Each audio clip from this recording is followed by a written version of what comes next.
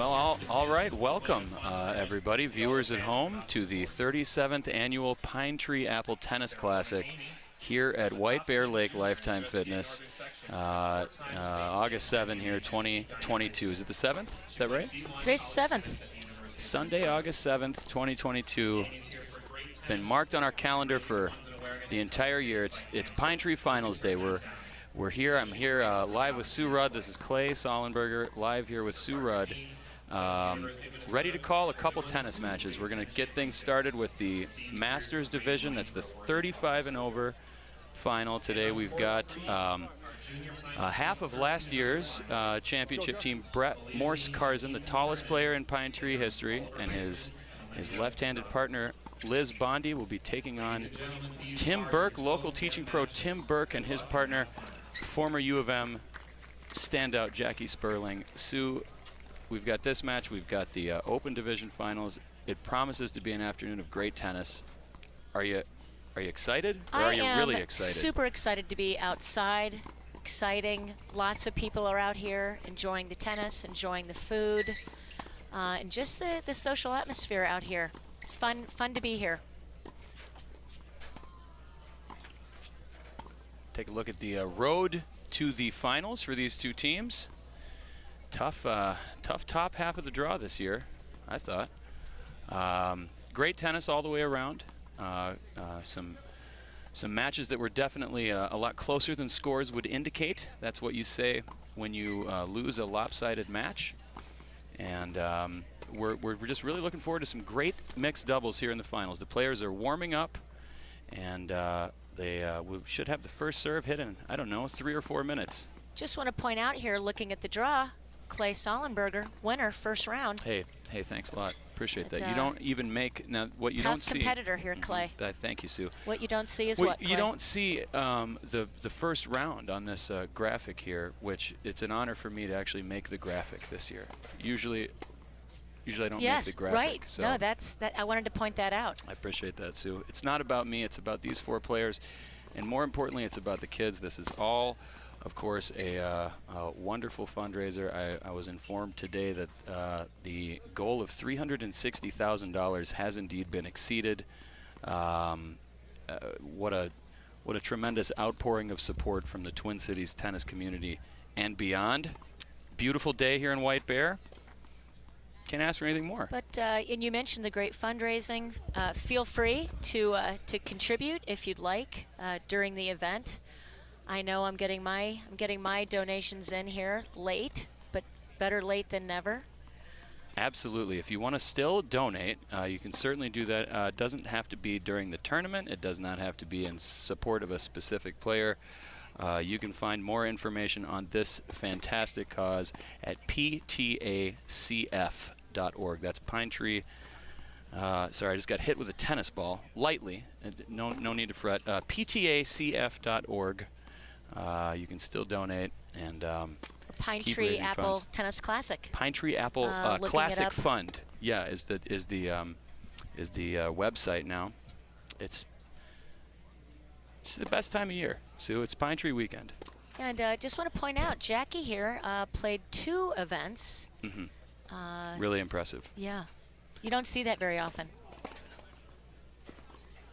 Jackie, of course, played both the Opens and the Masters. We'll take a look at Tim Burke here. Lives out in the West Metro, Minnetrista. Of course, he played at the U of M. 7th Pine Tree. He's got a good-looking beard, backwards hat motif. I think the hat backwards is probably because there's not a lot of sun today. It's definitely not a rally cap because they're not behind yet.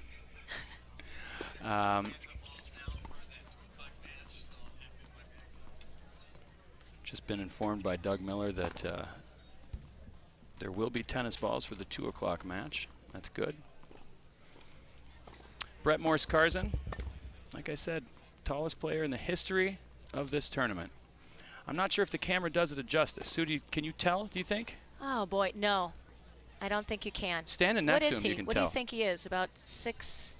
What do you think he is? Oh, he's at least 6'8". 6'8"? I think so. He's up there in the John Isner Yeah. category. He's one perhaps? of the few that can hit the top of the tennis ball on his serve. Actually hit down on a serve. Yeah.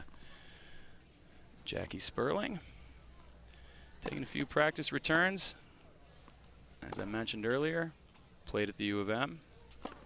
It's just her second Pine Tree, and she got her, I guess she got her money's worth this year. I was just going to say that.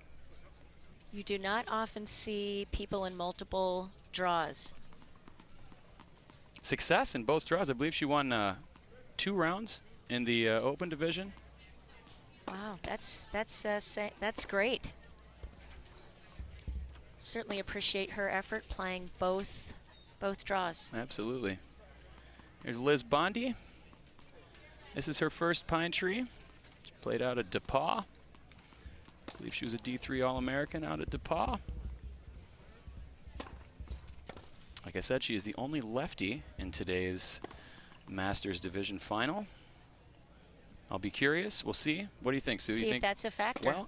Well, let's have a little prediction here. Do you think Liz plays the deuce side and they put their forehands in the middle?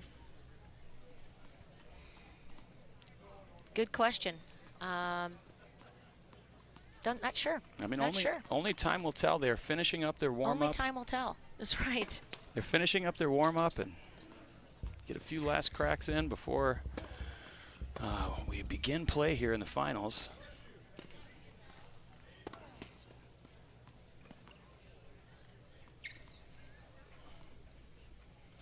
Some past winners here. Going back to 2018 and 19, some very familiar names. Oh, look at that.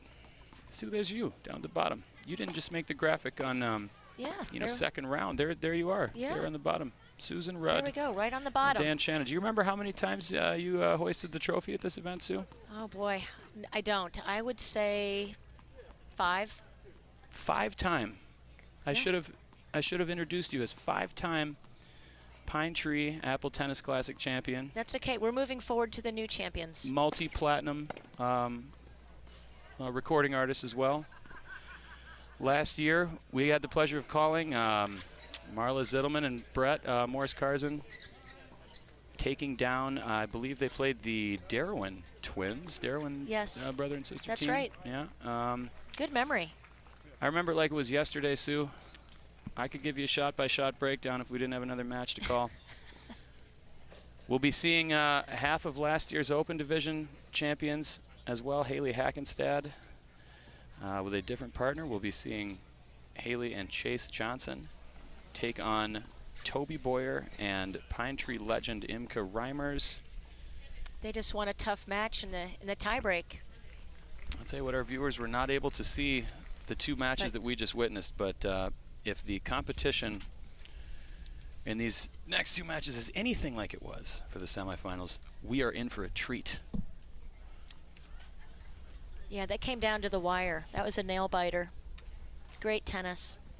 Both matches in the Open Division semis went the distance, as they say, and was decided. They were decided by 10-point tiebreaker.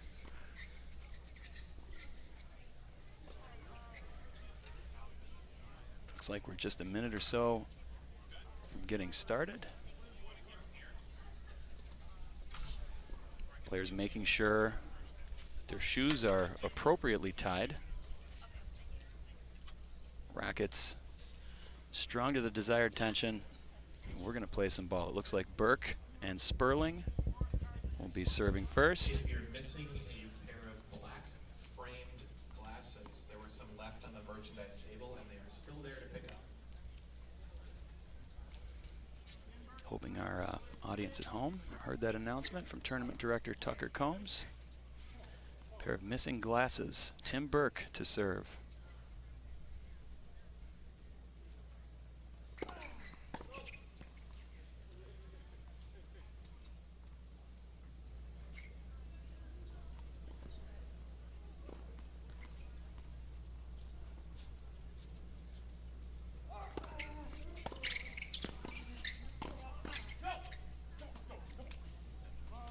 On the attack from the very beginning, Clay. Solid forehand volley and a lot of energy there in that first point.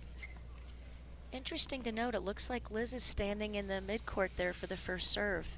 Interesting positioning, Clay. What do you think of that?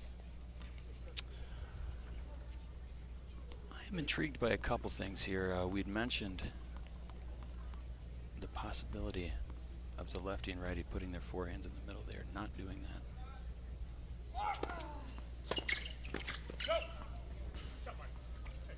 Yeah, interesting. You usually see the forehands in the middle. Let's take a look at Liz's court position here. So far it seems to be working. They've won 100% of both points played.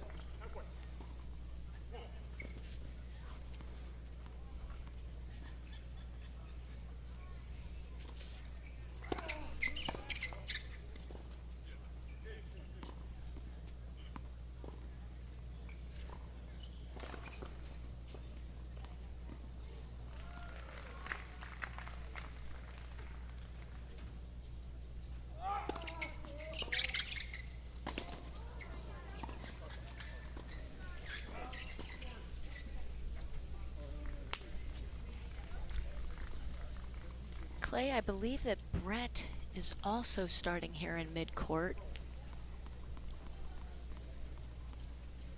Right near the 60-foot baseline there. That is an elite forehand return. And 4 straight points for the opening break.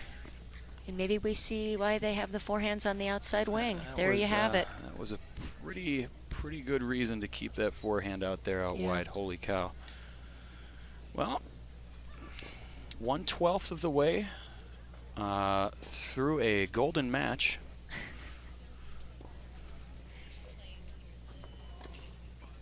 Clay, I can't help but notice on Liz's right Achilles tendon what seems to be the Ironman symbol. Don't know much about her triathlete history. She certainly looks very fit, but she looks like an Ironman. That forehand would suggest that very thing, Sue. That last forehand we saw. I believe the big fella's going to take him here and serve at 1-0 in the first set.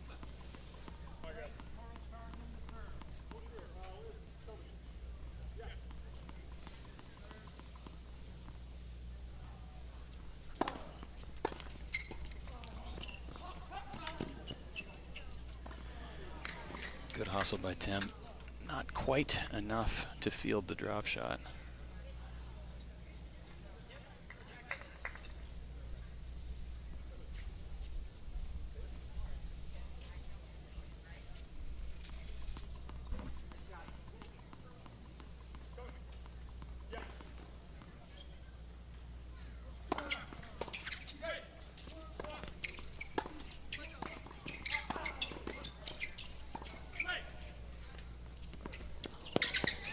That's a great lob. Little icebreaker there for Sperling and Burke. Get the monkey off their back, 15-all. Boy, spot on. Tough to lob such a tall guy that moves well, but spectacular lob.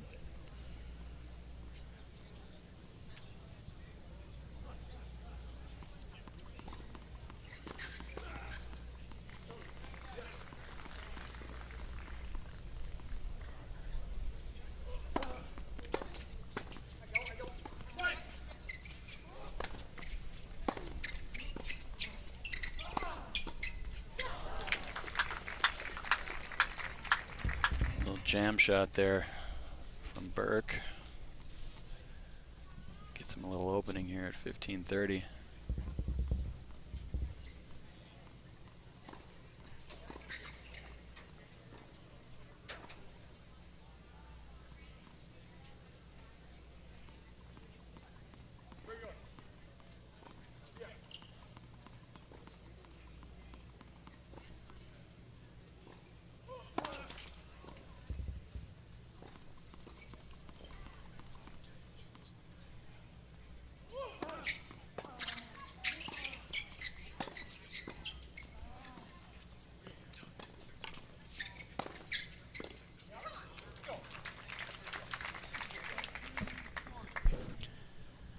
just needed to get that lob. And 3 straight points for 15-42 break chances.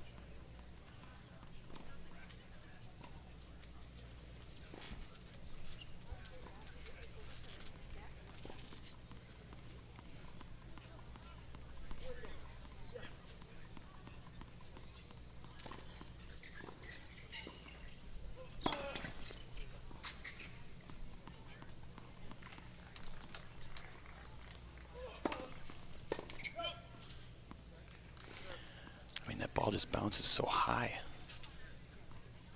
He saves one. Aggressive on the second serve. Nice to see him confident in his serving. Got a little bit of work to do. Still down a break point.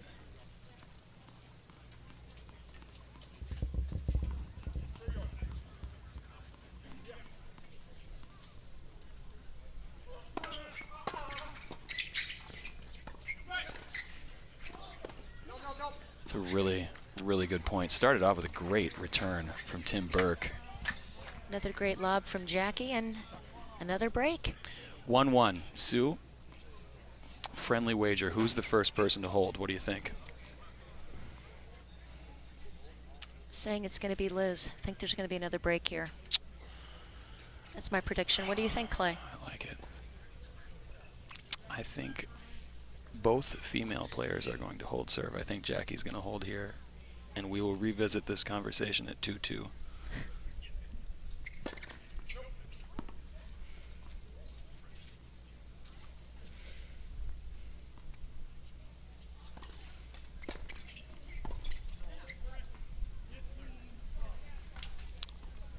Morris Karzan pushes it wide.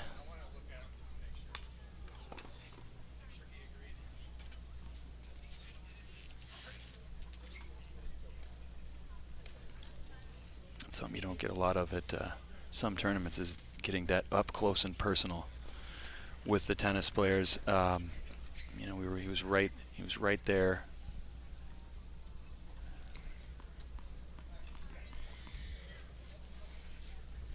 Tim looking very chipper, running over to get the ball. It's a bit of a trek he just had to make there. Exactly. A lot of stoppages in play here due to errant balls from the Grand Masters court next door. We'll give you an update on them when we get a chance here. 15 love.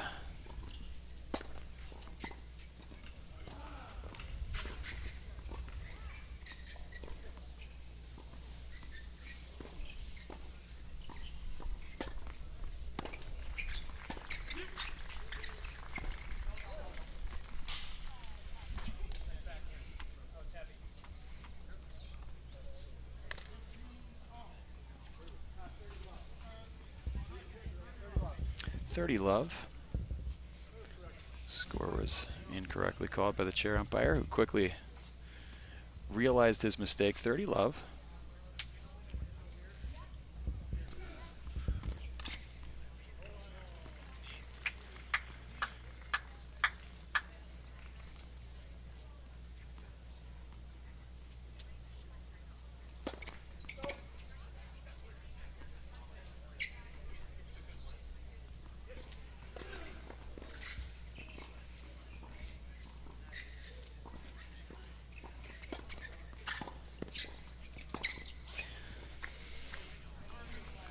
Really good return. Brett does not hesitate to chip and charge, put the pressure on right away. Makes Jackie think about the response.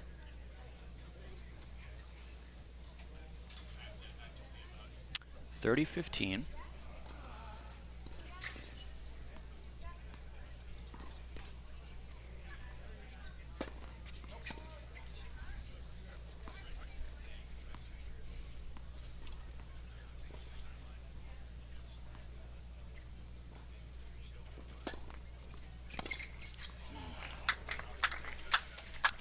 There it is. She After did it that, again. that forehand, the wide forehand. That one was right in her wheelhouse. Once again, seems like a good idea to have that forehand out wide. I see no reason to change it. We are 30 all.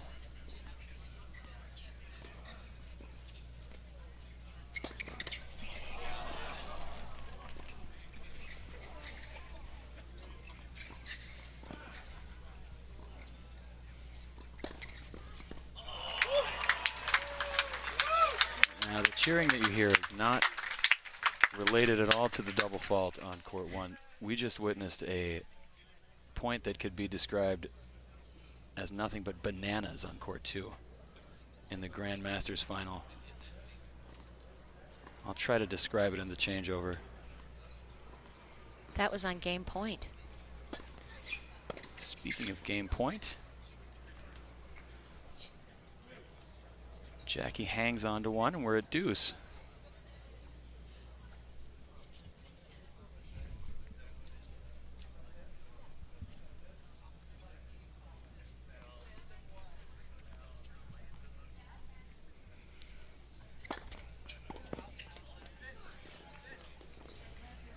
Great serve. Great first serve.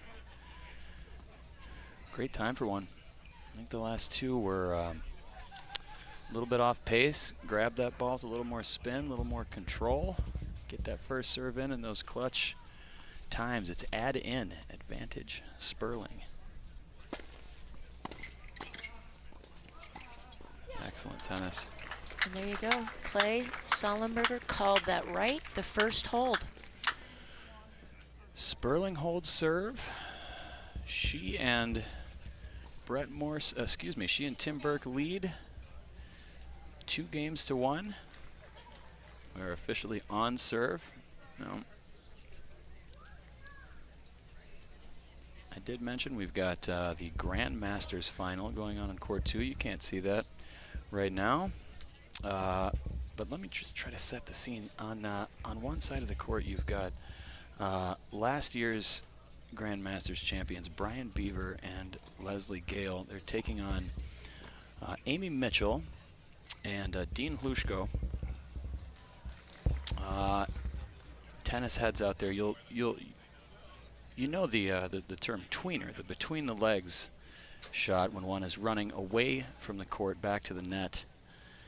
I'm not sure if the shot that Dean hit has a name, but it was not a between the legs attempt. It was the one where you hit that shot, next to your feet. I would contend it's harder than a tweener, and to do it midpoint in a situation like this, as I mentioned before, was bananas. And then 6 or 7 more shots got hit, and they won the point. This is where a court 2 instant replay would be key. I know it's tough just describing it in words. 2-1, 1 serving 2. We're going to see the lefty, Liz Bondi. I predicted a hold. Unusual, Clay, that both of the guys would be broken right off the bat. You don't see that very often. Well, Sue, I've served a lot of the first 2 games, and I've seen it happen a lot of times.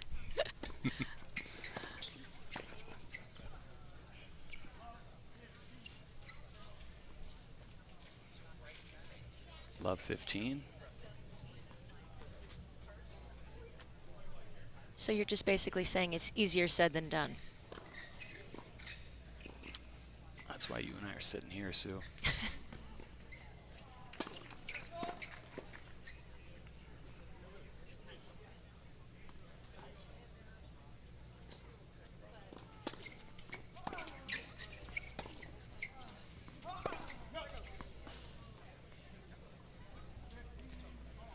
Brett gives a little fake there, puts a little pressure on Tim.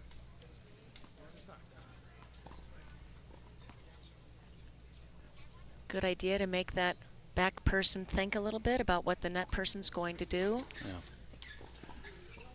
Burke and Sperling were both camped on the baseline, just ready to swing away in that point.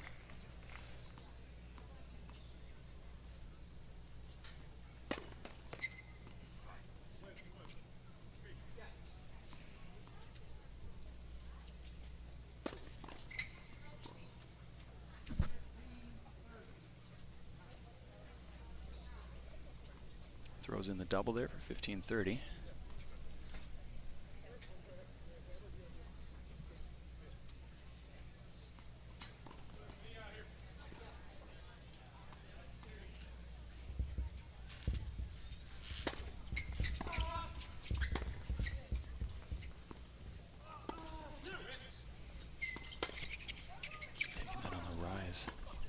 pays off.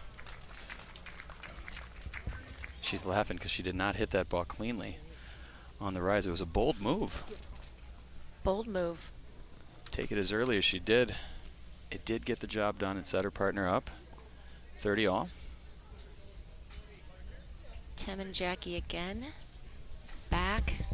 Taking a little more defensive positioning. That's a return winner.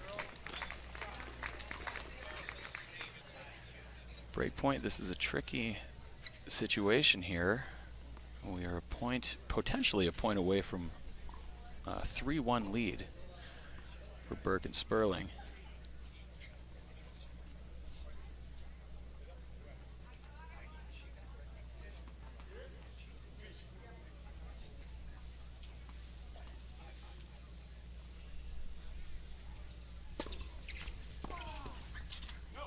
Yeah, he missed it.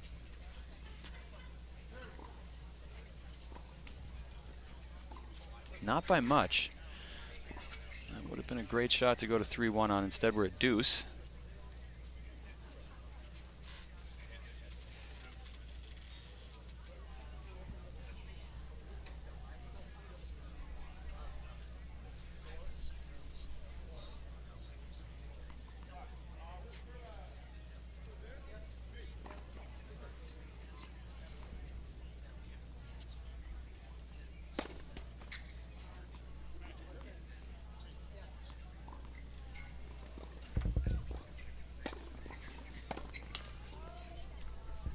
Confident second serve there, Clay.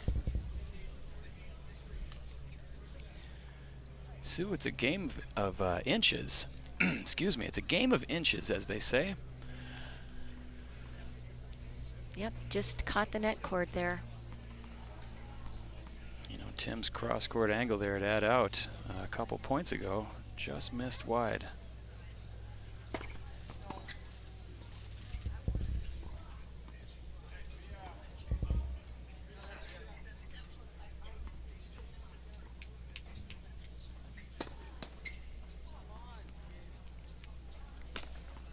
Inches. Liz relying quite a bit on her second serve here. She's missed the last couple first serves, which add just a little more pressure.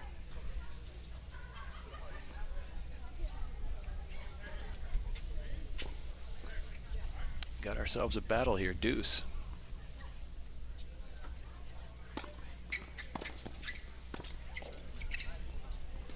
I don't know. Yeah. That was going to be close. Good first serve, though. Clutch. She was in a tough position. We're both kind of uneasy about that because I think both you and I and Liz knew that ball was going out. Add out. You just have to make a quick decision. It's hard in the moment. It is.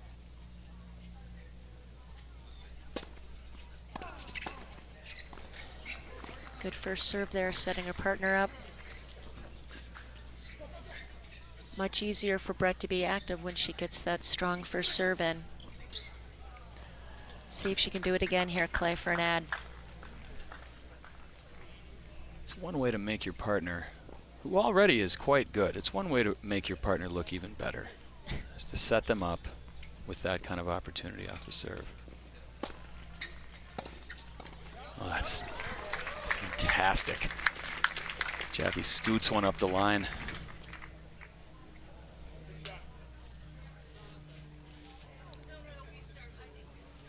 Back to add out.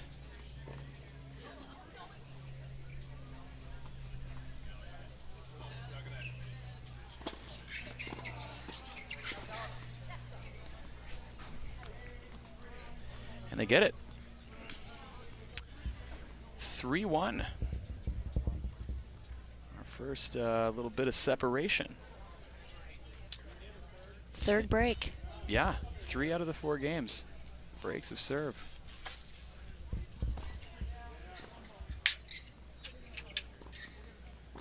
A tennis ball request. Tournament director Tucker Combs happily obliges. Gets one brand new ball. Now, I should caution the players. One of those balls is hot, hotter than the others.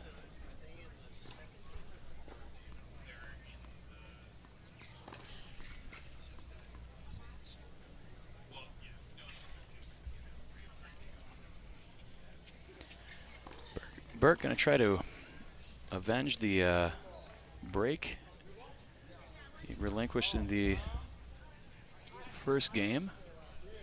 I believe they're discussing the new tennis ball and its temperature. It's hot. I wonder if they have a ball that's slightly gently used, you know? We'll see. I'm on cough, don't worry. I think we're good here.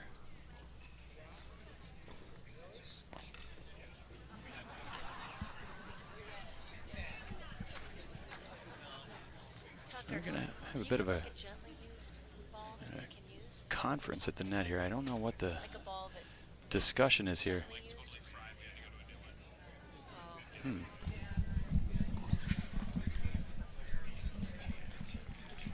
Some talk of that new ball, I think, really threw the players off. We're creatures of habit, Sue, as tennis players.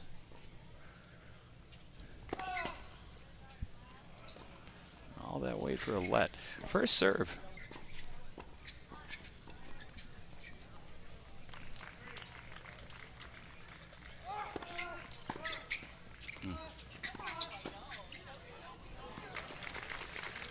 It is tough at the beginning to have one ball that's a little bit different than the others.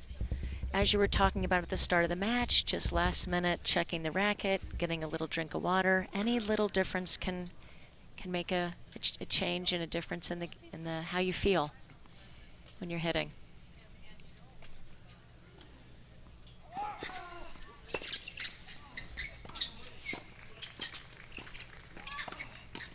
It's a nice exchange.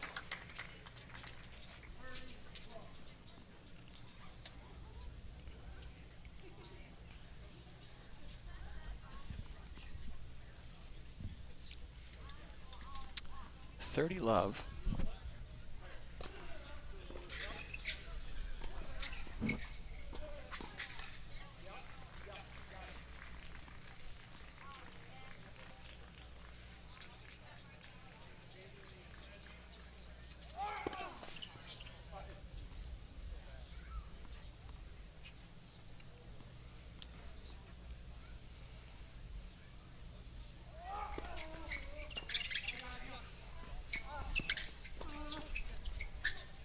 That's a great lob. Some great defense over there by Jackie and Tim. I mean, that ball was heavy. That topspin lob was heavy. It has to be to get up that high. It was going to land multiple feet in. 3 game points here for a chance to get to 4-1.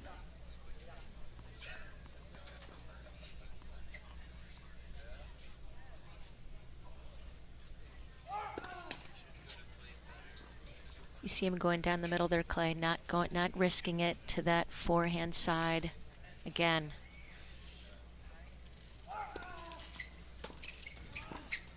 Great return, great forehand return. Right on cue, Sue. You want to stay away from that forehand, it appears. Now, the two that we're remembering are the down the line offerings from Liz. She rolled that one perfectly cross court, right on Tim's shoelaces. Couldn't have hit a better return there. 40-15. They've still got some work to do to get back in this game.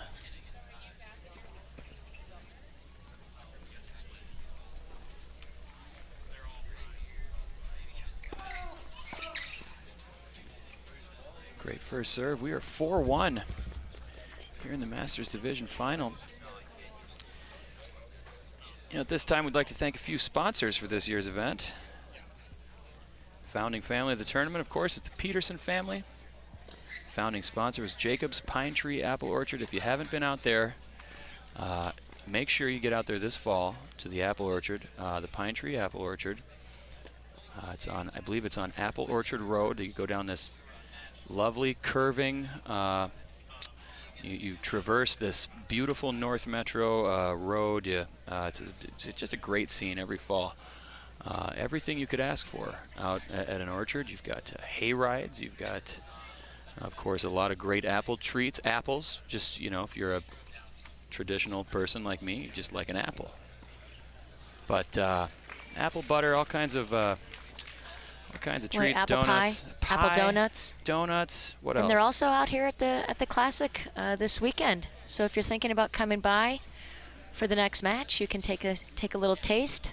You've got time. If you're firsthand. watching us, if you're watching us at home on SCC TV, you've got time to make it down here. There's a Come lot on of over. tennis. Great tennis, great food. The weather is ideal, nice and cool, no rain. It's perfect out here.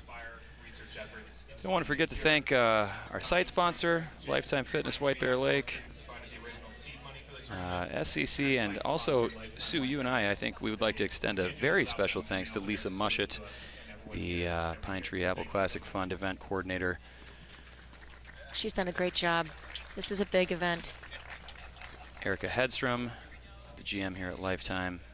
Matt Narr, of course, the department head, tennis department head here at Lifetime. And of course, event photographer Mike Yates. Thank you all so much for making this event and our coverage possible. Morse Karzin serving at 1-4.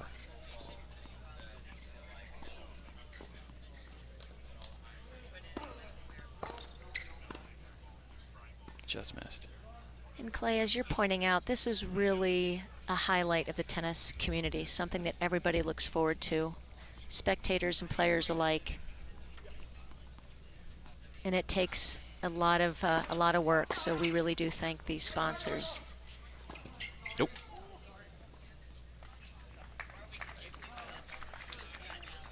And directors and umpires. Yeah, this event is this event takes a lot of work, as you just said. 37 years strong.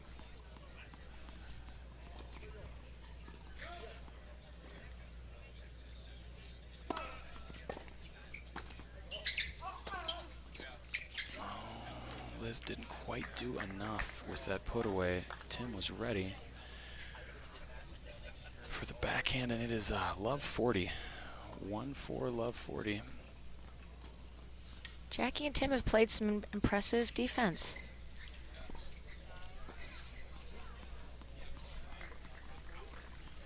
As you mentioned, the lobs.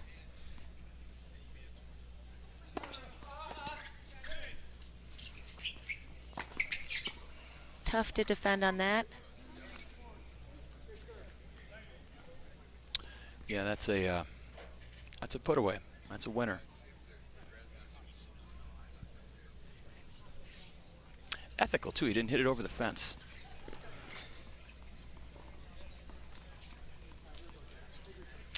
$15.40.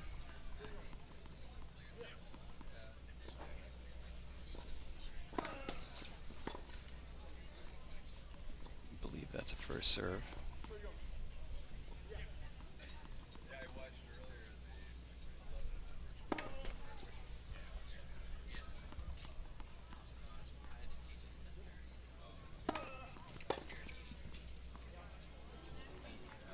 Could have just caught the line there.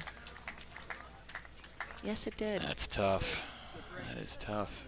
Well, Jackie Sperling, Hosseini, and Tim Burke have a 5-1 advantage here in the first set. Event photographer Mike Yates stopping by the broadcast booth here, camera in hand.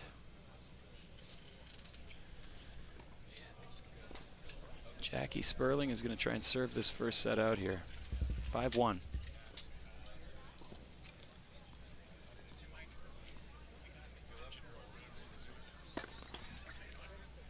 As you remember, she held last time. First person to hold their serve in the set.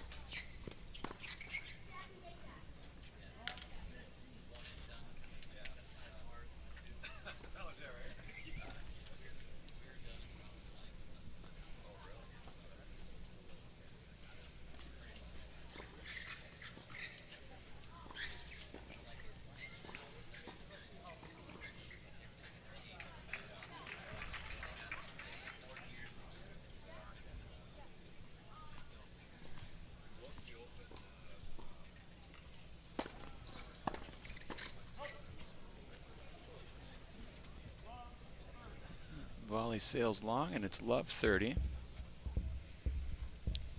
This is a necessary time in the set for Bondi and Morris Carzan to get a game. If they don't, then the first set is no more.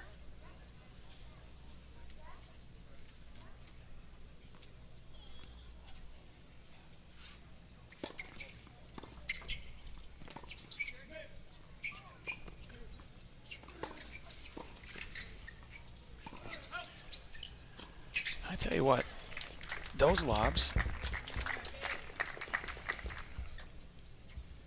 I mean. You know, Clay, I know a lot of people don't like to lob, but boy, this is just a lesson on how effective they can be. Through the first 5.5 games here, excuse me, 6.5 games here, I'd say we may be witnessing a master class in lobs from Jackie Sperling.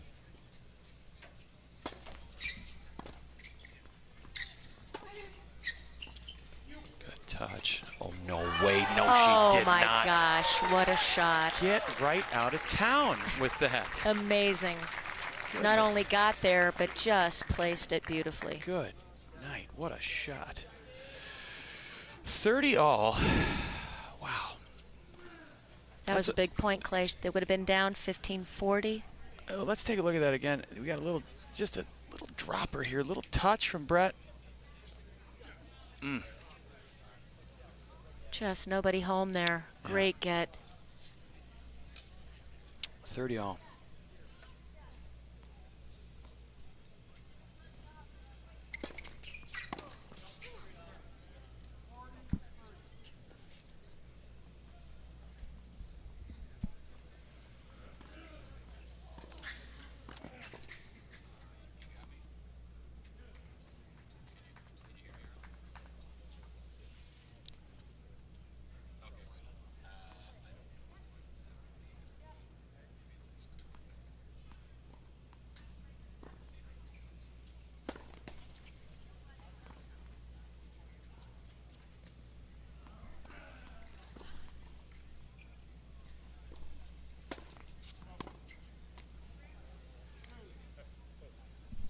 Double fault there, gets us to deuce.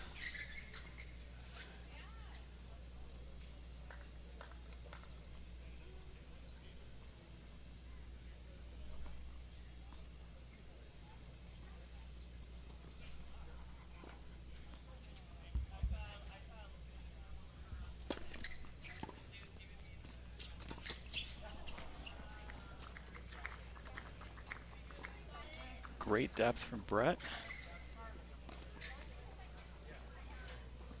Add out to stay in the set.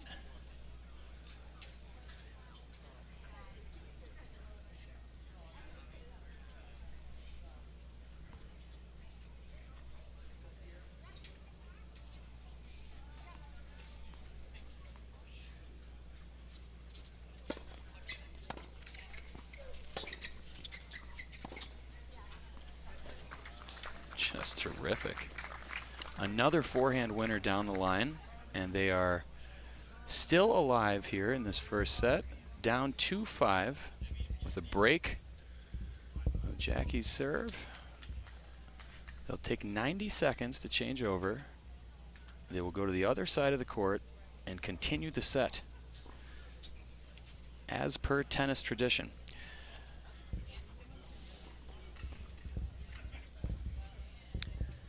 Sue, have you gotten to see any of the junior tournament this year?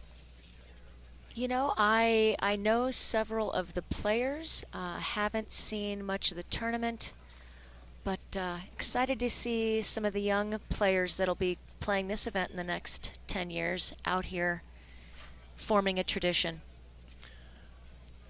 That's exactly how I feel.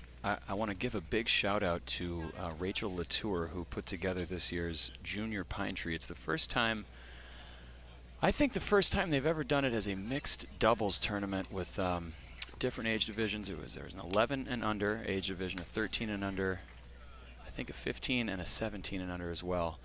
And all mixed doubles. And the finals of each age division going on right here at White Bear with all the big kids. I think it's just great that the juniors are getting a piece of the action. Hopefully they will stay in the Pine Tree pipeline for many years to come. I think I was 12 when I first started coming out here, watching the best players around, watching some of my favorite local pros and coaches. And nice to see some of the juniors have parents that are in the tournament currently or have been in the past. So fun to see that tradition continue. Liz and Brett opened the game here at 2-5 with a 1-2 combo, serve and assertive put away for 15 love. Serving to stay in this first set.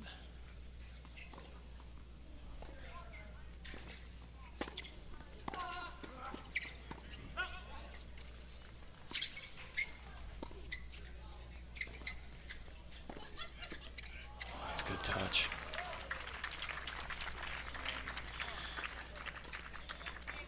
And players at home, we talk about racket stability when you volley. That pro staff in Mr. Morse Carzen's hand did not move when that ball found the strings. 30 love.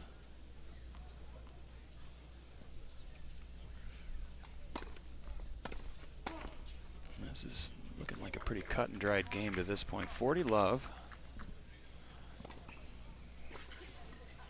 That Brett can put a lot of pressure on here at the net. It's tough to get it by him. Puts a lot of pressure on the returner.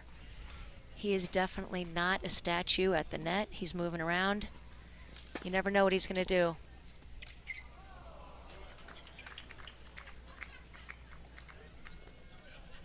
Everybody just kind of, it's like time froze there, Brett.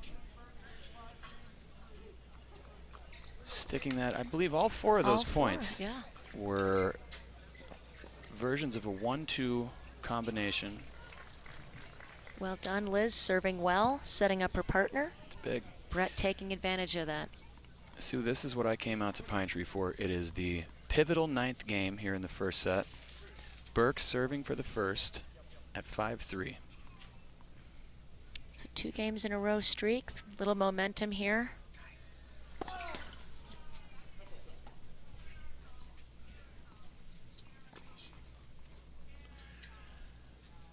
Give a brief shout out to tournament director Tucker Combs. He's just done a tremendous job yet again this year. Crowd control, tennis ball distribution, score reporting. He's the best of the best. Brett and Liz have got a little momentum here, Sue. They've pulled the last 2 games out. First point of Tim's serve.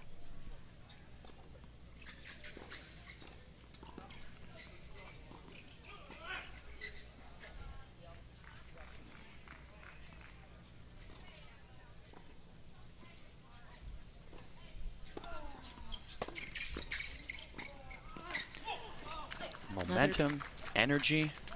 Go Another ahead. great volley by Brett. Keeping the pressure on, good execution. Speaking of Tucker and our founding sponsor, Jacobson's Orchard, he's sitting here with some apple donuts, keeping him energized during the tournament. Sue, Tucker offered me, and I accepted a donut a little earlier during the semifinals. I gotta tell you, it was really good. Looks like there might be one here for you now. It's not professional to eat during a broadcast. Let's take a look at those donuts. Yes. Now see this right here, this empty spot. This is the one that I had. What do we got here? 15:30.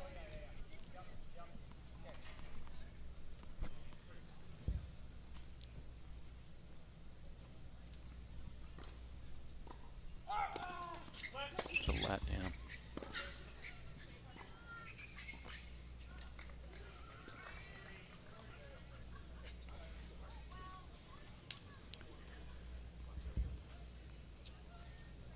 This is a big situation. pivotal ninth game, 15-30. You know, this is, you want to hold here. If you're Tim and Jackie, you want to finish what you started.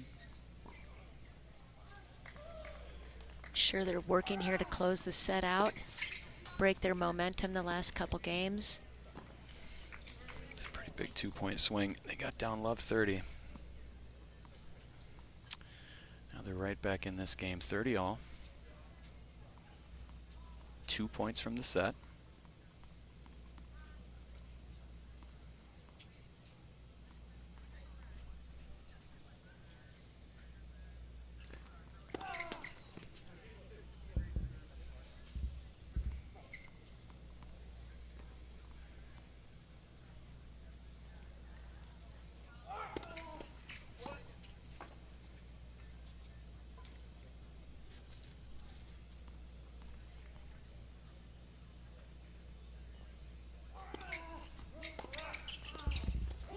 Fantastic return. Clay, Jackie looks pretty close and pretty close to the net there, pretty confident. How do you feel about how close she is to the net? Do you think she's at all vulnerable to the lob? Yeah, potentially. Have they beaten her with one? I don't believe so. I don't think she's. Maybe that's her thinking. I don't think she's got any reason to back off until she's given a reason. But no, you're spot on. She's up there, 40-30. Excuse me, 30-40. Just wide.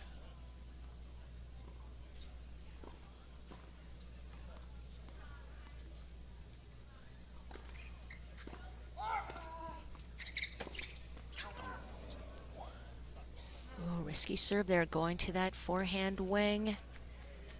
Gets away with it there. Good serve. Challenges Bondi to, I think, do just what she attempted. Just slap a return down the line. She hit a few earlier. Couldn't come up with it that time. And we're a deuce.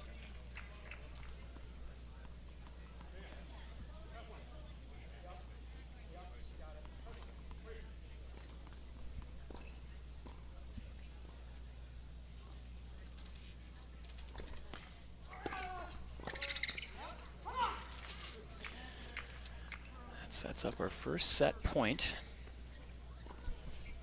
Strong first serve into the body there.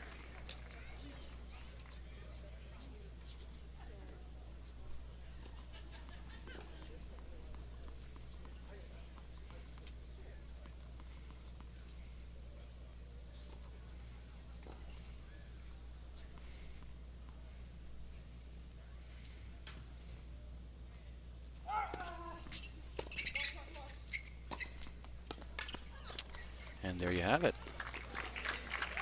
First set goes to Burke and Sperling, 6-3. Defending champion Brett Morse-Carzan. His partner Liz Bondi will have to win a set and a tiebreaker if Brett would like to once again hoist the trophy. Right now, Tim and Jackie are in the driver's seat. They're going to take a short break. Looks like some of the spectators are going to stretch their legs. Clay, it'll be interesting there. Brett and Liz had a little momentum going there. You think they're going to start this set out, keeping that going, get a jump on the second set? Boy, it was kind of a momentum build there, and then just as they were about to get themselves right back in that set, Tim and Jackie put their foot down and finished the job.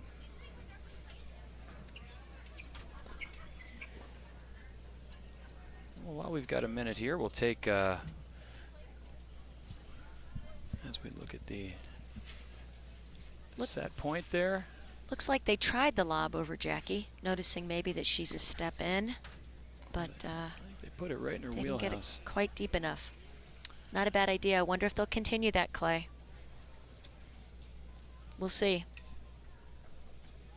I'll tell you what, this event usually brings out some pretty healthy competition. So I'm looking for I'm looking for a split set, a split of the first 2 sets, and I'm looking for a tiebreaker. I think Brett and Liz are going to take this second. We're going to watch a 10-point breaker. Sue, I see you've gone to a long sleeve. As I said, the weather's just spectacular out here, but getting a little cool. It's Not nice often. and a little breezy. Not often here on the Pine Tree Sunday. We're able to wear long sleeves. It's usually the dog days of summer. Before we get this second set started, I want to thank a few more of our sponsors. The event sponsors, Dr. Yoav Messenger and Dr. Julia Steinberger. Dentistry for the entire family.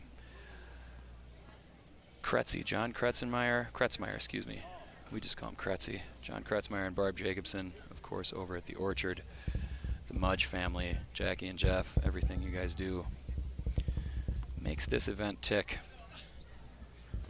If you are interested in becoming a sponsor of this fine event or future events held by the Pine Tree Apple Classic Fund, go ahead and type in ptacf.org/be a sponsor. Second set, Brett Morse Carson to serve.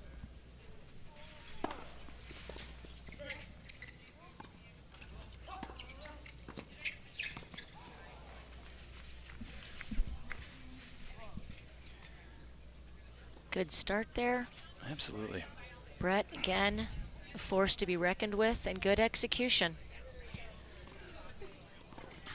That forehand volley, as well as that forehand chip return of Brett's, is a little unorthodox in terms of arm position.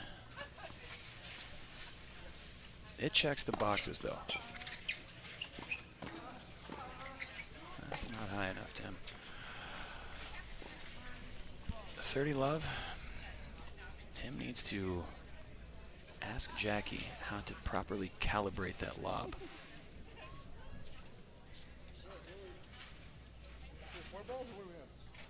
Important to mix it up, though. He has to know that Tim has the lob. Otherwise, Brett's just going to be all over the net expecting a drive. But you're right. Got to have some good execution there. Looks like they've got, I don't know what the tennis ball confusion is here. How about ball kids next year? Do you think that'd enhance? Could only enhance the experience. Speed play.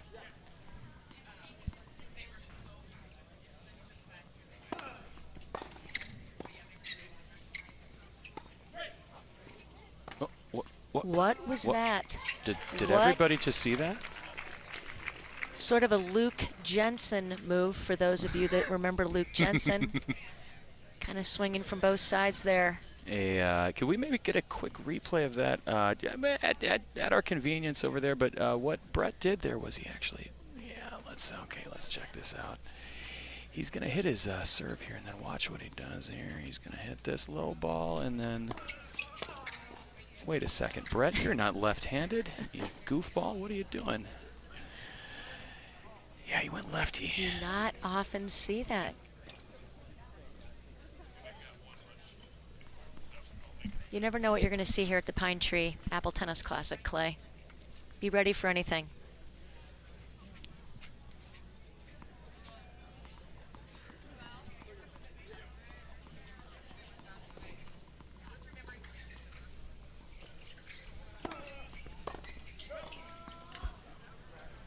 Strong first serve there. I believe that sets up 40-30.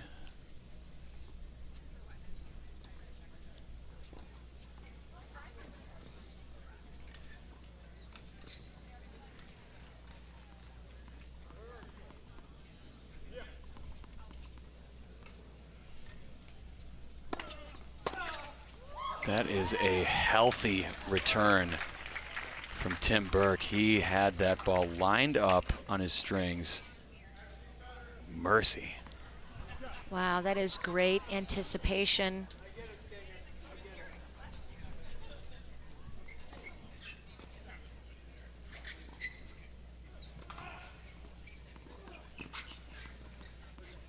They're going to need to find another tennis ball after that. That thing must have broken in half.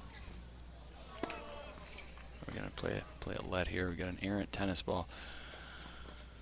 Coming back to the ball kids, maybe that would also speed play, and that there are not as many balls changing back and forth.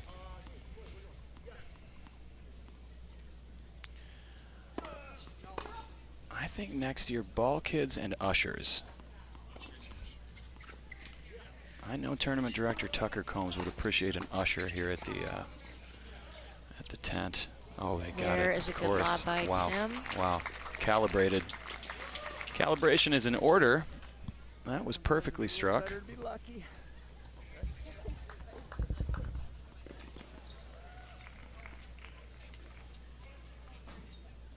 Add out.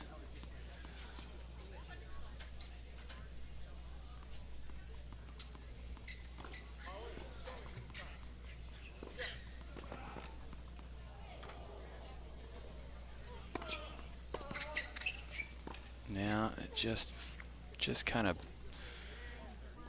floated down to his shoes. All the energy was taken away with that little chip. Really good return game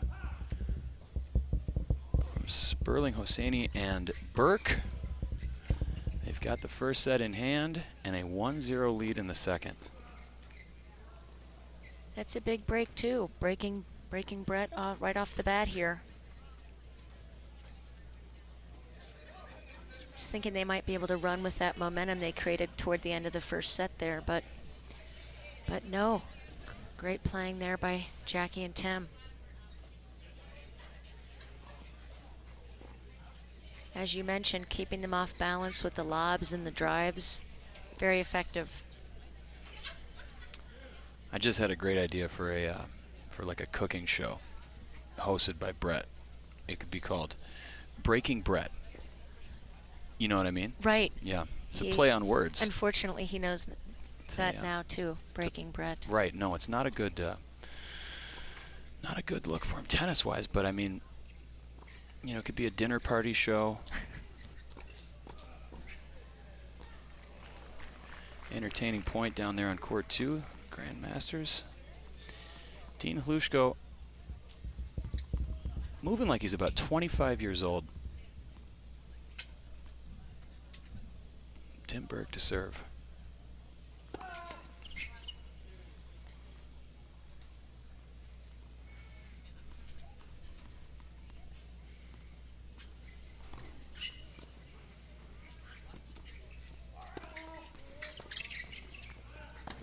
Yeah.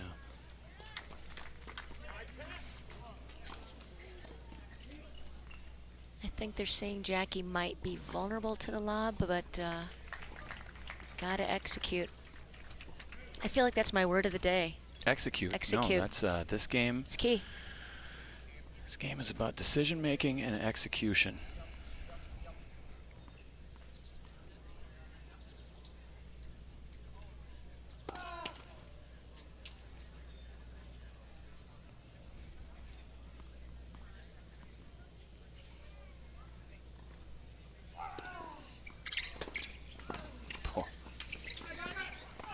Terrific, just terrific.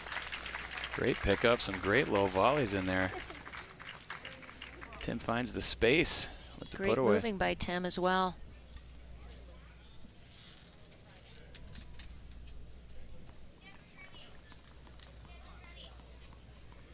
.30 love.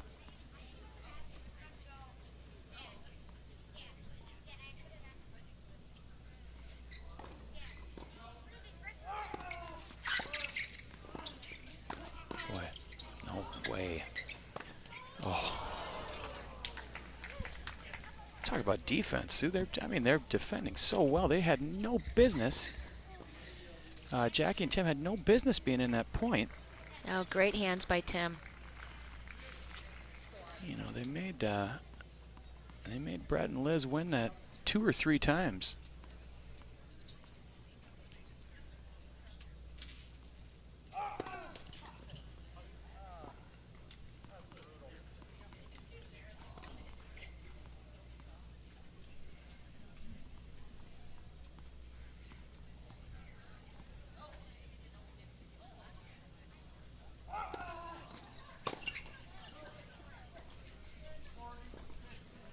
40-15.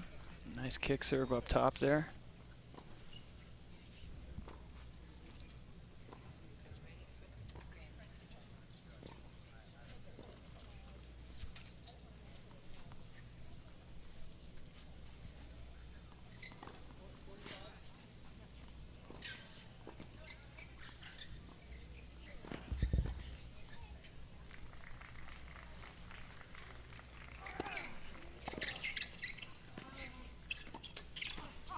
Do something cool. Oh, perfect shot. Even beats the speed of Tim Burke. Yeah, he was on his horse there, but you are correct. That was a well-placed offering there. 40-30. Burke still with the hold on his racket here.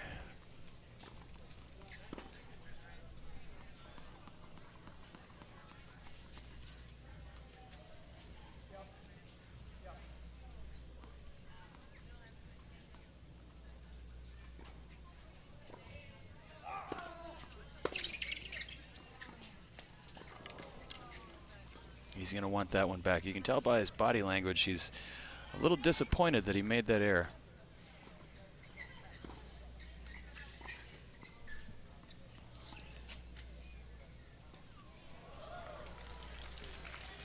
We're at deuce. This is a crucial time, I think, for Brett and Liz most of all. They are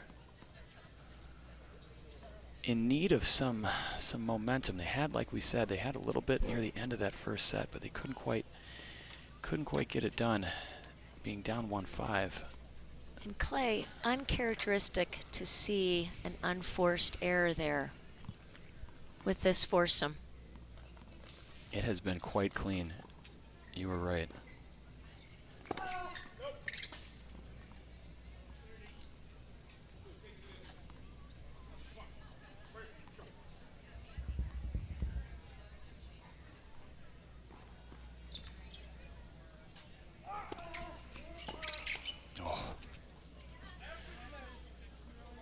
Boy, Clay, you just see him chipping and charging every time, putting the pressure on from the net.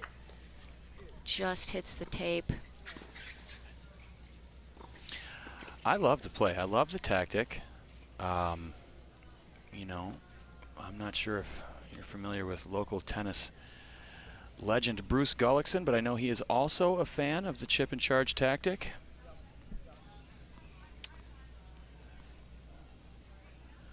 Add in.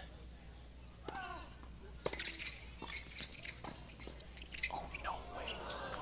Oh, she almost put that ball over the net. We get to deuce.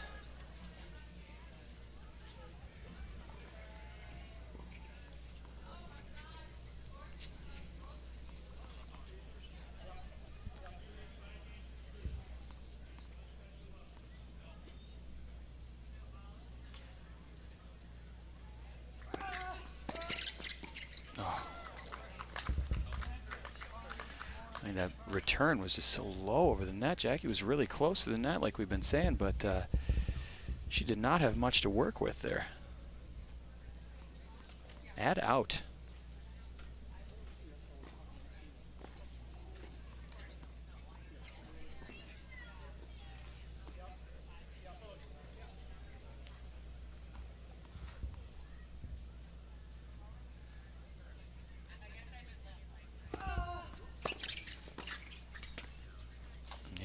Good.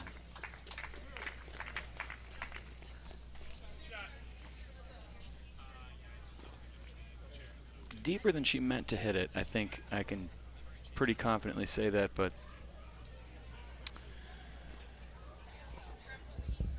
it's one of the reasons you want to give yourself a big margin sometimes. Exactly. Easier to hit aggressively to a location if you give yourself a little bit of space. Safe target. You and I see the game very similarly, Sue.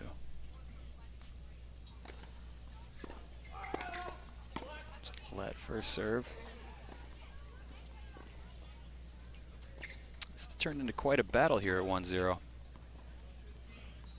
making Tim really work for this.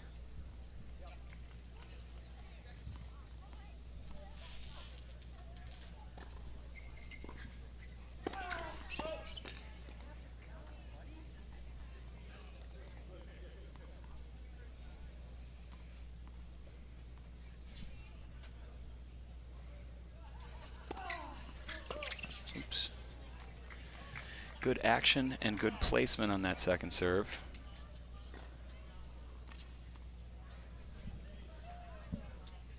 Another chance for 2-0.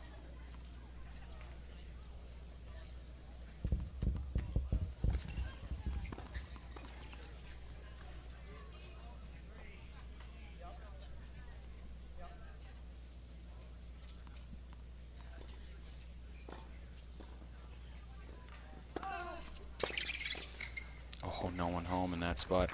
Tough return. I think the serve was great. But Liz kind of fought that backhand off and found some open space. Oh, she's keeping them in it. Back to deuce. See if they can't get an ad their way this time. Expecting Brett to chip and charge again. You're going to hear some applause. The Grandmasters final has finished, and we have repeat champions, Brian Beaver and Leslie Gale, getting the job done yet again. Players will briefly, 3 times in a row. 3 times in a row they've won this tournament, Tucker Combs has just informed me. That's a monster return. Great return, and he was on his way in.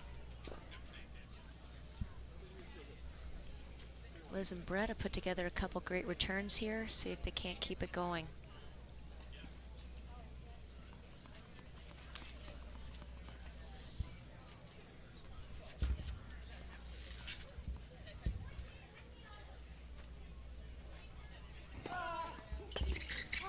Fantastic first serve. Down break point. Right into her. Tough ball to get away from, get a good swing at. Smart serve.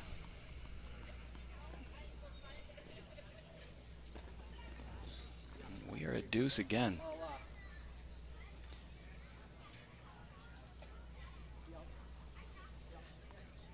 I haven't counted the deuces, but this is feeling like a marathon game.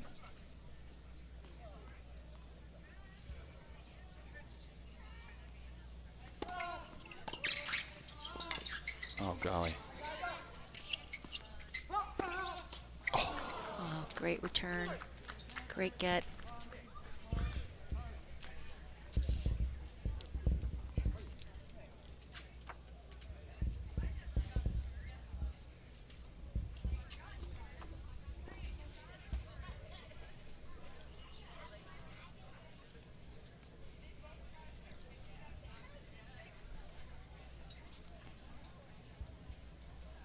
Tim taking a minute here, see if he has some more gas in the tank to keep this game going.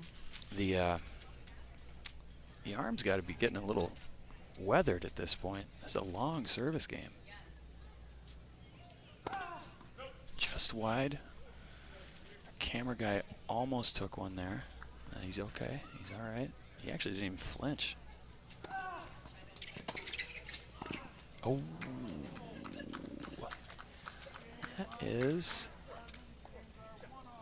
what Morse, Carson, and Bondi needed there. Burke's going to look to rebound from that one. It is 1-1. Man, they've just been playing great. Both teams. Good tennis. Boy, they really hit some great returns to stay in that game, Clay. See if they can capitalize and hang on to their own serve here. 1-1, the lefty, Liz Bondi serving. Heads up.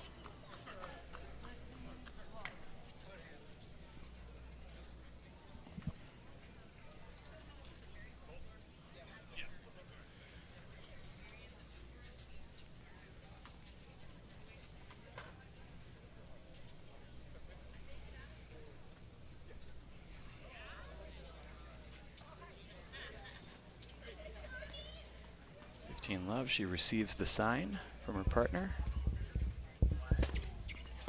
Oh my gosh, that is a well-struck return of serve.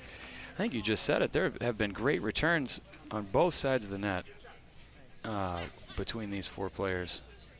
A lot of down the lines.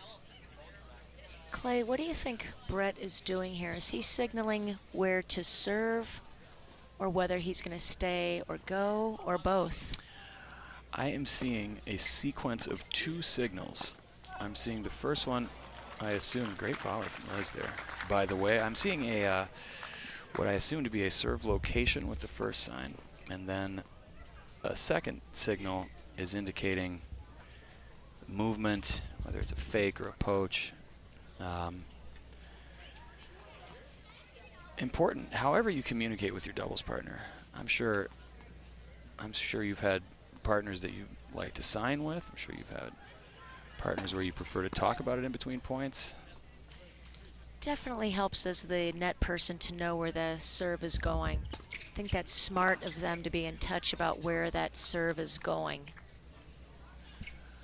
I couldn't agree more. I feel like as the server's partner, and we're witnessing a pretty good service game here. As the server's partner, it is, if nothing else, the peace of mind of knowing where your partner is intending to place the serve. Give you a pretty big mental advantage. I agree. It's just the beginning of the point, but the beginning of the point is the only thing you can really control.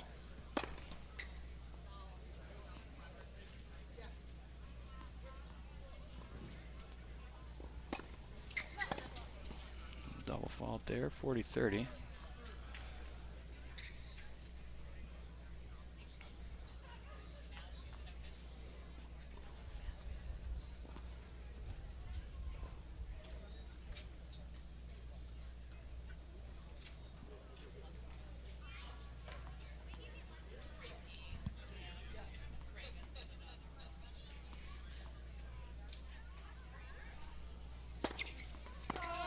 Oh, look at this.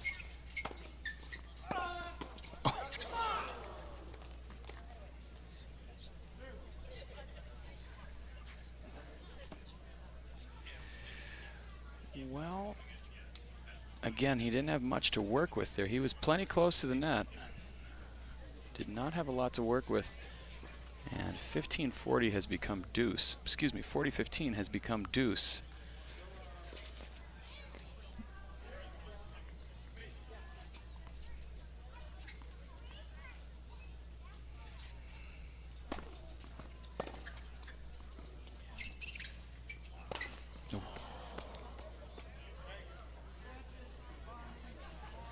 Liz, good first serve, good defensive ball there. Nice get on her part. Forces them to make a play, gets the point. Sometimes just getting the ball back in play is what you need to do, Clay. That was not an easy overhead that not at all. Tim took a swing at there. No walk in the park. Add in second serve.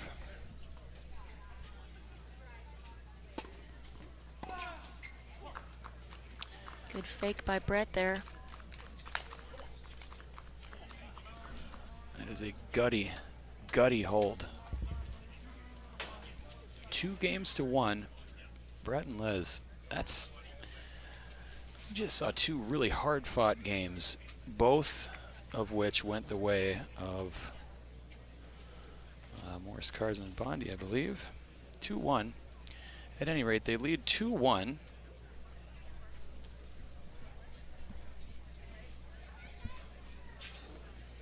I mentioned earlier, Brian Beaver and Leslie Gale have defeated Dean Hlushko and Amy Mitchell. Brian and Leslie have claimed their 3rd consecutive Grandmasters final. As we take a look around the Pine Tree grounds, mid-second set here.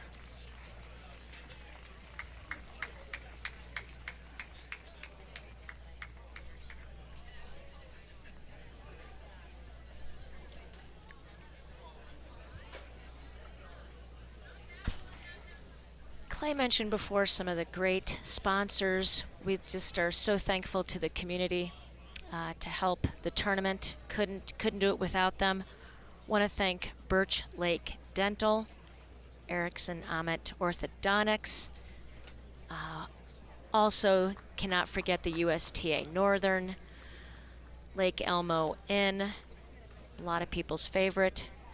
And thank you, Kevin and Polly Hart. Can't do it without you. Really appreciate the support. It takes a lot of sponsorship, a lot of work by a lot of great people in the community. Appreciate it. Couldn't see this fine tennis without it. Thanks to all of our sponsors. Oh, wow. Look at this. Oh, look at this. Oh, we got some fun going on here. He just missed it.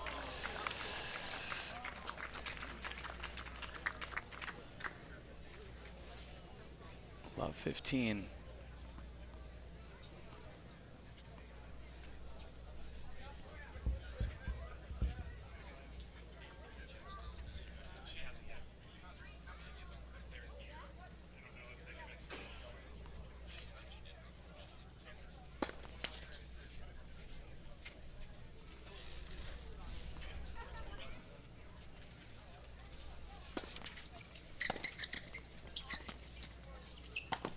That one is going to go over the fence.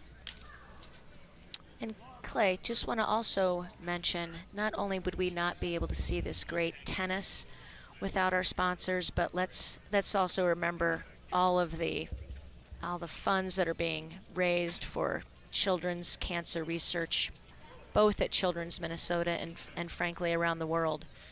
So want to thank them for that as well. That's why we're all here. I think I mentioned earlier, I heard a few of the event organizers. I think I can report this. I guess that they did indeed reach their $360,000 goal for this year's event, which is, of course, why we're here.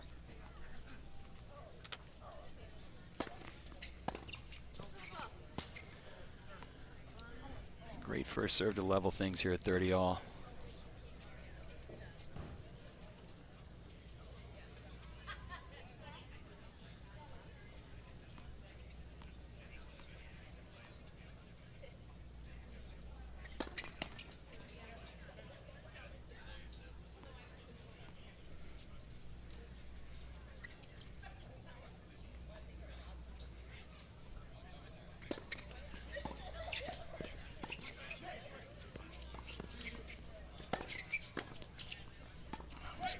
That's another one. Look at this.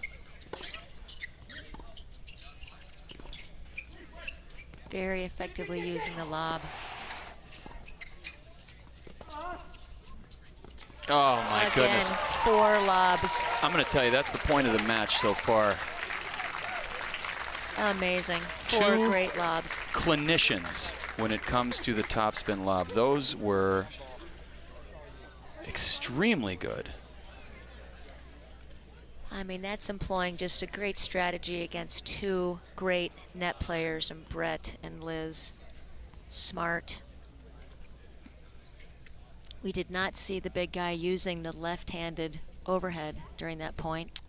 Decided to hit the high backhand volley. It's a little more traditional approach to that type of a ball. Oh, stop it. Oh, my goodness. Get your protractors out, folks. That one was sub 20.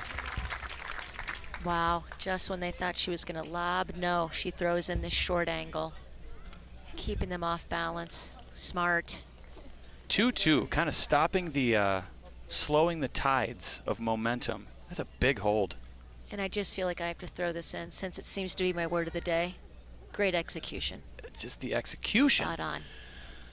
The execution of those variety of tennis shots there.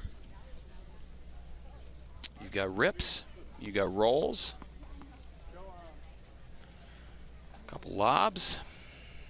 Just keeping them off balance. 2-2, this is good competition, Sue. Seen a little bit of everything.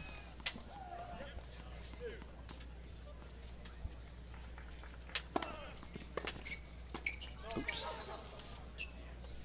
Nice catch by a fan in the stands here. Oh. Ooh, another nice catch.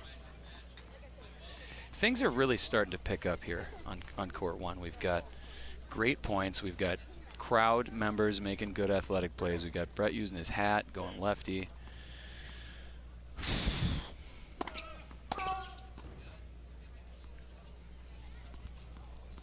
Jackie choosing to stay back here on the second serve. She's there. Tim's there. Oh, sit down. Oh.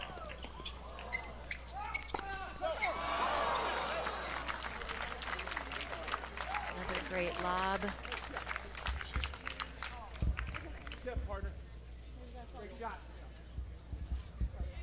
15 all. That was a great lob from Tim. A tough overhead. Pushed it long, but high-level tennis.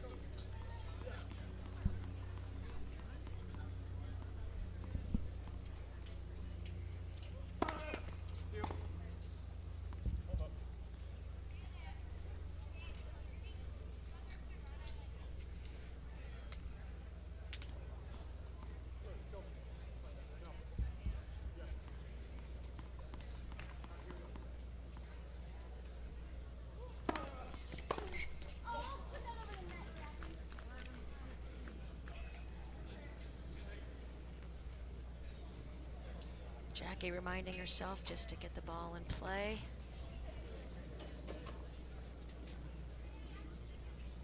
It's a good, simple cue to give yourself. Make them win the point.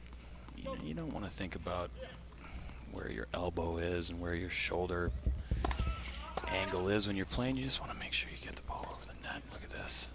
Get out of here with these lobs, Jackie. Goodness gracious. The consistency is just incredible.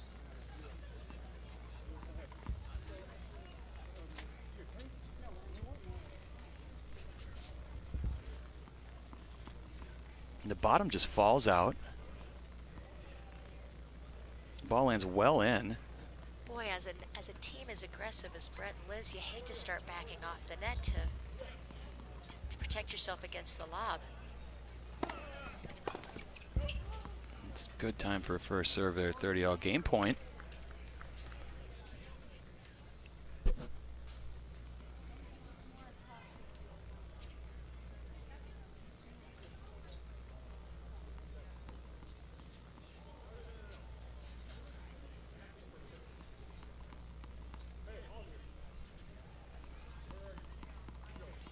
You're going to go I formation here. Oh, that's what you want. Good call. Tough break there. But again, sometimes it is good. Forcing them to make a play. I tell you what, I feel Liz's pain. That is a volley I know very, very well.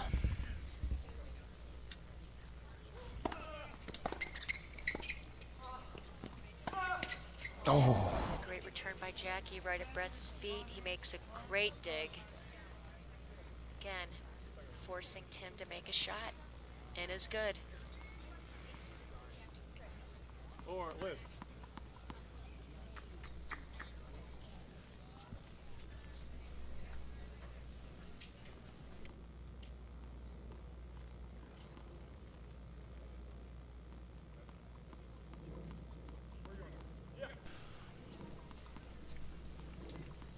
Can you hear me now?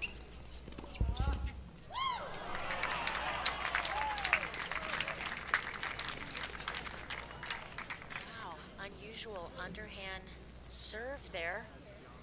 Taking a little lesson there from Nick Kyrgios. Dude, I did not see that coming. I did not see that coming. They handled it well.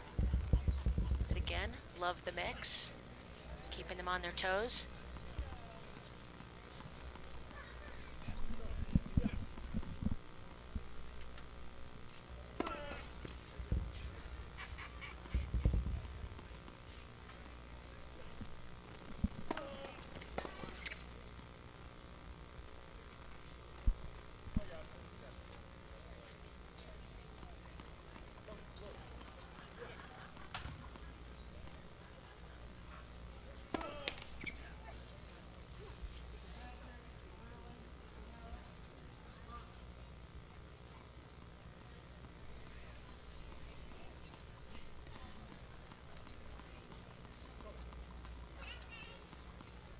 Well, add out. I believe we had a let there. I didn't hear one. Must have been. They're going to regroup. Quickly discuss serve placement.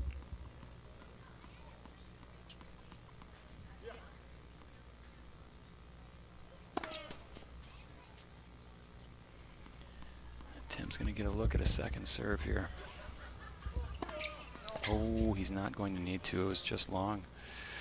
2 doubles in a row. Don't see that very often. That is tough break there from the big man. It's tough. 3-2. Burke and Sperling with a break advantage.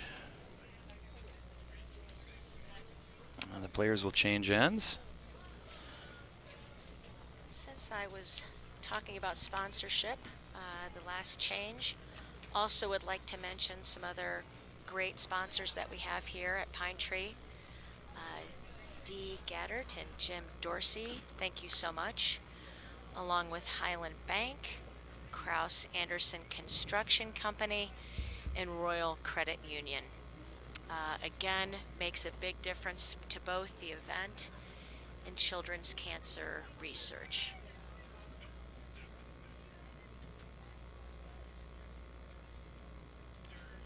They're providing some great tennis here. Again, in a close second set.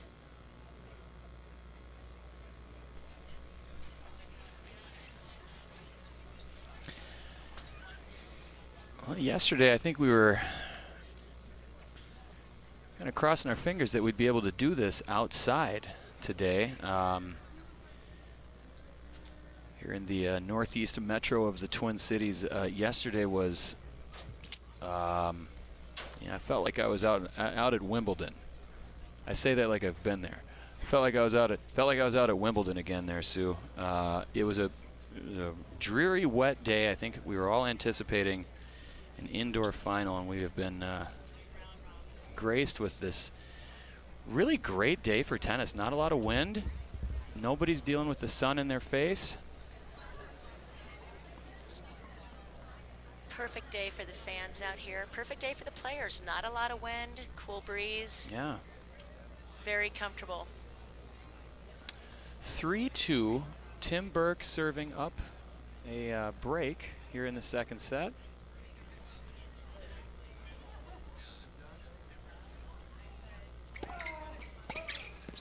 It's a good start. First serve of the body.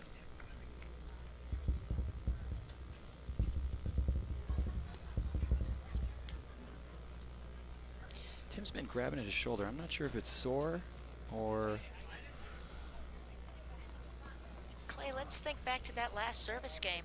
You were commenting on how hard it might be on his arm. Such a long game. I wonder if that's playing into this. How quickly I forgot. That was about a 40 or 50 deuce game, I think.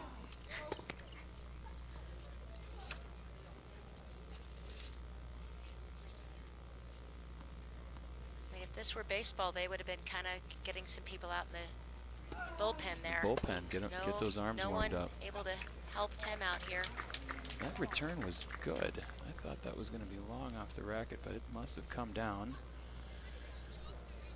for 15 all.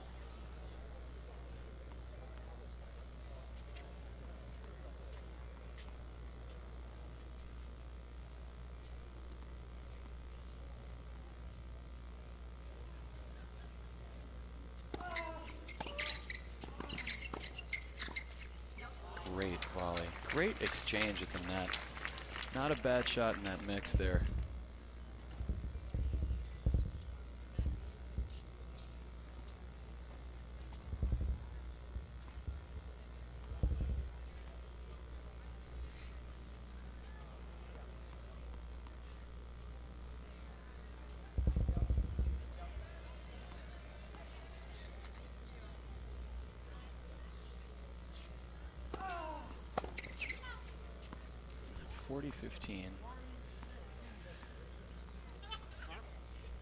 Serve must have just caught the back of the line. 40-15. A couple of chances here to get to 4-2 to get a little breathing room here in this second set. First set went to the serving team 6 games to 3. Serve is long. I'm sure Tim would like to see a short game here after the last time he served. Such a long game previously. His pitch count is getting up there. Oh, it's a great return. Just digs one down low and cross court. Now, in singles, Sue, I think your highest percentage return is deep down the middle. I would agree with that. Now in doubles, it's a different mentality when you're returning serve, especially against a serve and volleyer. You can't do much better than what Brett did on that chip right at Tim's feet, the service line. Just perfect doubles return. Jackie does a great job closing in there, doesn't let it drop below the level of the net, and it pays off. 4 games to 2. Like I said, a little breathing room for Burke and Sperling.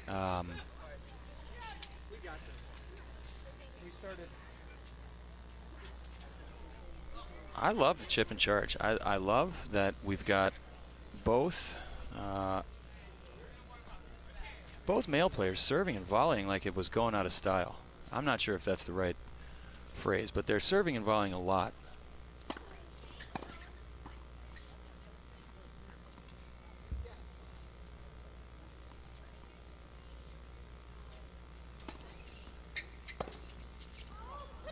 She wanted it.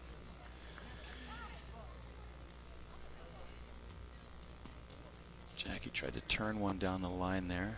Missed it wide. Bondi serving up 15 love.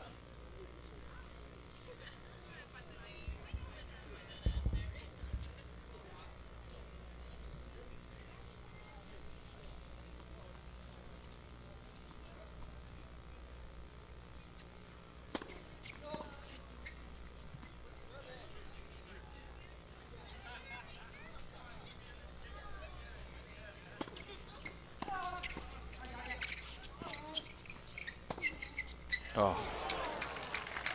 Wow, great shot.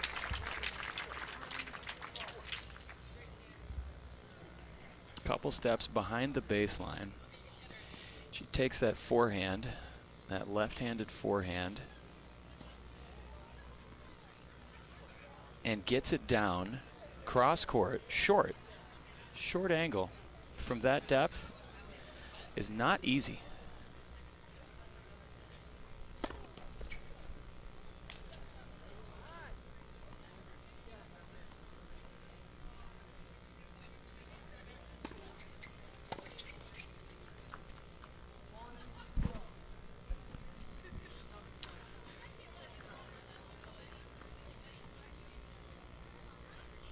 Gets a freebie on her second serve there.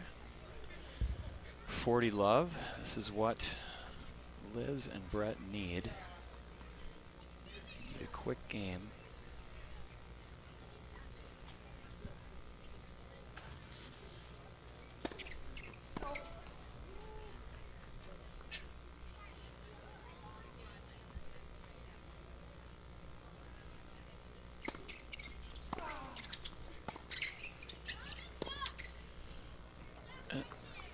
That slice was made to look as if it could have been done in her sleep. I can tell you right now that was an elite backhand slice, and it ended up getting them the game.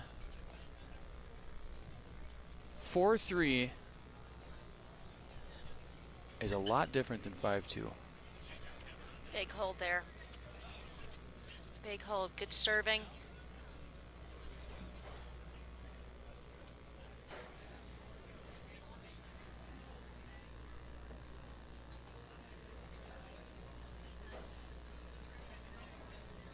As you predicted, Clay, close set.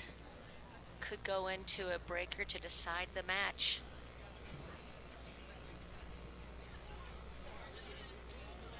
These next couple games are, it's crunch time. Sue, it's crunch time here. We're deep in the second set. Of course, don't forget, after the conclusion of this match, we've got another final to be decided, the Open Division. Fantastic news. More donuts have just been delivered. So, don't worry. I'm hoping that the announcement by tournament director Tucker Combs was just heard by you at home. If you were considering coming out to the tournament, but we're not sure if there were going to be requisite amount of donuts for you, we've just been informed that there are indeed more donuts. Apple donuts from the Pine Tree Orchard. Delicious. Covered in cinnamon. We just got another shipment of them. Come on down to White Bear. Come on down to White Bear, Lifetime. We're just hanging out watching tennis. Sperling to serve, up 4-3.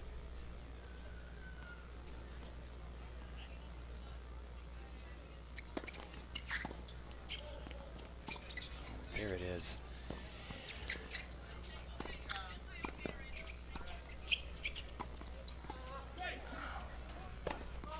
Look at this.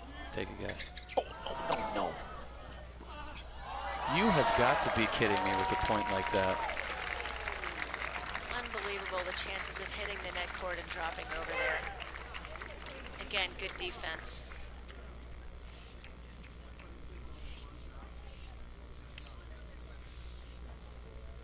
Some great lobs again, Clay. We just see that over and over again, don't we? I'll tell you what.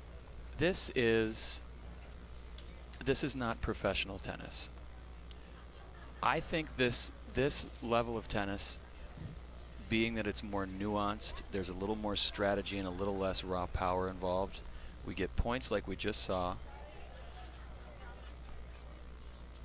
This is my kind of stuff, Sue. Not that in particular. Not that serve exactly. That serve was a bit of a mishit. Not what you were talking about. 15 love second serve.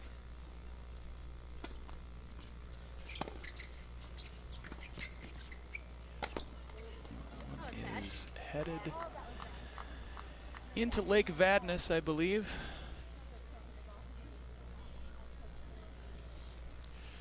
They'll need a new tennis ball. Thanks. Thank you. 15 apiece. Big game, 4-3, second set.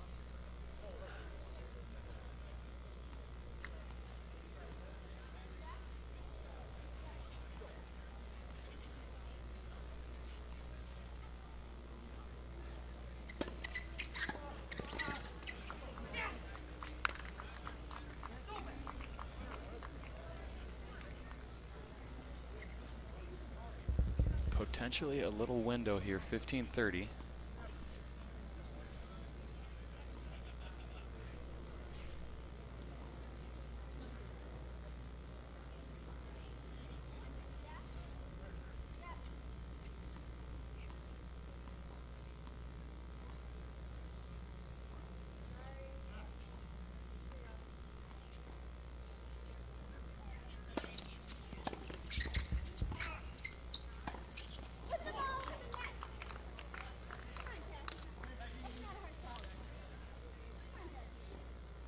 Good return point. I thought that was one of Jackie's best serves of the afternoon, and it was met with some thunder.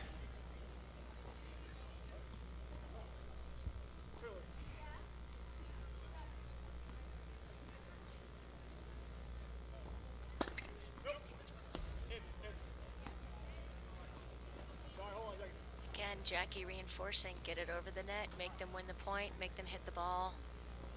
Upset with herself there.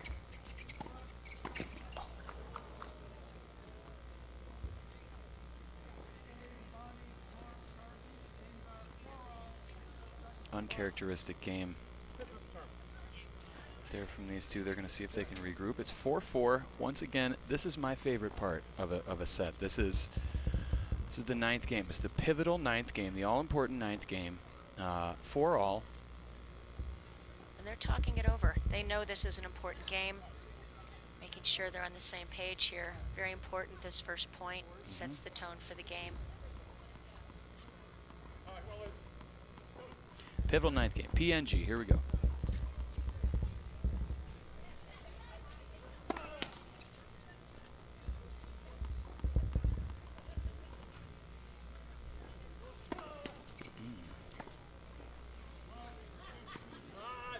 What is this?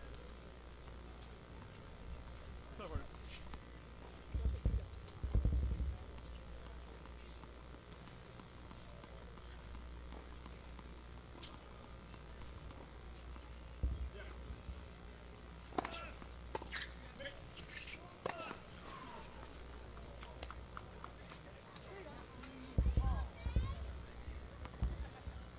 15 all, he follows the double with a decisive put away after a good first serve.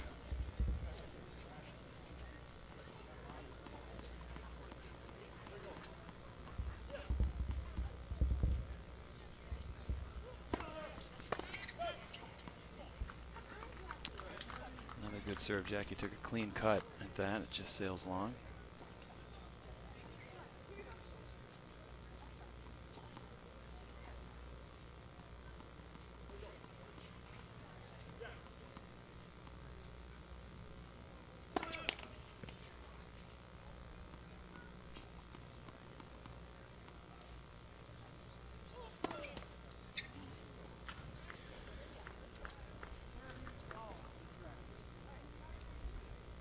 Another double for Brett. Do you think he's putting some more pressure on himself, trying to hit a big second serve so they can't really attack it?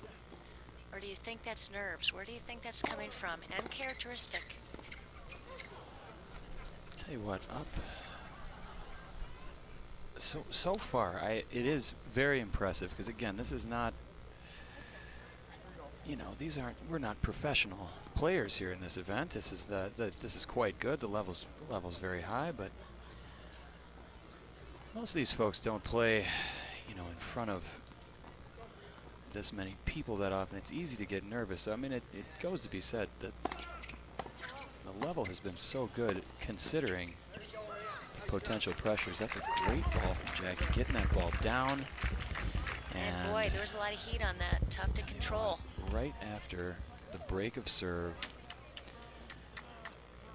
at 4-3, Burke and Sperling follow with a break of their own in the pivotal ninth game to go up 5-4. Tim Burke is going to be serving for the match and the championship at the end of this changeover. Clay, it'll be interesting to see if, again, all the serving that Tim has done today is a factor in this game. Last time he won his game fairly quickly, didn't have to expend a lot of energy. We'll see what happens.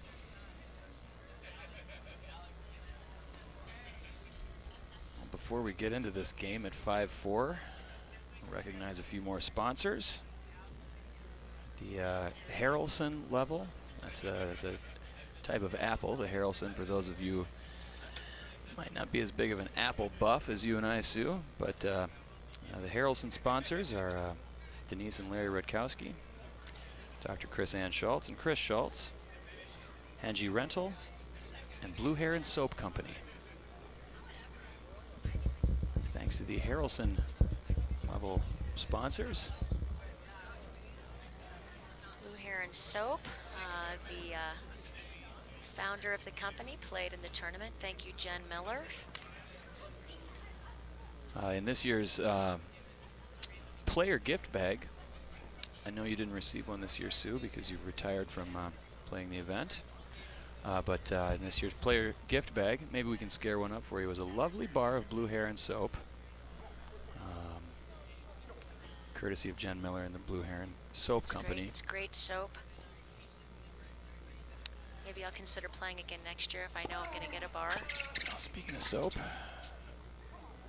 Tim and Jackie looking to have a clean game here to finish this match off. Lose the first point, they're down love 15.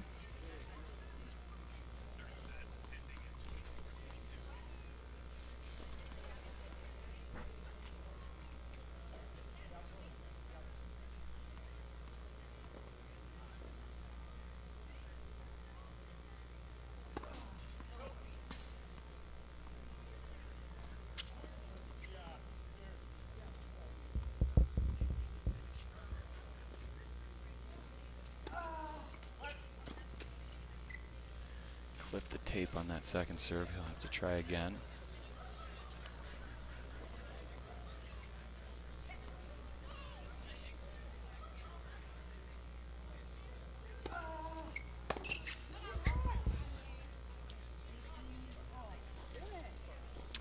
$15-all. Another good heavy second serve. Coming up to about shoulder height for the lefty here. That is a difficult contact point when it's that high. Difficult height of contact to still come over the ball and apply the necessary physics for it to land in the playing space. We'll get into that later. 15-all.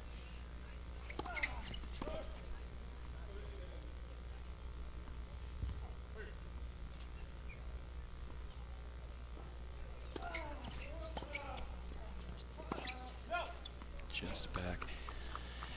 It's a good eye. I mean, it was significantly back, but still, that is a tough ball to lay off when you're on top of the net like that.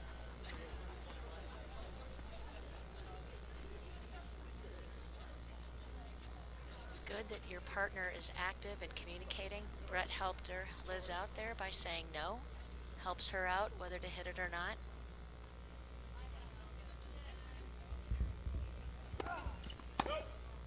As always, good communication with your partner is key to an effective doubles team.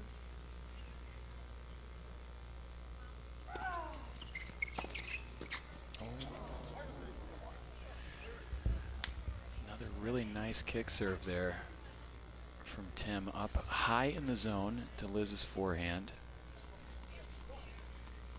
We are 15-40 here at 5-4.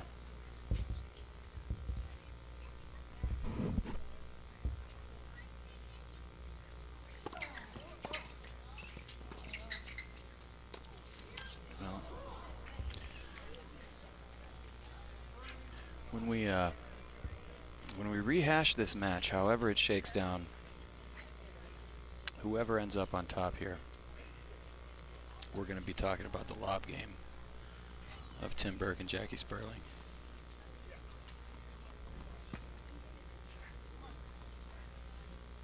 That's for when you and I, Sue, break down the matches later on this evening and throughout next week.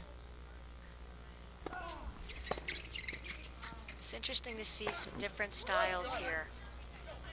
Again, Liz and Brett, a little more traditional, coming in, attacking against, kind of, don't know if you'd call this a counter puncher exactly, but maybe a little more variety. I think you're right. They've been everywhere. Down. Nice to see the different styles.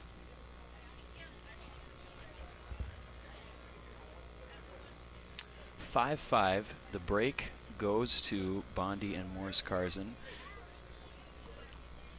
The lefty serving at 5-all. Again, this is crunch time. Oh, Nice good pickup. Just back. What a pickup from the lefty. Little half volley. Great hands, great athleticism.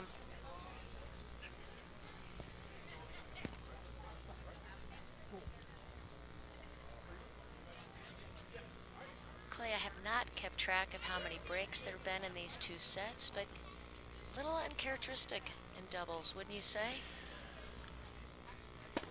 What do you think of that, Clay? You would anticipate more holds of serve. I think you're right on that. Especially with the net play of Brett Morris Carzan, he's a tough guy to break, but Sperling and Burke have done it on more than one occasion. Yeah, I agree. Fun to see, though. Again, you never know what's going to happen. Kind of keeps us on our toes here. 30 love.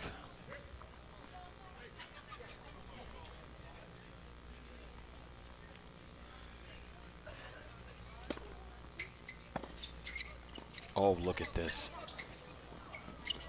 No. Oh, I thought she was going to get there.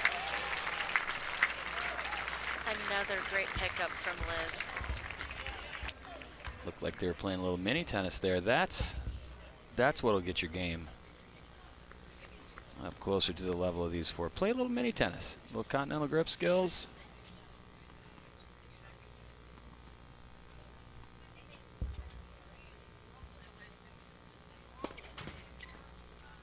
Second serve.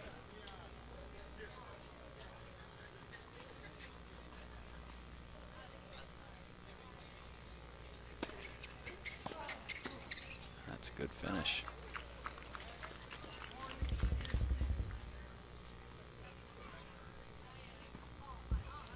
.40-15 here. Bondi with 2 chances to take a 6-5 lead. First set went to Burke and Sperling, 6-3.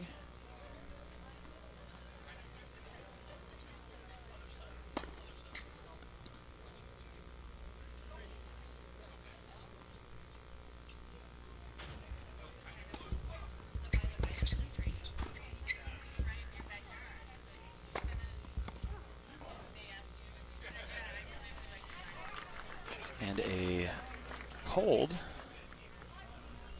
for 6-5 when we changed ends last time. Tim Burke and Jackie Sperling were serving for the match. A resilient 2 games from Brett and Liz. They now have the upper hand in the second set, 6-5. Jackie Sperling will have to serve to stay in the second set. Of course, if the 2 teams split sets, they will decide the match with a 10-point super tiebreaker. This is the first to 10 win by 2.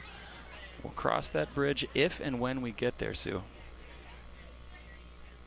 Clay, just want to thank a few other final Sweet Tango sponsors. Want to thank Iron Mountain, the VFW Auxiliary 1782, which is in White Bear. Just thank you again for helping children's cancer research, as well as all the fun and the tournament and the action out here at the White Bear Lifetime Fitness. Come on out. We still have a lot of the donuts available. Come out, have a brat. The open final will be starting shortly after the conclusion of this match.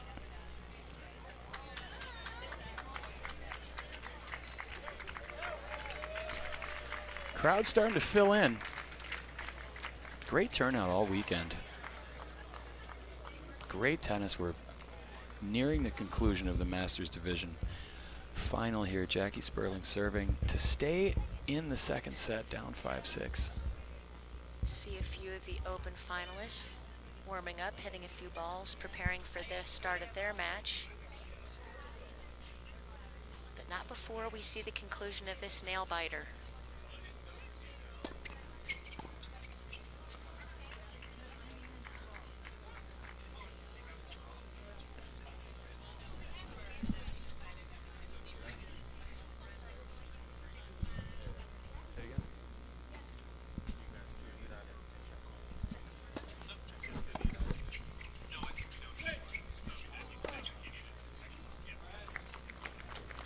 Coverage.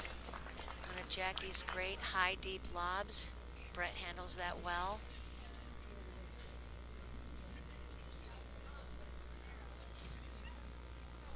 $15 apiece here.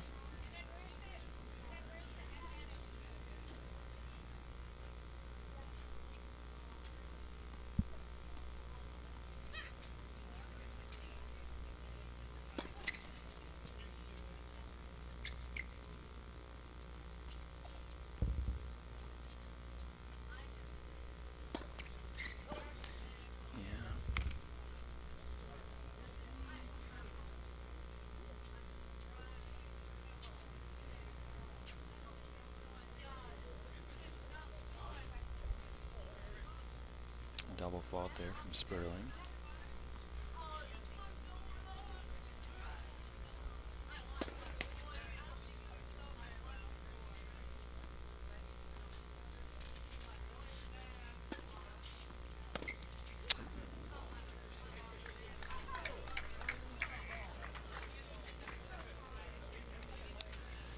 Sun looks to be peeking out from behind the clouds. Not sure how that's going to affect play.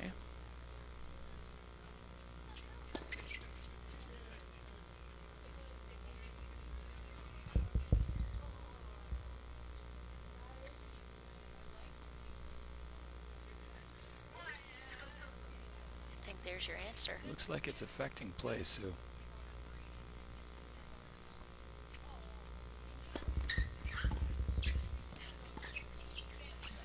Yeah, good idea with the lob there, but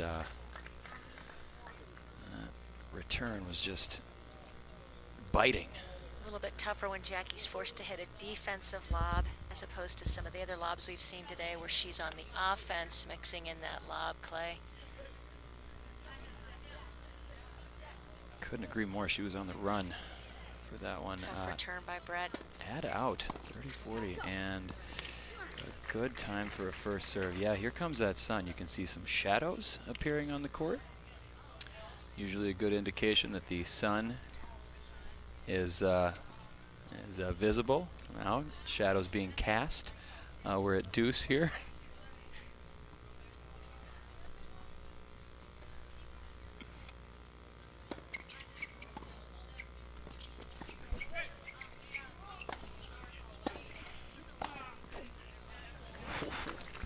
Another great return by Brett. Forces Jackie to be moving on the run and hitting. I thought she hit a really, really good lob. It would have been over my head. It was not over Brett's head. Add out.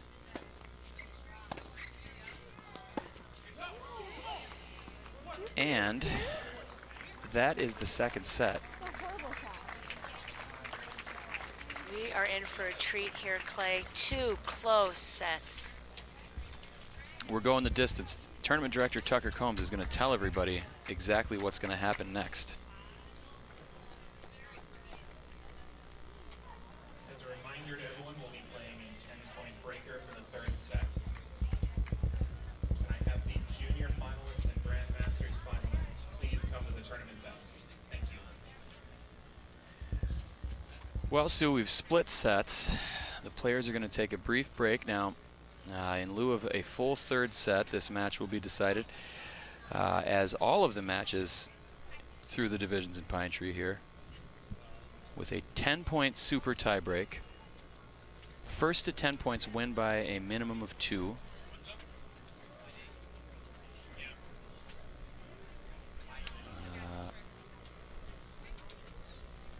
Morse, Karzan, and Bondi will have the will be serving the first point, I believe.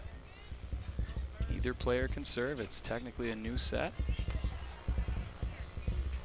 And the first team to 10 points with a minimum of 2-point separation will be crowned this year's Masters Division champion. Sue, you've been in this situation before. I have not. Tell me, tell the viewers at home, but also tell me, just in case I ever have to be in this situation, where's your head at in a situation like this? Where are you at mentally? You know, I just rely on my partner and to just keep me calm, keep me boosted up, keep me positive, thinking about what I'm doing, my plan, my strategy, stay focused. Your partner for years was Dan Shannon. How on earth were you able to do that with him?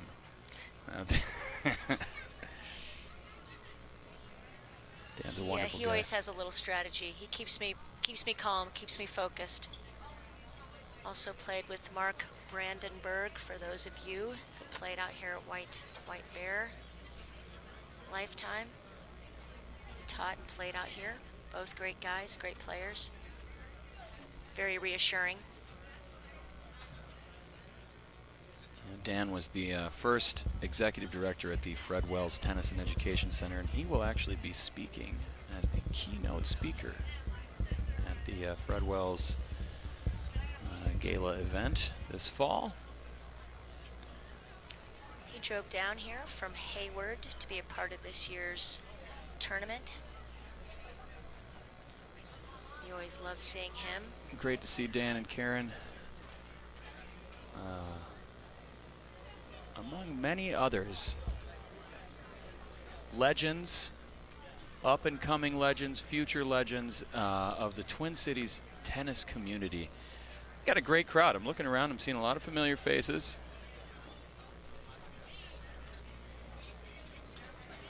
This is the place to be, Sue. This is the place to be. This really does bring the tennis community together, unlike any other event. Really closes out the summer tennis season, kind of pre-state fair. Yeah. Yeah, Pine Tree happens, and then before you know it, you got the state fair, and then you're back to school. And Tim Burke making a change here. Fresh shirt. I was gonna, yeah. In shirt news, Tim has changed shirts. We'll see if that's a winning play.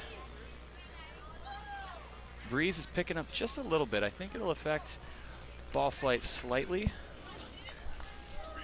but I don't anticipate a drop in level here. 10-point tiebreaker for the Masters Championship. Brett Morris Carson is going to serve the first ball here. Glad he moved that ball. You never know. Jackie might put up a lob.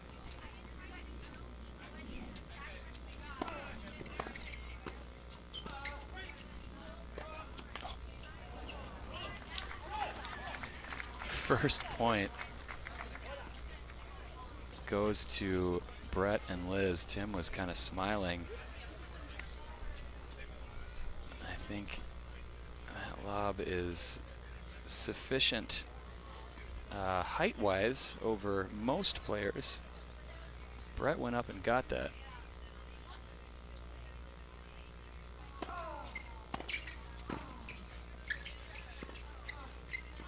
Oh, get right out of here. That's the shot of the day. Wow. Right there. Getting that racket on the western hemisphere of the ball and delicately placing the angle out wide.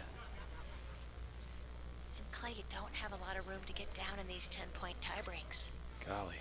Great execution.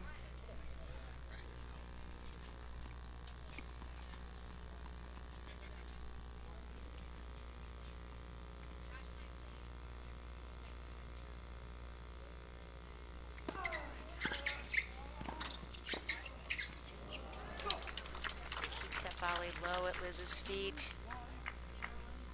Forces her to hit a tough volley.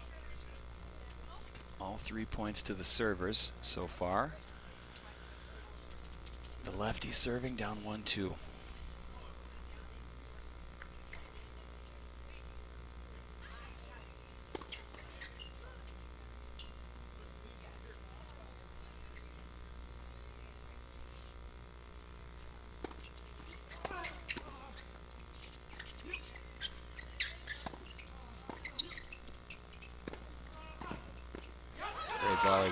Great volleys.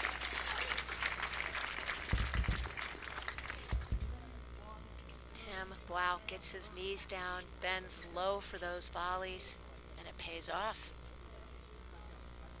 Just great technique by Tim. Stayed calm. Clutch. 1-3.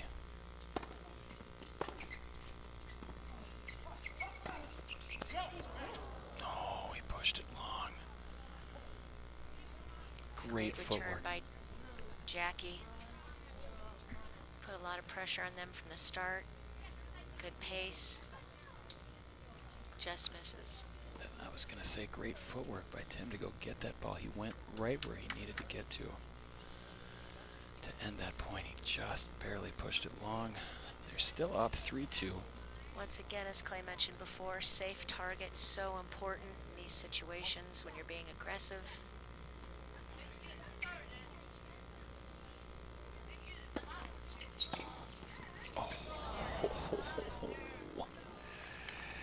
They will change ends at 3-all.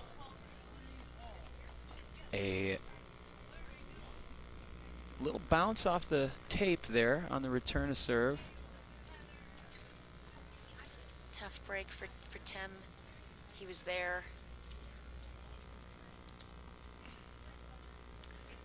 They split the first 6 points. Brett, I don't know if you guys could see that. Brett on the changeovers. He's a pour that water right on your face type of guy. He'll have a drink and he'll pour some on his face and neck.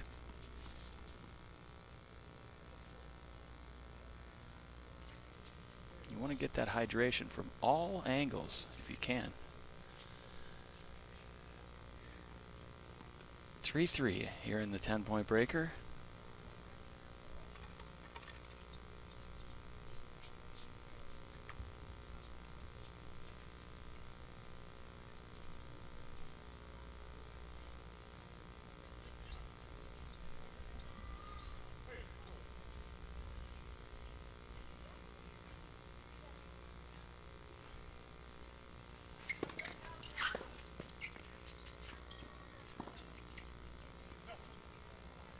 Return must have just found the back corner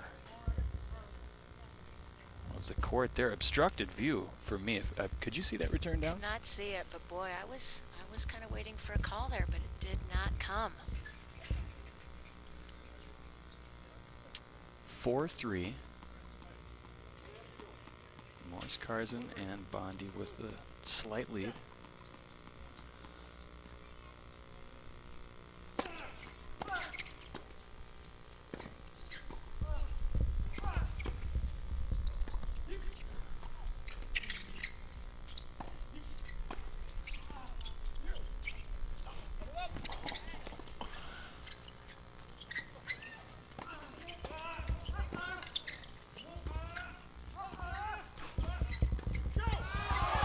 Oh, you guys. Point of the day. You Wow. guys.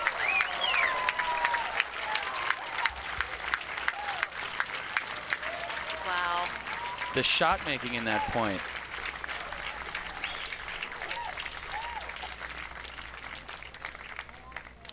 Holy mackerel. That was some skill. Great With effort. Both brackets in teams hands, want this. They want this championship. 4-all. Are we 4-all? 4-all here in the breaker. Whew, goosebumps on that point.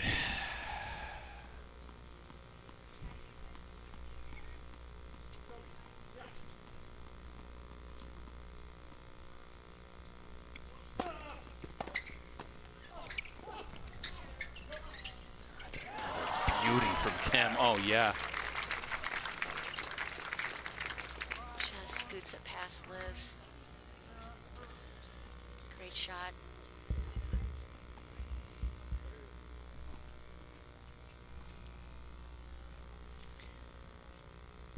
Five, 4.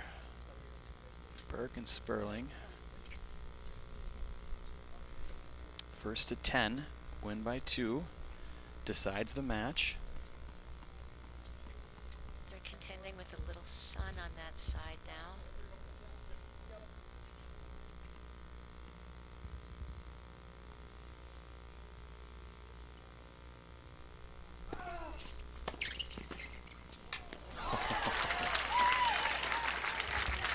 Top spot goes behind him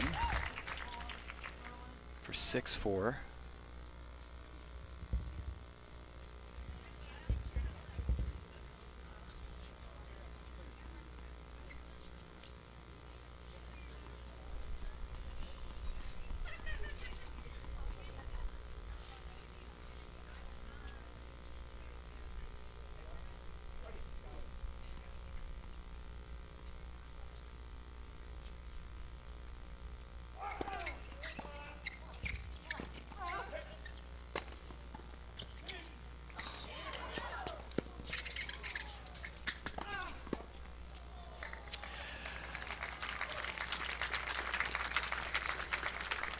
This is not the first or second. I don't think this is the third or fourth time we've said it. Another fantastic lob.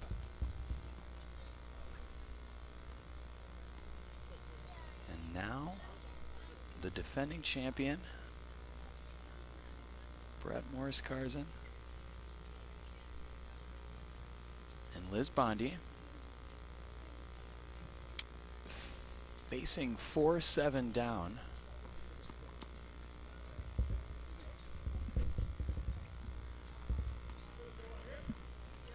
They need this one.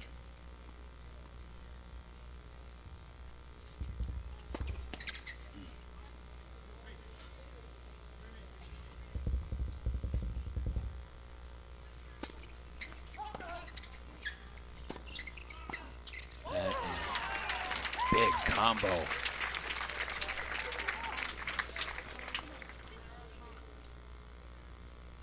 Let's see if they remember to switch sides. So we're going to have to tell them to switch sides. It's 8-4. And the chair umpire is going to tell them. Oh, they remember. They know the rules of tennis. Tell you what I like about these players is that they all know the rules of tennis really well. And, you know, sometimes you forget. In the throes of competition, you forget to switch sides. You know, after that second sequence of 6 points in a breaker, we saw earlier in one of the semifinal matches in the Open division, we saw a tiebreaker actually get to 9-9, which requires a third changeover. Next one, of course, would have been at 12-12, but one of the teams won, I believe, 11-9. That's neither here nor there. It is 4-8.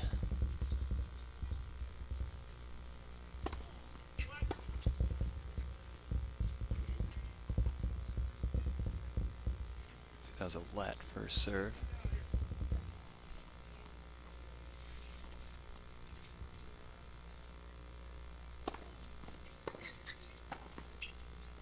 That's pretty good.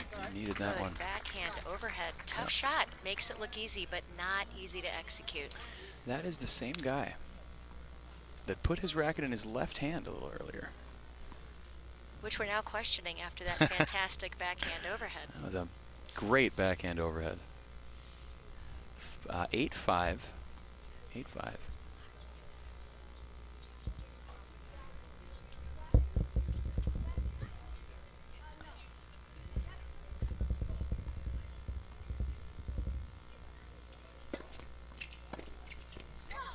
Missed it wide, and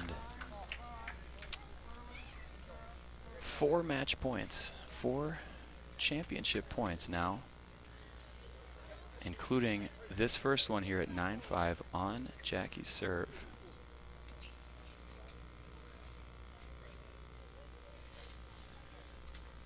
Brett and Liz are going to need to win some points here to stay in this match.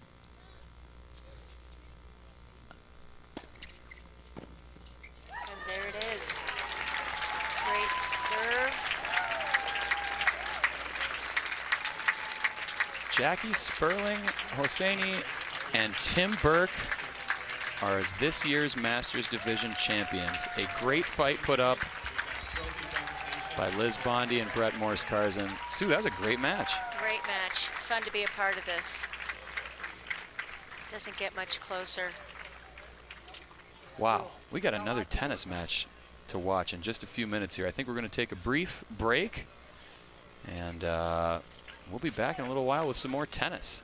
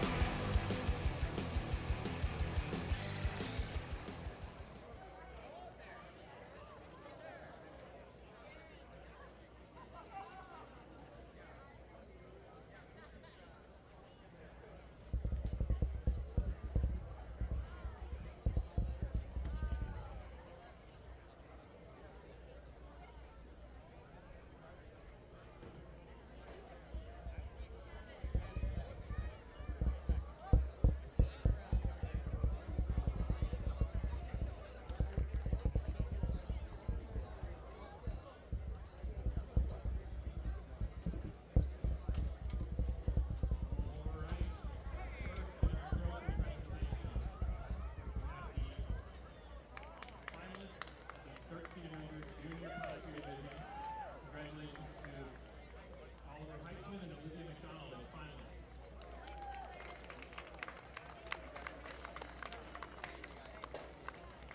And congratulations to our 1300 champions, Malia Dean and Ethan Turney.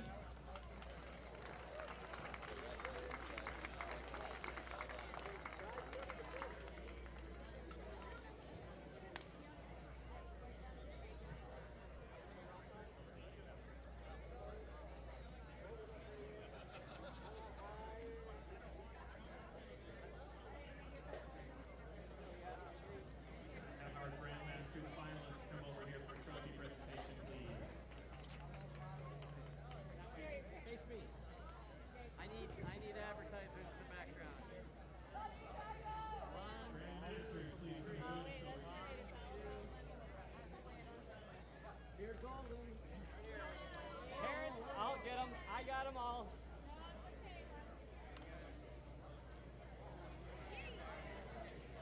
Oh, sorry, John.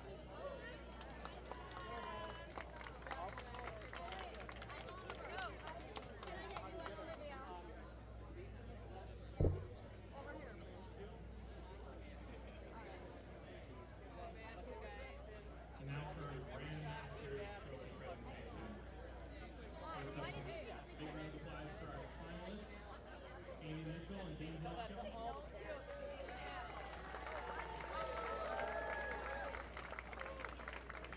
Congratulations to our champions, Leslie Gale and Ryan Bieber. That's their third win in a row. Huge.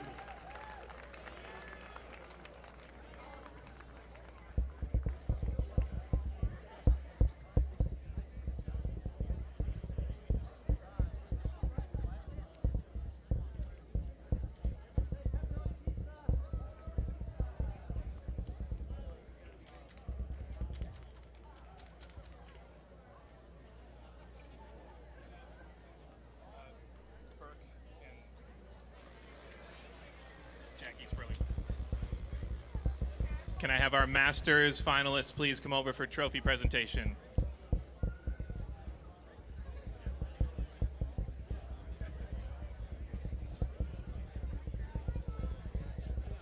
Liz, Brett, Tim, Jackie.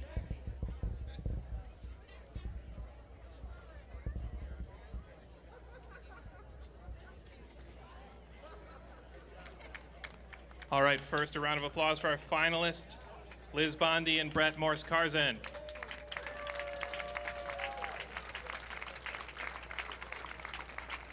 And congratulations to our Masters Division champions, Jackie Sperling and Tim Burke.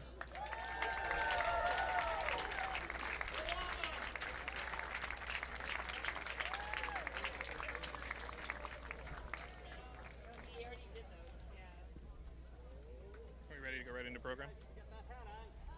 Lisa? Are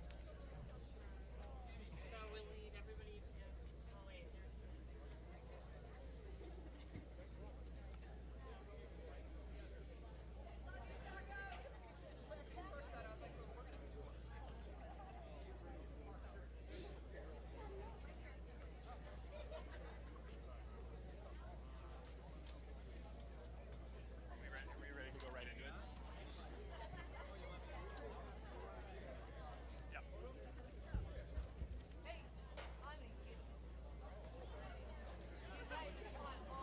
Oh yeah, my Game Boy? Yeah, for sure. I love. Oh yeah. Everybody hits it on my face. I'm like, yeah.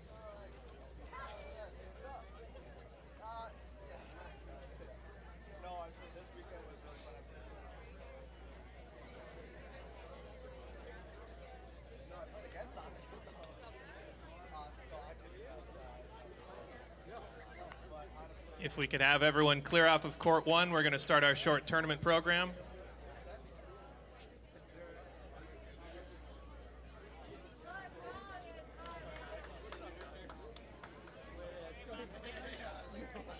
Once again, I'd like to thank everyone for coming out to the 2022 Pine Tree Apple Tennis Classic. We've seen some really incredible tennis this weekend, including our semifinals this morning, our junior finals, and then our Masters and Grandmasters finals just now. We're taking a break from the tennis for a short program. And at this time, I'd like to welcome Kevin Werwe, Board President for the Pine Tree Apple Classic Fund.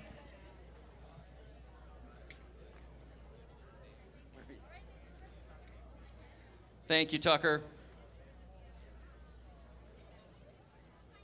All right, we have a short program and then we'll get right to the Open Finals coming up next.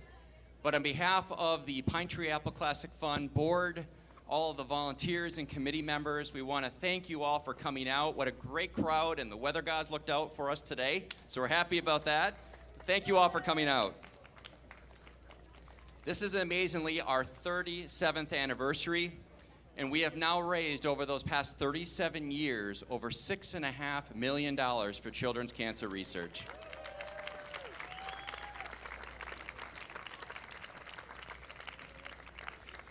So wow, what's some great tennis so far, and we have more to come. But we want to talk about the reason that we're all here, which is to support children's cancer research and the impact that this event has on children in helping to improve their physical function and in the research to ultimately hopefully find a cure for these rare tumors and diseases that we see with these kids. But we are so blessed to have all of you out here supporting this event.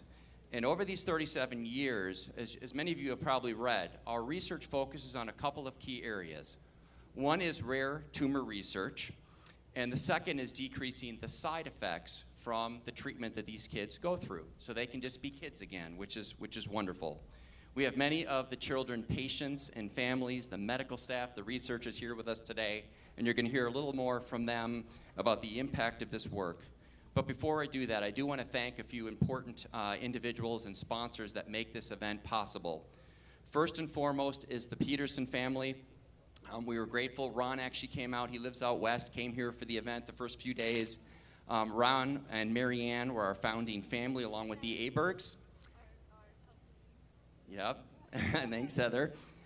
And Ron was out here. Their daughter, Julianne, had leukemia 37 years ago, and they started this event because they were so grateful for the care that they received from the doctors, the nurses, and they wanted to give back.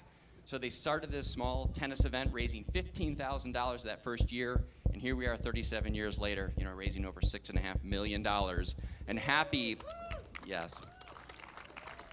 to say that Julianne is still with us today, which is absolutely incredible. So we're very grateful to the Peterson family. Next up is our founding sponsor, the Jacobson family.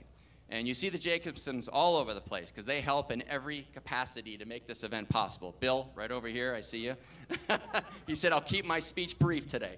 But this family is incredible. They do it all from setup to tear down to financial support, all the wonderful apple treats that we all so much enjoy, and there's still some left, so don't forget to grab some before you leave.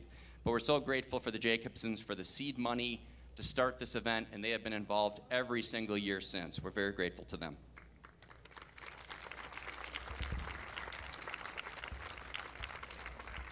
Next is our site sponsor here, Lifetime White Bear. Boy, what a wonderful venue. What a great place to hold this event. We're fortunate we have, in case of rain, which we had yesterday, but we ended up pretty good given what the forecast was looking like late last week. But we have the beautiful indoor facility and the courts here to make this happen. The staff, they are just so welcoming, and we literally kind of turned this club upside down for a couple of weeks, and they're so accommodating, and we're very grateful to have this venue and location, and what a great club to be a part of. So thank you to Lifetime. And by the way, it's no small feat. We have 154 players this year, 70 first-time players, which is really cool. Look at all that new blood coming in. 75 matches over 4 days, and obviously hundreds of fans coming out to watch. So no small feat, and we're grateful to Lifetime for their support and for all of you coming out to support this event. And last but not least, I want to thank our event and presenting sponsors, Dr. Yoav Messenger and Dr. Julia Steinberger. Want to thank Dentistry for the entire family, and Dr. John Kretzmeyer and his wife Barb Jacobson, and Jackie and Jeff Mudge. I've seen the Mudges around. We're very grateful to them. Big applause for the Mudges. And then our presenting sponsors, Birch Lake Dental, Erickson Amont Orthodontics, USTA Northern, Kevin and Polly Hart, and Lake Elmo Inn, who put on the food for our wonderful appreciation party on Friday night. I also want to thank all of the Pine Tree Committee leads and volunteers. It takes a lot of different groups to run this event, and we have volunteers who step up to lead these committees, recruit others to get involved and support. So if you see them, please thank them. If you see those volunteers, I always love giving a kudos out to that food tent because they work awful hard back there and do a great job.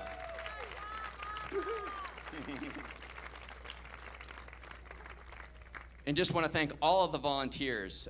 We had a wonderful volunteer give back program. Barry Dobson is right here, started this idea. He had an anonymous donor that matched for any of the high school and college tennis players that wanted to come out and volunteer, gave money back to their tennis programs and to the cause for coming out to volunteer. And we had over how many was it? 70, I think, Barry. 70 kids that came out working over 300 hours and equated to a roughly $6,000 to their high school or college programs and back to the cause. Very grateful to Barry, to USTA Northern supporting that, and this anonymous donor. So thank you so much. And then where is Lisa Mushett? Where is she? Here she is. Come out here for a second, Lisa. So Lisa Mushett, everybody. This woman has been absolutely incredible. She is our event coordinator, our fearless leader. Everybody knows Lisa, and I will tell you, she keeps us all incredibly organized. She drives us toward an amazing outcome to support these children and the funds that are raised, and just works tirelessly to make sure this event, goes off without a hitch. And we're so grateful to you. Thank you, Lisa.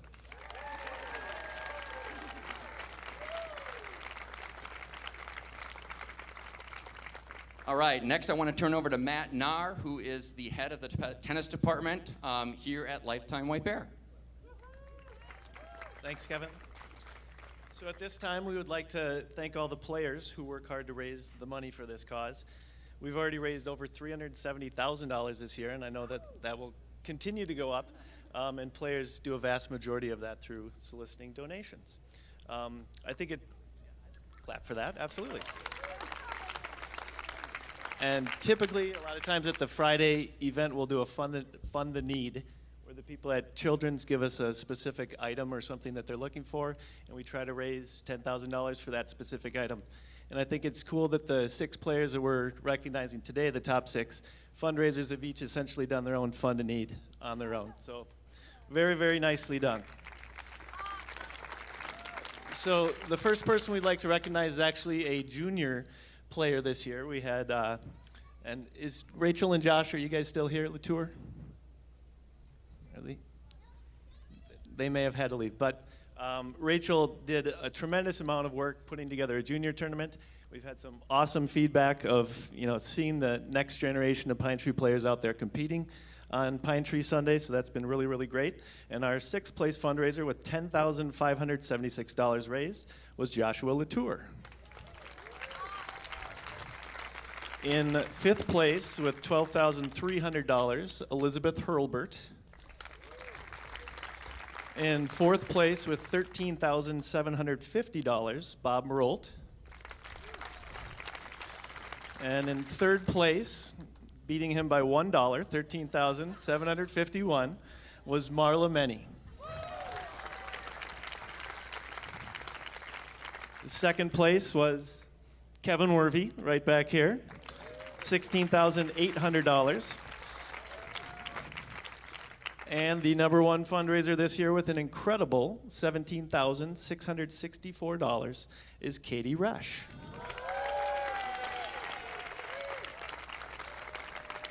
And thank you to all the players. We had 20 players that raised over $4,000 each, so it's just incredible what all the players do to make this such a success. And since 2000, we've had a sportsmanship award that has been given to a player who demonstrates the qualities of good sportsmanship and who has significantly demonstrated his or her commitment to the cause of the Pine Tree Apple Tennis Classic. This year's winner, deservingly so, I'm surprised he hasn't already gotten it, but started out as a junior Pine Tree champion. He won one of these trophies way back in the day. He's played in 10 or 12 adult events, including the Masters this year. Raised over $5,000 this year. And he's the only player in the history of Pine Tree to wax his chest for fundraising dollars. Many people remember that event. And the last 2 years, he's also pitched in, helping out where is needed, doing the commentary for the live streaming on Sunday. So super excited to present this year's Sportsmanship Award to Clay Sollenberger.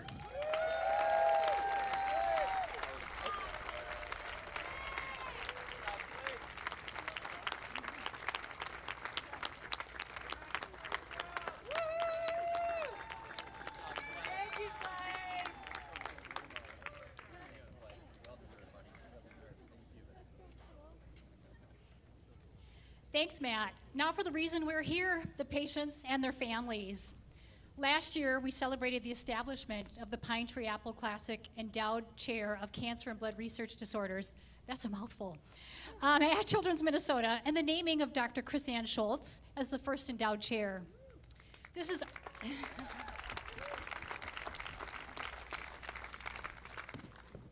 This is only the third endowed chair position established at Children's Minnesota over the last 98 years. It's pretty amazing if you think about it, that this little tournament could make such a large and enduring impact in finding a cure for children's cancer. Now, let's meet our 2022 honored patients. The first is four-year-old Eloise from North Dakota, and her dad, Ian, her mother, Kelly, and her sister Graydon. Eloise was diagnosed with the Dicer1 gene and is currently undergoing treatment at Children's Minnesota. She is very excited to be starting pre-K and going to school 5 days a week.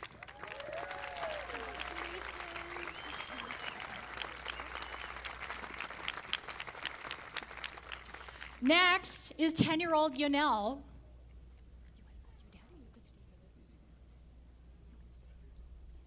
Next is 10-year-old Yonel from St. Paul, Minnesota, and his mom, Amparo, and dad, Aaron, and sisters, Yamil, Yanis, and Yoselin. Thinking he might have COVID in March 2021, Yonel was diagnosed with B-cell acute lymphoblastic leukemia. Yonel is in chemo, maintenance, and attends physical therapy. He received orthotics made possible by the funds from this very tournament. Yonel will start 6th grade this fall, where he'll participate once again in the running club.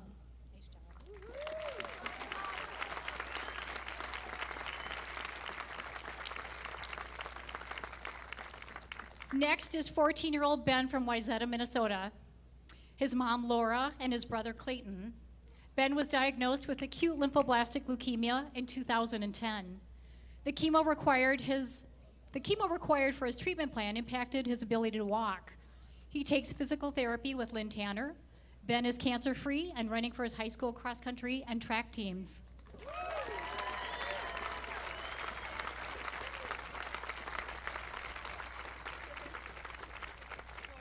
Many of you met her on Friday night, 23-year-old Nisa from Moorhead, Minnesota. Nisa could not be with us today, but when Nisa was 16, doctors discovered a 4.5-pound tumor in her ovaries. After removing that tumor, another appeared 3 years later, and when she was diagnosed with sertoli-leydig cancer. Nisa is still receiving chemo at both Children's Minnesota and the Roger Maris Cancer Institute in Fargo.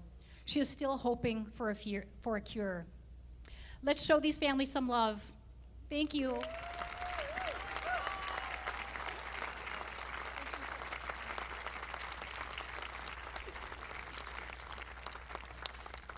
At this time, please welcome our endowed chair, Dr. Chris Ann Schultz, as well as Dr. Laura Gilchrist, Lynn Tanner, and the other amazing staff from Children's Minnesota, as well as our 2022 honored patients. Thank you. Thank you so much, Cheryl. Thank you, Pine Tree. This is such an incredible event. I love the tennis, the apple turnovers, all the wonderful things about the event itself. But perhaps what I love most of all is the way that all of you, that everyone comes together to support kids with cancer and their families. For it is what you do in preparing for this tournament, hosting this tournament, and here on the court itself, with your sponsorship and your generosity that makes cancer research possible right here at Children's Minnesota and around the world. The reach of your research is nearly incalculable, but we can begin to see some amount of those numbers by what's pushed out into the world thanks to this research and directly from the results we see in the kids and families we serve. It is your generosity and what you do here that makes it possible for us to collate rare tumor specimens from all over the world. With one sample coming from one far-flung country and another from the next, and putting those two things together in a way which otherwise would not be possible, to discover what we may use from that tumor to try to treat cancer both more effectively, more precisely, and with fewer side effects. That's really the goal of our research. We want to understand how best to treat kids and grown-ups with these rare cancers without many of the side effects that we otherwise see with today's regimens. We also want to discover these cancers in their earliest and most curable form, and we see that happen now so often thanks to you. Research that really never would have been possible, early detection that would not have been possible without the research that you have already funded, and efforts with that certainly continue. So thank you on behalf of all of the kids and families from the 49 states, 49 countries and more that participate in this research, and the thousands and thousands more that are impacted by it. Thank you for your support. And now, I have the great pleasure of introducing Dr. Laura Gilchrist, who along with her team is doing such amazing work. Thank you, Dr. Schultz, and she is quite modest. She is really changing the landscape of cancer survivorship, ensuring that many more children can survive the disease that they have. I get the second fun part, which is making sure that they can do everything they want to do with their life. Just because they had cancer does not mean that they shouldn't be able to live out all of their dreams. And that is what we do when we look at supportive care research.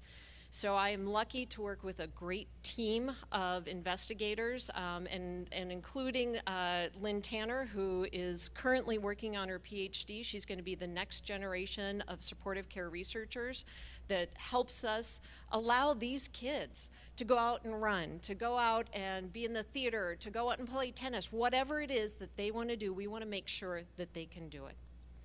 So about, 12, 13, 14 years ago, they allowed me to come in and start a supportive care research program. And what I love is that not only do we get to do research, but we get to teach others how to do the excellent care that we do here in this state. We have some of the most cutting-edge rehab for children who are undergoing cancer treatment, and we now go around the country, and we even have places across the world who come to us to be trained in how to do this amazing care. So thank you all to you, because you make that work possible. I'm going to pass this along now to Lynn Tanner, who's one of the physical therapists and researchers, to talk to some of our kids. Thank you. It's our turn. Okay, so I think this is some of the best thing, right, is to see what happens when a child goes through cancer, survives, and then grows up and does what he wants to do, right? I think it's some of the most rewarding work, and so I want to thank you all for supporting our team and doing that. So with that being said, I want to introduce you to Ben. So Ben, what do you like to do now? I like to run for my school and play with my dog. All right, dog. It's good to take care of dogs. You always did like dogs. And if as a survivor of cancer, what do you have to say? What's important to you? I like that everyone just looks at me the same and they don't judge me based on it.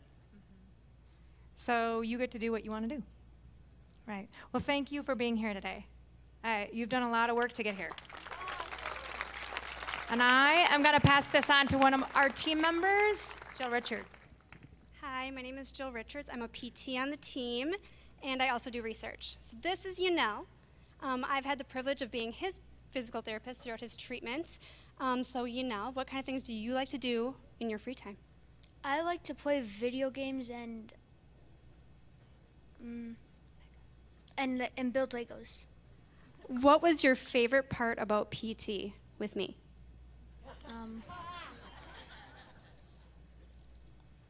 When I was doing PT, we played Hungry Hip, a game. We played lots of games. Do you remember which one it was? No. Okay, me neither. There's one with the pig. Pig. Yeah. Oh, Pop the Pig? Yeah. Pop the Pig. He likes Pop the Pig. It was a game to get him motivated to do exercises. He did very well, and his mom was very helpful in all of this as well. What do you think was your least favorite part of PT? Lunges. He said lunges. They're very important, and they work many different things. Thank you for being here. Do you want to say anything else? No. No? What grade are you going into? 6th. Are you going to do any sports? Yeah. What one do you want to do? Soccer. Wants to play soccer. Yay. Thank you. Thank you, Dr. Gilchrist, Lynn and Jill, thank you, and especially thank you, Ben and Yanel and Eloise. I get to have fun hanging out with Eloise today and on some other days too. Eloise and I discovered during the break that we have the same favorite animal. Eloise, what's your favorite animal? Giraffe. Awesome. And what do you like about giraffes?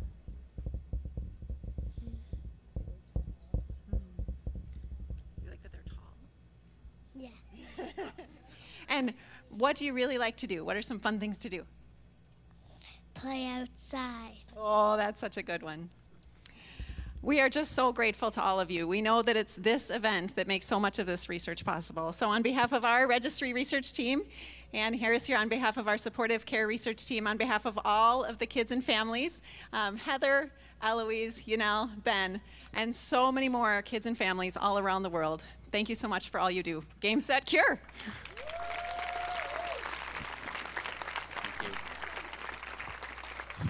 Thank you, Dr. Schultz, Dr. Gilchrist, Lynn, Jill, and all of the staff from Children's. You guys inspire us each and every day. I mean, this is what it's all about, and they do amazing, amazing work. I know you're hearing just some snippets here today, but if you go to our website, you'll see some of the published papers and other outcomes of this work, which has just been absolutely amazing. And here to think this small town tournament has literally a huge worldwide impact is absolutely incredible.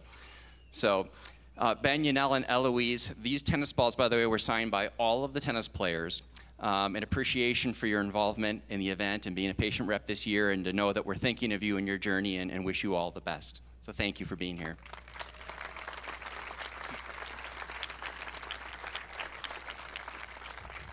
And lastly, just want to remind everybody that there's still lots of food, treats at the food tent. We have artwork. We have the US Open presidential suite package that's still available, some merchandise, so feel free to still pick out some items that you may like to bring home with you as remembrance of this great event. And also know, and Matt said it, but we are at $370,000 raised of our $350,000 goal. We're already above our goal, and we have money yet to count. And this will likely be, if not the first, maybe the second highest fundraising year in our 37 years running this event.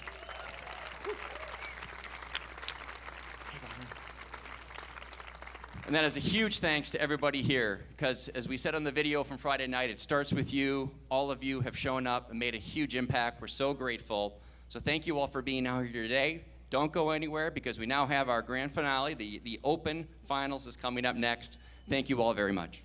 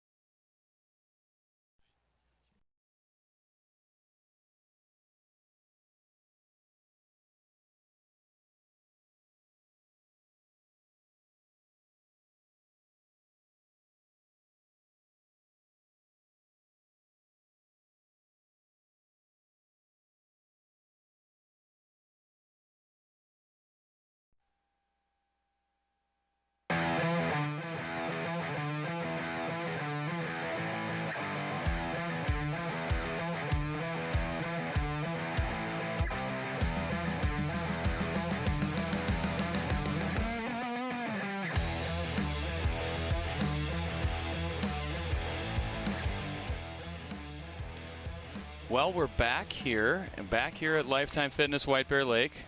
It's chaos here at the desk. There's tennis balls flying all over the place. More importantly, the Open Division Final is about to take place here at the 37th Annual Pine Tree Apple Tennis Classic.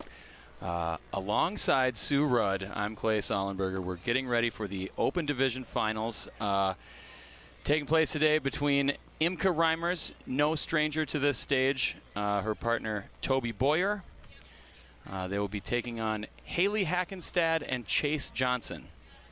Haley Hackenstad, part of last year's winning team, her partner Nick Beattie, and Haley pulled out a very thrilling, I believe it was a 10-point tiebreak match in last year's final. This year, like I said, Imka, no stranger to this stage. I do believe she's won a handful of these events with a couple different partners. I remember her playing with Eric Donnelly. She's got youngster Toby Boyer, Minnesota, I guess, high school state tournament legend Toby Boyer. That's how I know him anyway. I think he won a couple state titles. I don't know how many, but a couple. That's right. Sue, this is going to be great tennis. We witnessed a fantastic battle in the Masters Division Final. Tim Burke and Jackie Sperling getting the job done in the 10-point tiebreak. This is it, the conclusion of Pine Tree Weekend. Your thoughts on the upcoming match? Well, just interested to know that 3 of the 4 went to Nebraska for college. It is a Cornhusker. I don't know what they call it out there in Nebraska. Hoedown, maybe? Hoedown. It's a Cornhusker hoedown. Haley, of course, a Cornhusker. Imka, former Cornhusker. Toby, I believe, former Cornhusker. Absolutely, he is. He's part of the hoedown. Chase is the odd man out over there. Odd man out of Minnesota College. He's got a Gustavus shirt on. He's repping.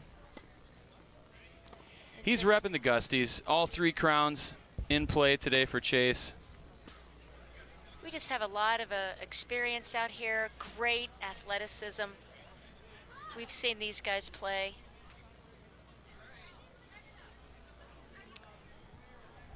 And take a look at the 2021 results. Like I said, Haley last year with Nick Beattie. The year before was Lexi Nelson, St. Paul's own, along with her partner Tobias Virnat, who, of course, I believe he played this year. I didn't see Tobias all weekend. I think he lost in the semis, maybe the quarters. Got to be honest, he's a great tennis player. I'm bummed that he wasn't here for this match, but we've got 4 tremendous tennis players that are about ready to take center stage here at Lifetime Fitness White Bear Lake. It looks like it is going to be Toby Boyer to serve to kick things off in the Open Division Final. I'll tell you what. Here's the Open Division bracket from the quarters on.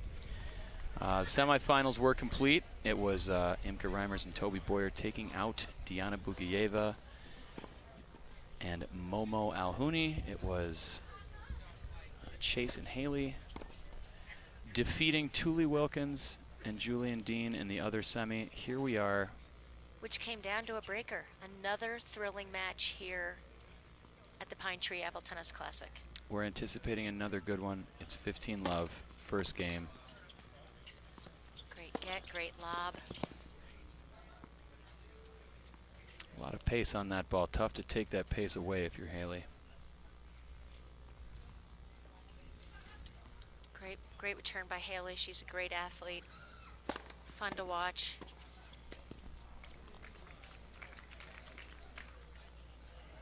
Great volley there by Imka.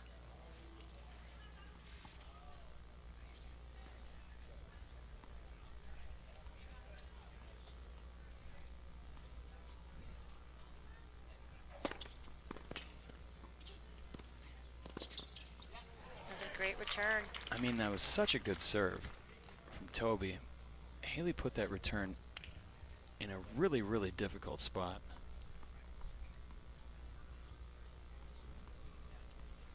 Looking at 40-15.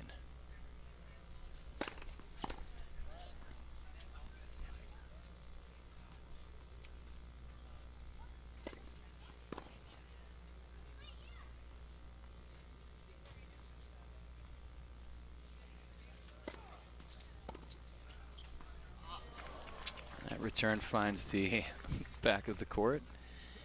Imka and Toby laughing it off. Got another chance here at 40-30.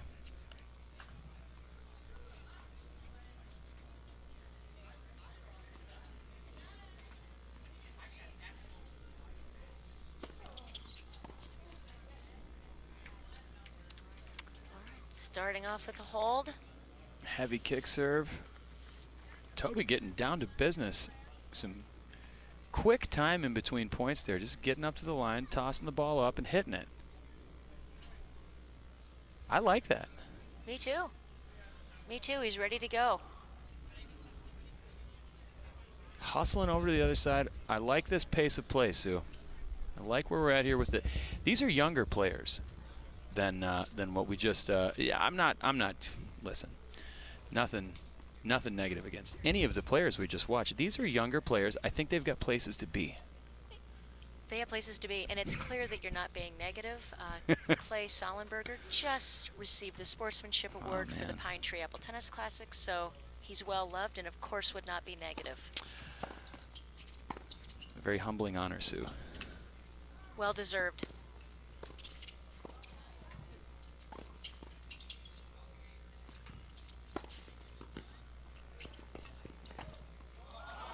You guys, this is going to be fun. I mean, what great hands gets athleticism. Crazy point. Super point. Love 15. Chase Johnson serving.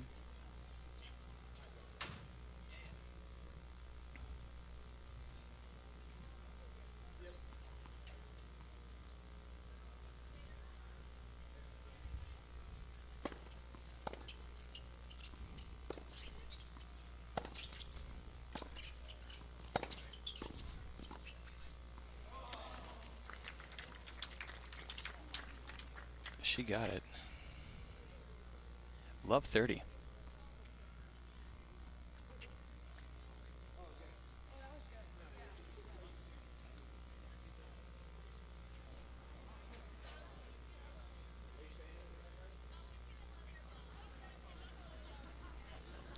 A little bit of confusion on that call. It was indeed in.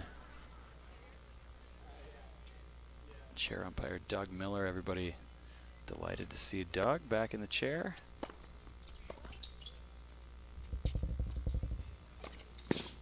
No way. Great get by Imka, staying in there. Not only did she keep that point alive, she played a really good ball. 15-30, still got a bit of a hole here.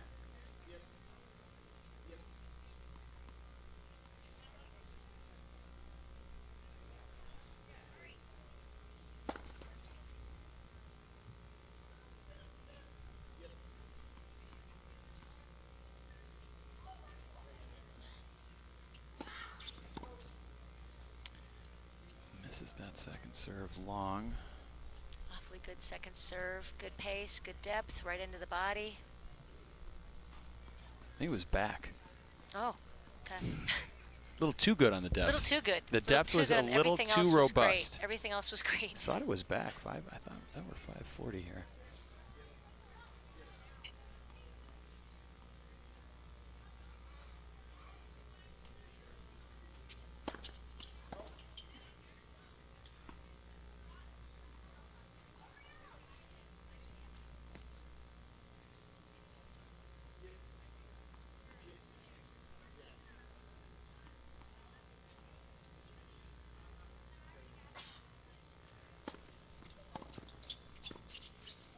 Wow. Indeed, that is a break. 2-0, a quick 2-0 for Reimers and Boyer. Imka Reimers is going to serve.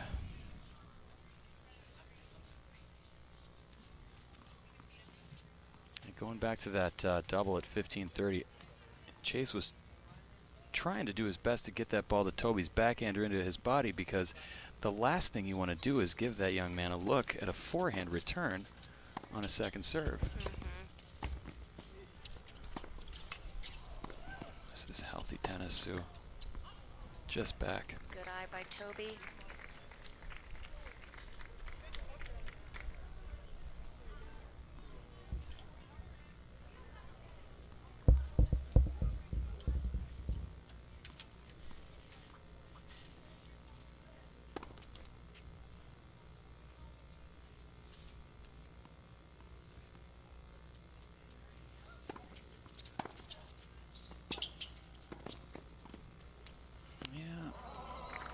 Nifty. Good move by Chase, but just couldn't get it past Toby there.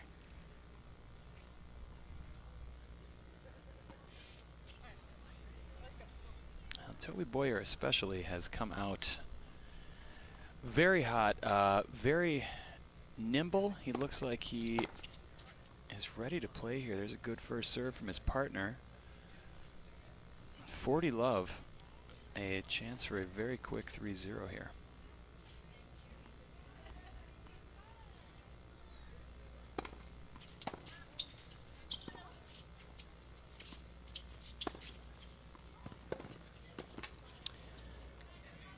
And there you have it. 3 quick games. Haley looking to be active at the net. Like it. We love the Just move. Tough ball. Great move. Forehand side, that's one I wouldn't have a problem going after. Excuse me, I wouldn't have a problem if my partner went after it. I would have a problem going after it. Clay won his first match here at the Pine Tree. Not only is he our sportsmanship winner, but also won his match, his first round match. I played with lovely and talented Erin Warden. She and I did indeed navigate our way out of the first round. We were defeated by top seeds Kevin Wervey and Megan Kimber. In a, I might add, it was a competitive 6-2, 6-2. Where I'm sure you hit lots of competitive volleys, Clay. Don't underestimate. Don't let everybody here underestimate what a good volleyer you are. I appreciate that, Sue. I did hit some volleys. Some of them went in the court. Hackenstad to serve at 0-3. That's what they need. They need some freebies. They need some quick ones. Get themselves on the board. A lot of those freebies currently from Emka and Toby. But if she serves like that, she'll tee up a few more easy points, hopefully.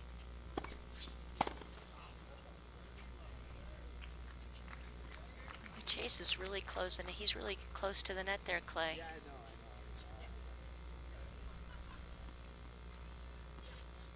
I wish him well up there against that assault of the tennis ball that both Imka and Toby can put on it. Yeah, he is right up there, shall we say.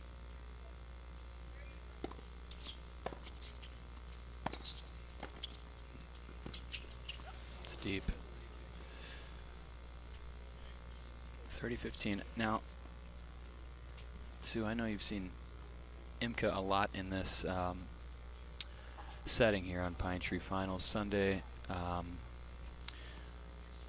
been fortunate enough to share a court with Imka a few times.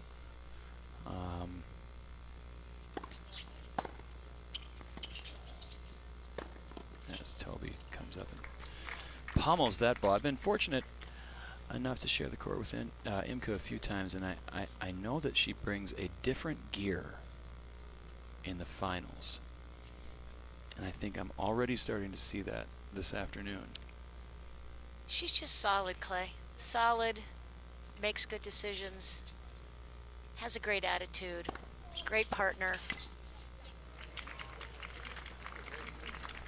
Good volley there, Hackenstad and Johnson with a chance to get on the board here, 40-30. But as you said, she just doesn't give a lot of free points. She just is mentally tough, smart, and good.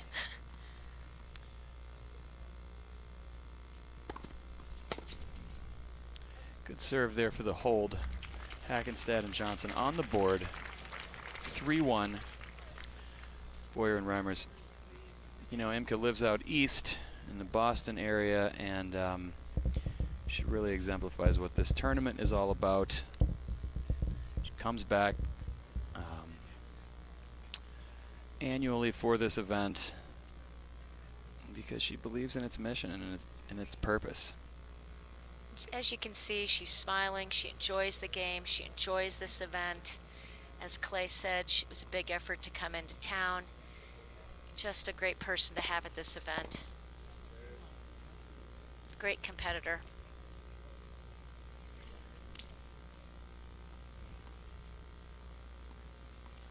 There are a lot of different ways to be an intense competitor, and to be able to be an intense competitor and do it with such positivity and grace is, I think, what's really cool about Imka. A couple of big... I would agree. She's also just a player favorite. Everybody enjoys being around her and talking with her, and really the whole Pine Tree community has gotten to know her and just really appreciates that she's here. And like you said, does it with such great humor and friendship. Well said, coming from the Sportsmanship Award winner, Clay Sullenberger. I don't even know where to go with that. I don't even know You know where what to that's go, like? man. It's, I don't know what it's like playing on Sunday at Pine Tree quite as well as Imka does. Not many people do, Clay. That Not alone. is speaking. Imka's, as you said, has been on this court many times in this position. Well, they're looking at 40 love Great shot. here. Fairly routine looking game here, as was the first game. There you have it.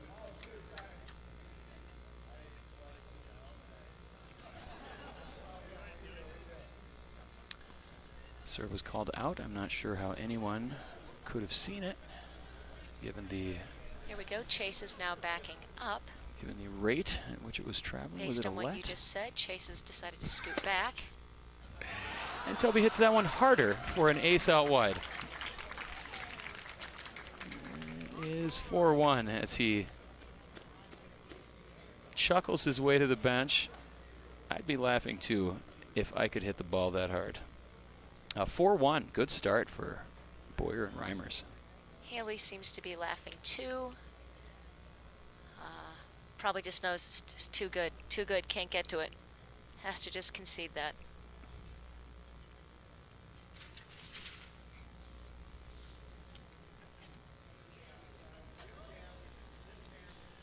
While we have a minute here, I want to just thank again some of our sponsors from the event this year. Founding family of the tournament, of course, is the Peterson family. Thanks so much for all their hard work throughout the years. Founding sponsor, of course, the Orchard, Pine Tree, Jacobson's Pine Tree Apple Orchard. Our site sponsor, Lifetime White Bear Lake. Lisa Mushett, wonderful job this year organizing the event. I guess you could say it takes a village, but it also takes a village plus Lisa, if you want to do it right. Erica Hedstrom, Matt Nahr, Mike Yates. Thanks to everybody that makes this event such a huge success. I was told we are nearing the $400,000 mark in terms of funds raised.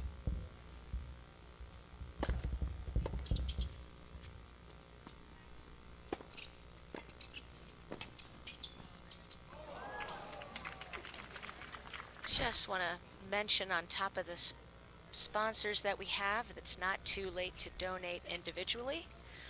If you'd like to donate to the cause, you can go to ptacf.org.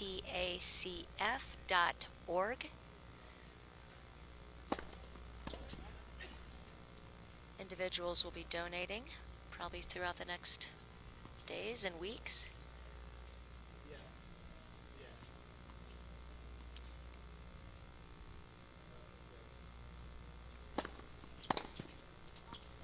Just back. Good serve from Chase there. Toby did put a remarkably clean strike on it. 30 love. Good eye by Haley. She just has a split second to make that decision.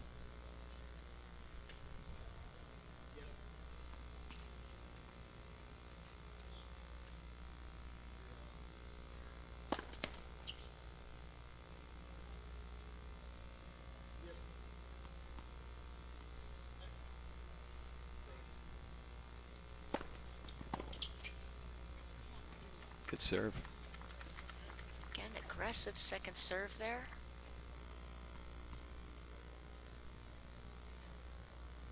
.40 love.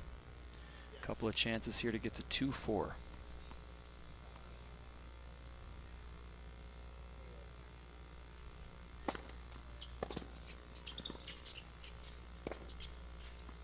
That is in.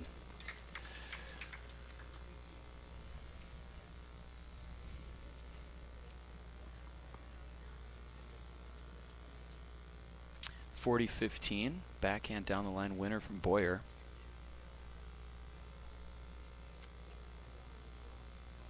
Lot of rotational force on that last backhand, bringing the ball down safely inside the confines of the baseline.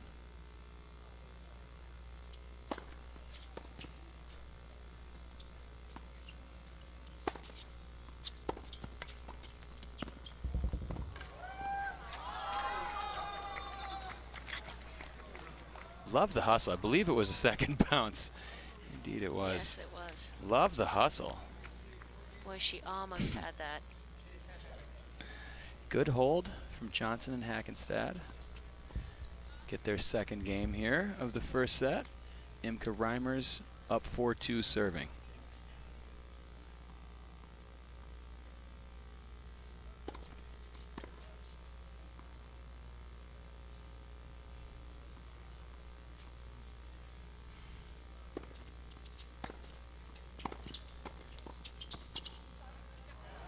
Good point. Nice exchange up there.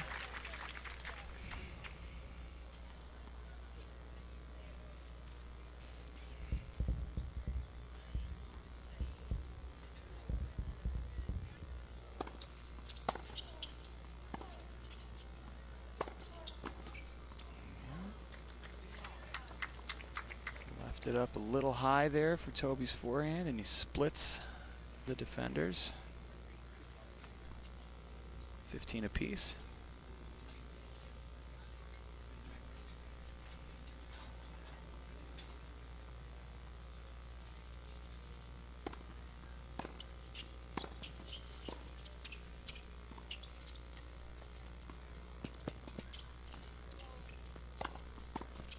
Oh. As we saw in the previous match, the Masters, the lob just very well utilized and executed. Can really be a great shot, as Imke shows here. That was the difference maker in that point. That was a perfectly timed and, Sue, I don't want to steal your takes here, but a perfectly executed lob. We're Team Clay. Appreciate that.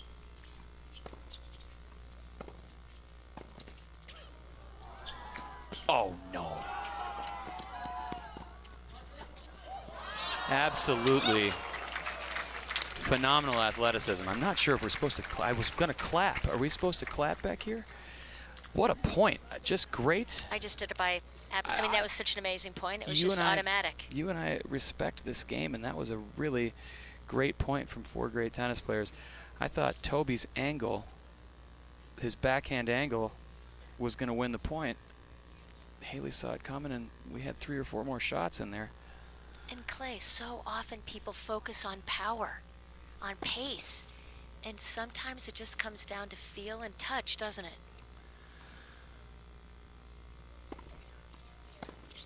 Oh. What happened there?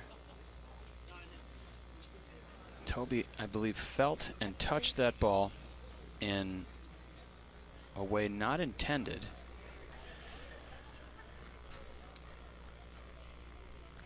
I think he hit that over with his hip flexor, and a hip flexor is a very important in tennis. You generally do not use them to deflect the ball back. 40-30, and a double gets us to deuce.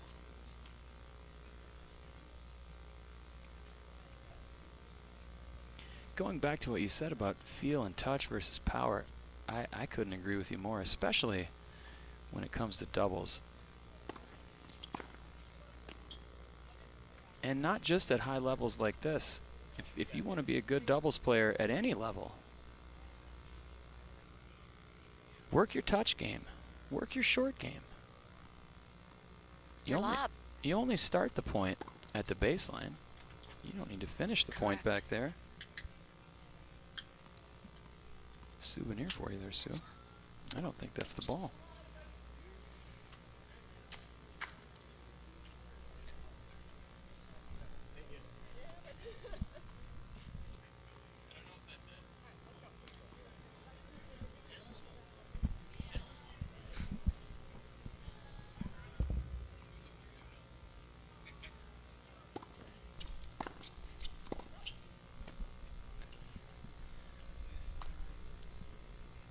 Long on the return there, add in. Takes a nice aggressive cut at the ball though. Not tentative. Like the idea.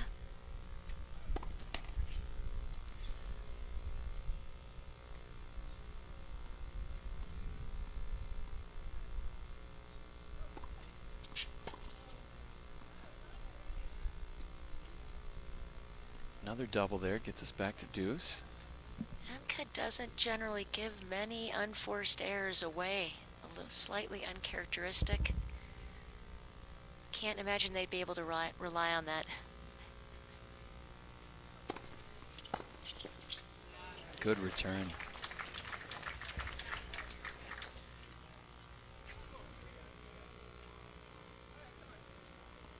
I believe that dusted up Toby as well. I did not see that coming. Yeah, it's a good break. Well, that's what the doctor ordered for Haley and Chase, going from 1-4 to 3-4.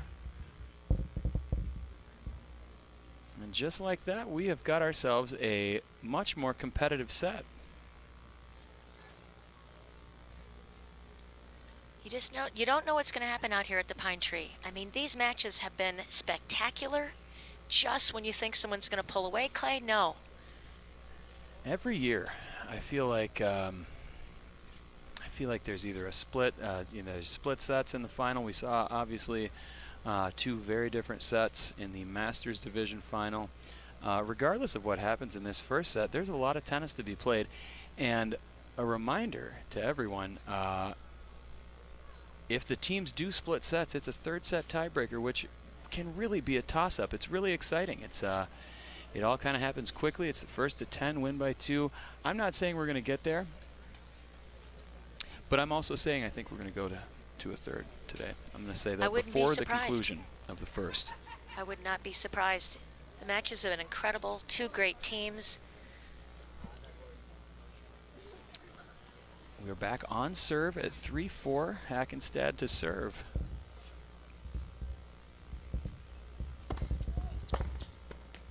That's a good start. And there's Chase again, close to the net. But able to react to that right away, and obviously has a great angle being that close to the net. Tennis players a lot of times, and tennis fans a lot of times, focus on a player's leg strength or a player's ability to, have quick hands, or, having a live arm is a term that gets thrown about a lot. But if you want to play tennis at this level, you have got to have quick eyes. Your eyes have got to be quick. You have to see not only where the ball is, but where it is going to be in the next split second. And all four of these players have extremely quick eyes. I agree. I agree.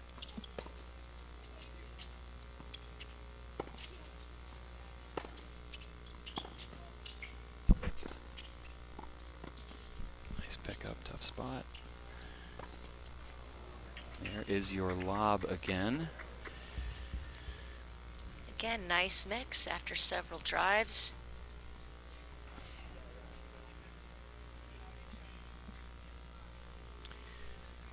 $15.30. Now, again, I think, You do everything you can to stay away from Toby's forehand here.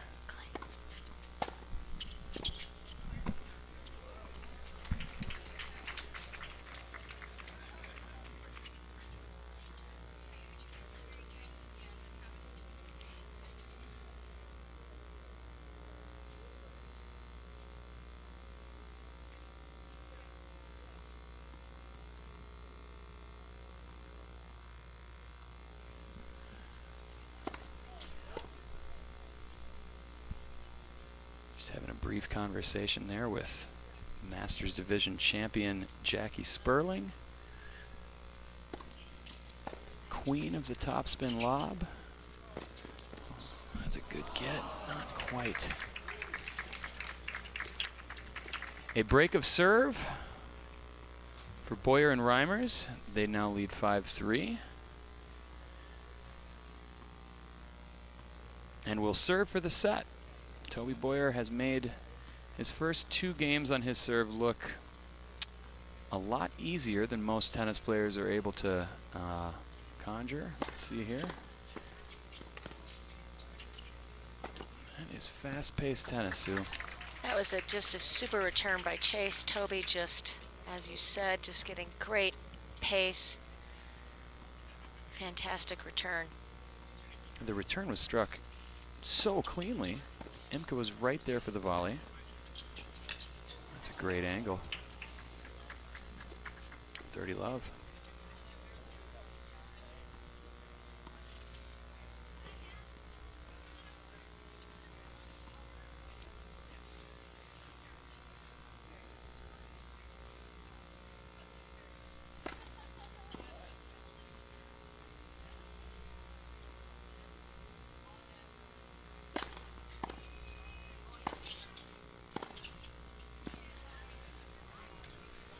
Just wide there from Chase, maybe a little long also. And 3 set points.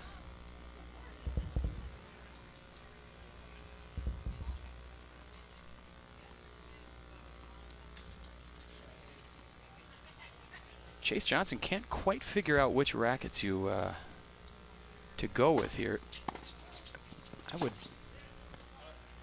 as Toby sends that ball long, I would think at this stage the racket switches are because the frames and strings are taking such abuse from the pace sustained by the ball that Toby is hitting. 40-15, 2 set points. That is an ace in every circle of play. First set goes to Reimers and Boyer 6-3.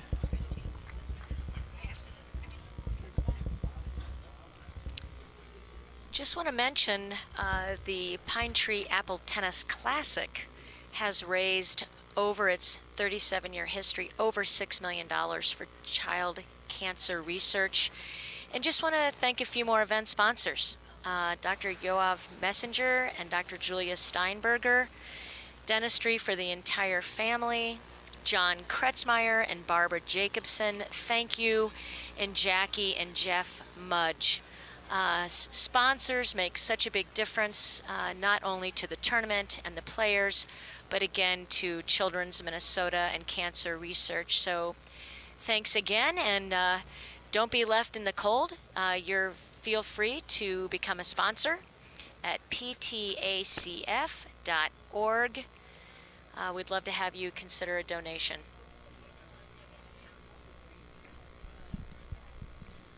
As we take a look at Chase Johnson, putting a new dampener in on the bottom there. He's got to get that feel right where he wants it.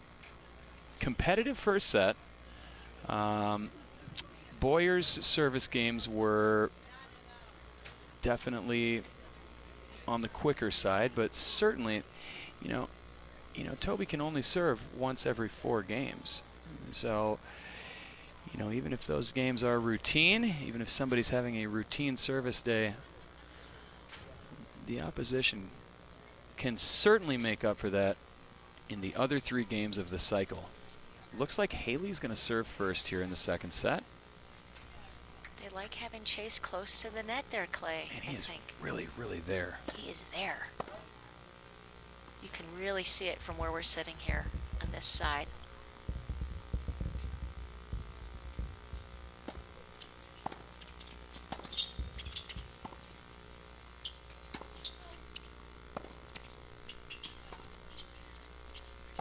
Oh!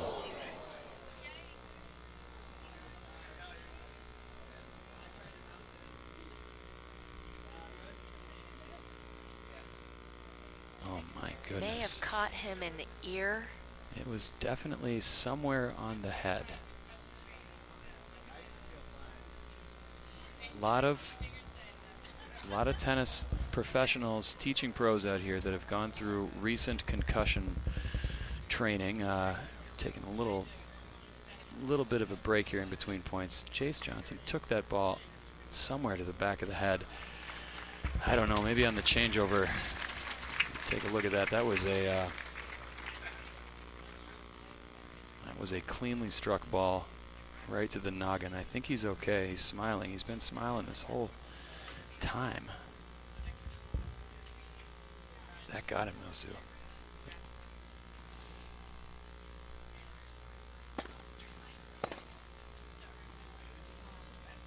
Oh, boy, he just acting like nothing happened. That's great. This guy's a competitor. And on the other side of that, it's hard to keep playing.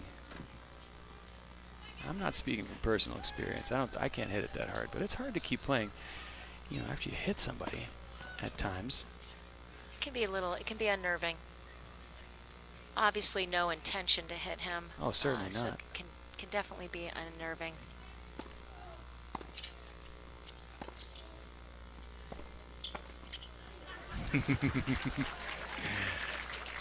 Toby immediately turning around, ducking for cover there when Chase got that high ball. Toby thinking there might be some payback in store. It's all in good fun here at Pine Tree. Tell you what, though, that one got him. 30-15.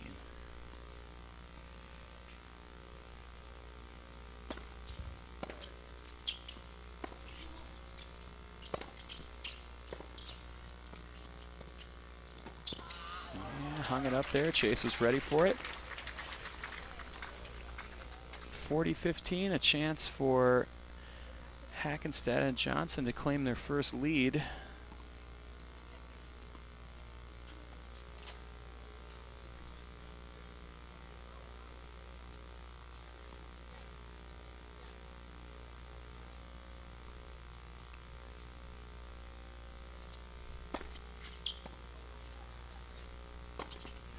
And there it is. Good decision to have Haley serving first, having Chase up there at the net as the cleanup. Certainly does his job up there. Haley did a good job getting some good serves in there to set Chase up. Good game, good start. It only took getting hit really hard in the back of the head once for Chase and Haley to win that game. I'll stop talking about that. That was a pretty colossal peg, though, for those of you who are fans of that brand of tennis.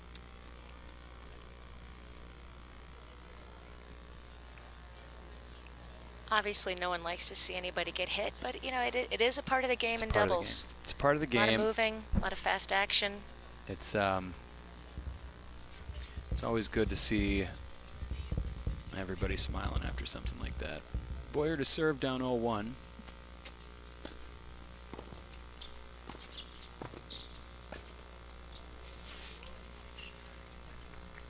Nice return and nice return by Chase, followed with a good volley by Haley.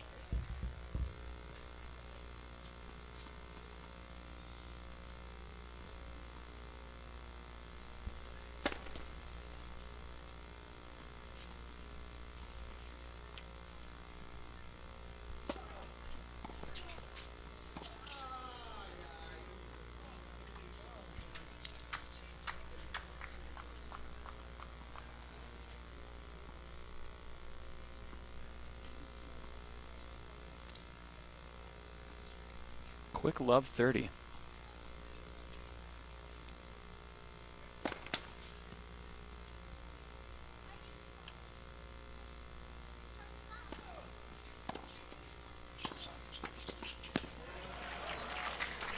Opportunity here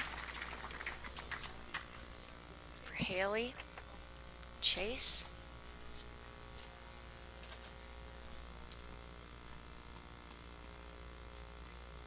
Love 40.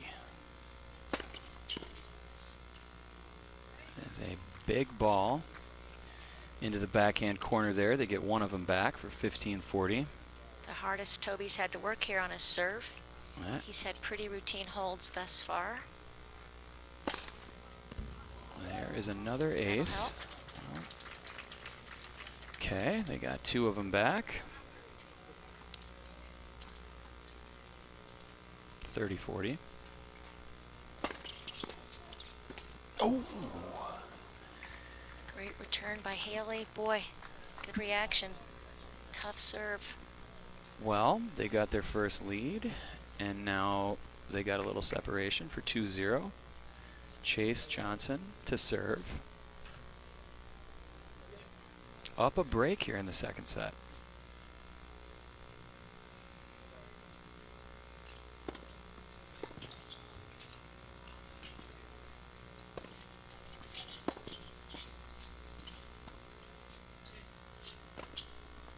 Good spot.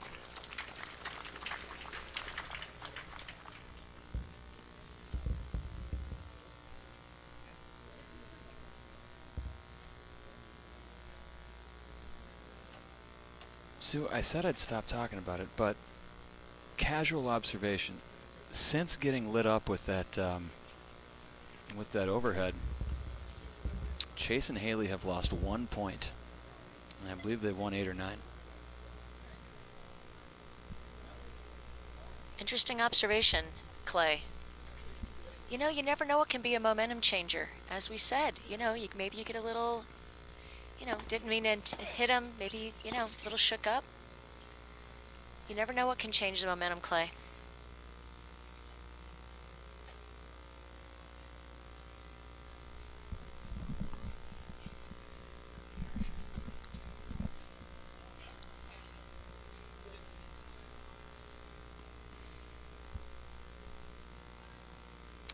All. Little deep on that first serve. Good foot skills there.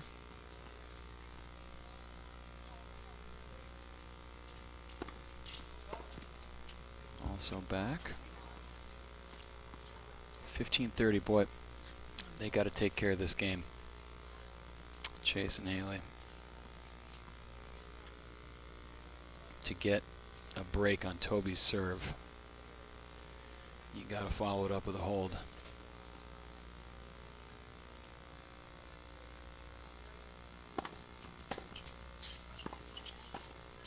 Yeah. Excellent backhand return. 15-40, 2 break chances. Imka and Toby to get back on serve after winning the first 6-3.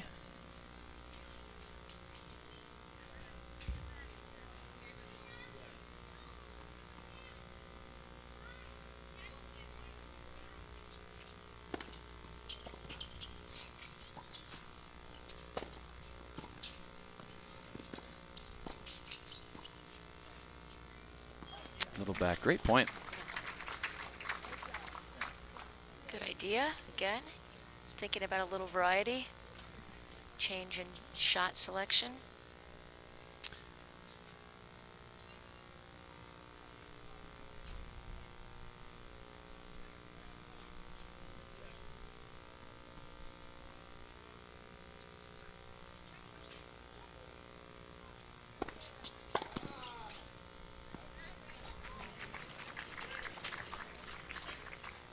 Dug out of a little hole there.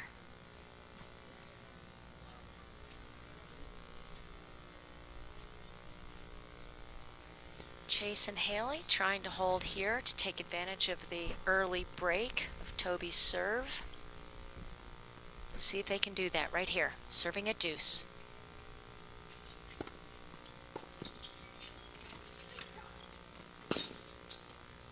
Oh.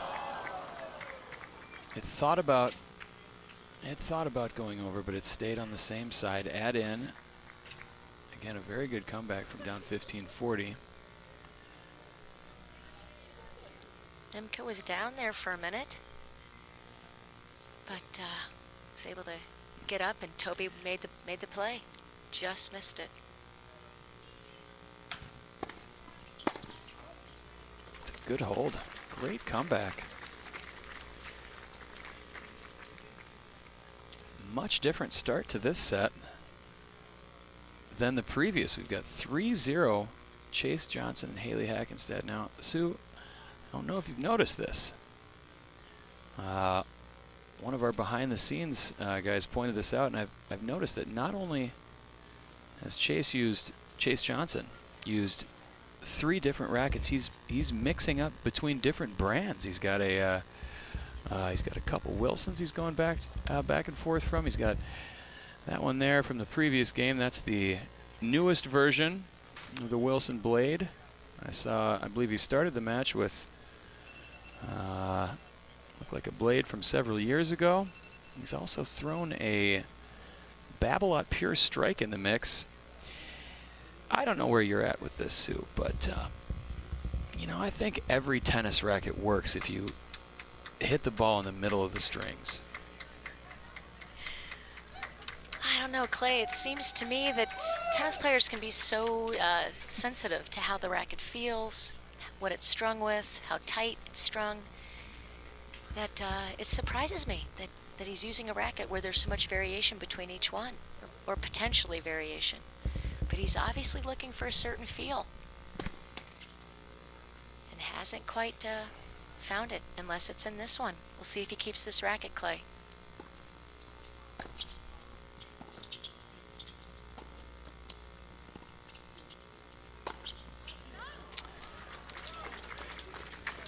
It looks like he's enjoying the feel of his current utensil there.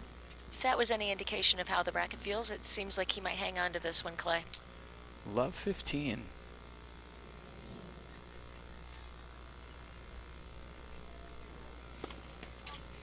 Heads up.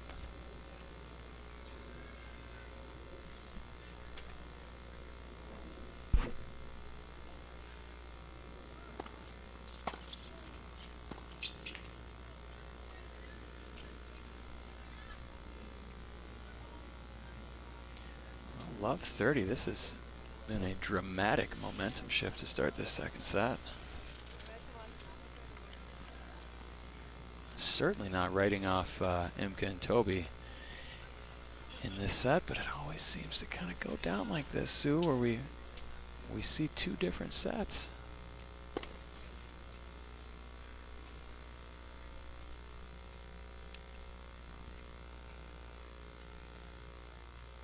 Well, you just never know with tennis and the momentum shifts.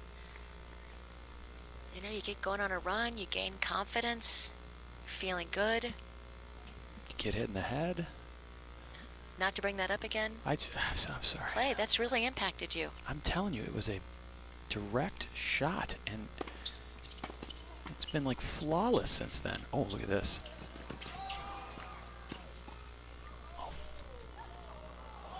Missed it wide. He missed it wide. Great moving.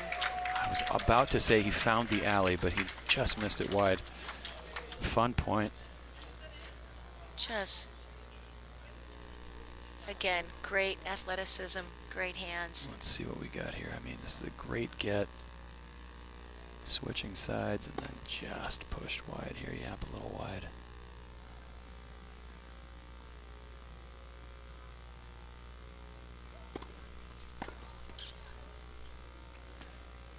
Good serve at a very important time. There from Imka. They've still got a little work to do at 30-40.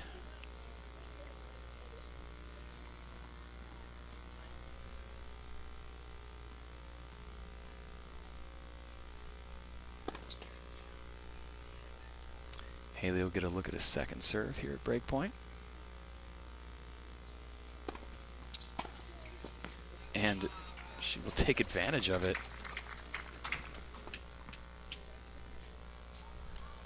Solid return.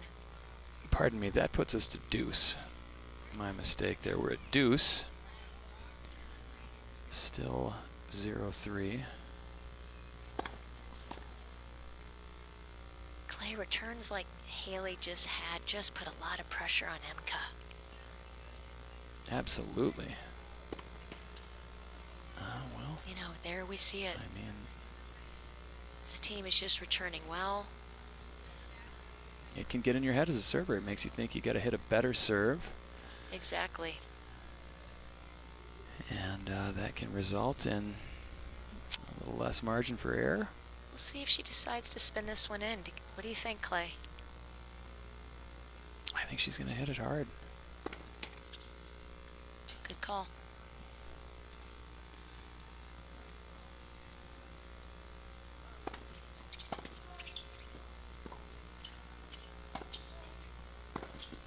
That is going to sail wide. And we are 4-0 to start this second set. Hackenstad and Johnson off to an absolutely gangbusters start here. Taking every game of the first cycle of serve. And just smiling the whole way through.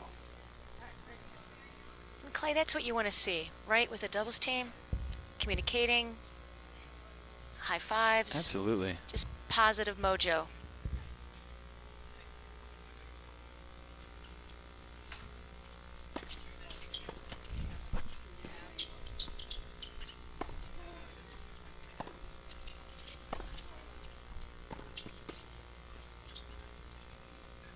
Get a tweener here. That's a little deep.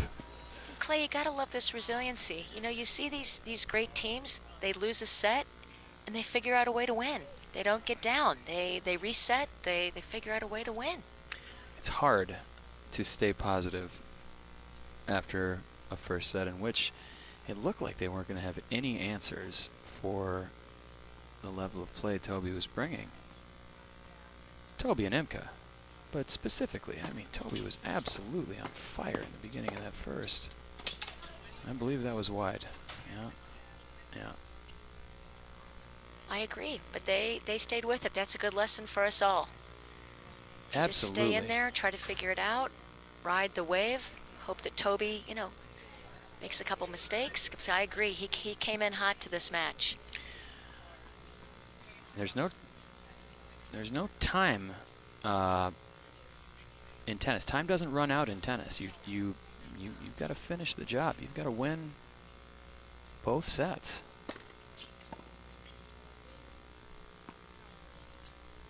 And on the flip side of that, you are never out of it until that match is over. Haley there, pretty sure that was going long. Ordinarily, she'd move in and volley that. Aggressive player, great hands. She's got wisely 40, lets it sail. 40 love here. That's a good return. The ball was hit very, very cleanly up the line.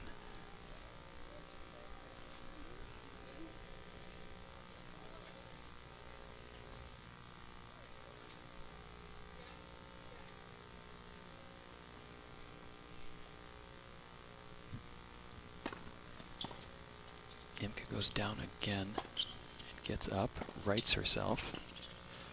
Look at her. And Boyer sends that ball long. 5 consecutive games to open the second set for Hackenstad and Johnson. Did not see this coming, Clay. Not at all. What a turnaround. Clay, what do you think's happening with Emka there? Is she sliding? Is the ball coming right at her? She's leaning to get out of the way. It's a tough question to answer. I almost think she's just having fun, just kind of tumbling around on the court. Well, knowing Emka, it's a possible answer. Channeling her inner child, like being on a jungle gym or something. I mean, she went down, and by the time she got up again, she had plenty of time to get herself back in the point. As we saw there, I think we saw that, yeah. Nevertheless, as entertaining as it was, Boyer and Reimers are deep in a 0-5 hole. After a dominant first set, it's gone the other way so far. Boyer to serve to try to get things on track, try to turn that bagel into a breadstick. That's a good start.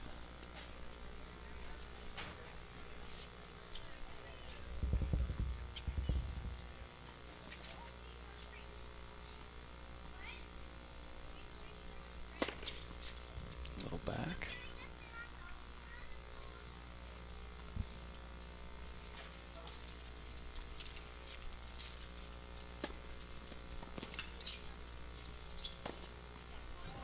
Smart ball through the middle there. Toby is just playing like he is not going to get broken again. That kick serve out wide was heavy. It was moving. It was impressive for Haley to put it back into play. But I would agree with that 30 love.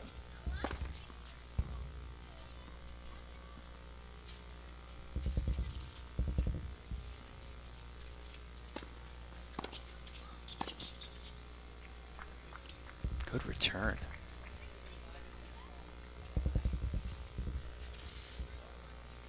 .30-15. Well struck forehand from Johnson.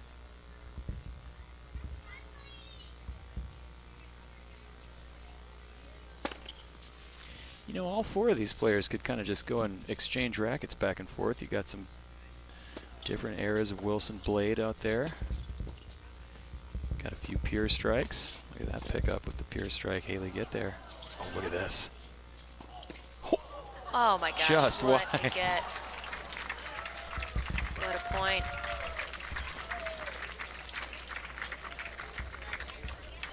Smiles all around. From the gallery, from the players. I think I even saw chair umpire Doug Miller crack a smile after that entertaining point. Game point. Imka was ready for it. And at least for now, the bleeding has been stopped. Chase is going to try to serve this second set out, leading 5-1. Clouds are back here. Briefly in the Masters Division final during the tiebreak, the sun came out.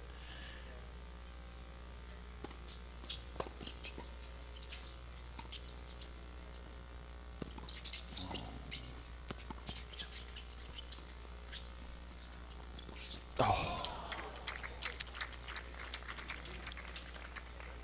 Great point there.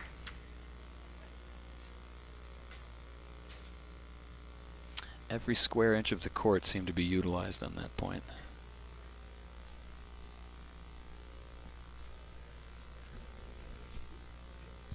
I agree. Again, as hard as these players hit, just fun to see some of this variety, some of these touch shots. They can really do it all. And you have to have it all at this level.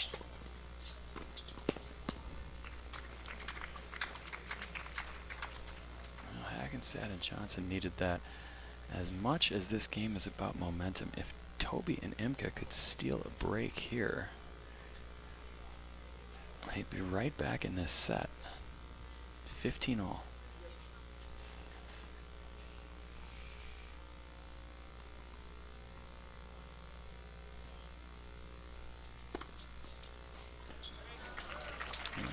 Is a difficult, Tough serve, not easy to get by Imka. difficult location and spin combo there. 30-15, 2 points away from the second set.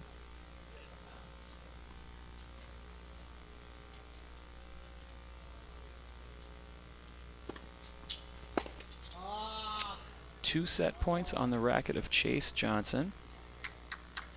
40-15, 5-1, second set.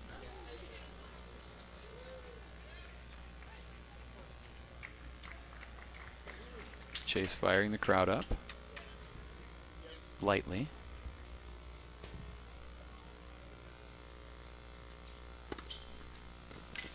And finishing the second set with an unreturnable out wide. We call that a service winner here in the business. And Sue? As you predicted, Clay. Another 10-point breaker. As you predicted. First team to win 10 points,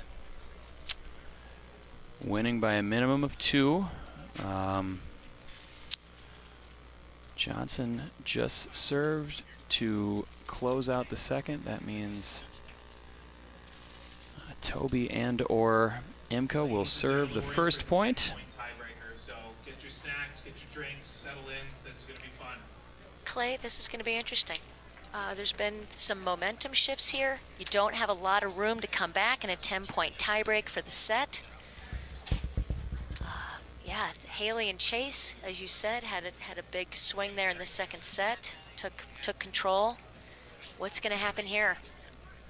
All bets are off. In a tiebreaker like this, I feel like it's an absolute coin toss.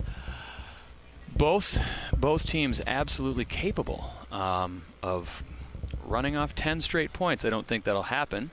I think it'll be a very competitive match, but you know, with as many different phases of this match as that we've seen, I don't think anybody can make a prediction.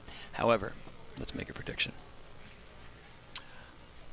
I'm taking Imka and Toby 10-6. I'm going to go with Imka and Toby as well. There is going to be egg on our face. If we're wrong, we're going to have to answer to Chase and 10-3. Haley. 10-3 you're calling. Boy, if Haley and Chase pull this off, we are going to have to run from them. It's tough. I mean, Haley's been a champ. Emka's been here several times. Tough to know how much being here makes a difference. Johnson serving down 0-1.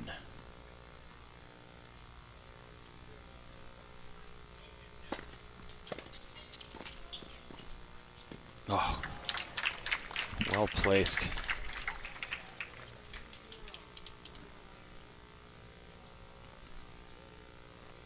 Solid net play, both from Haley and Imka. Beautiful volleys, both of them.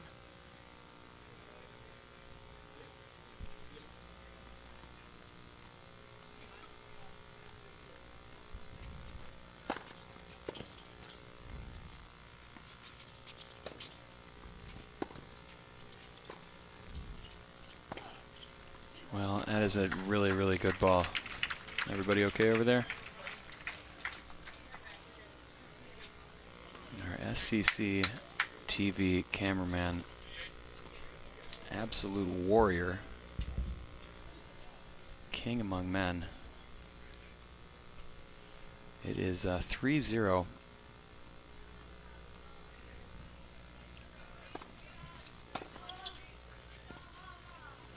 It's 4-0. That is just filthy. Threading the needle. Great control. Filthy. The expected pattern was broken with a feather touch up the line. 4-0, Reimers and Boyer.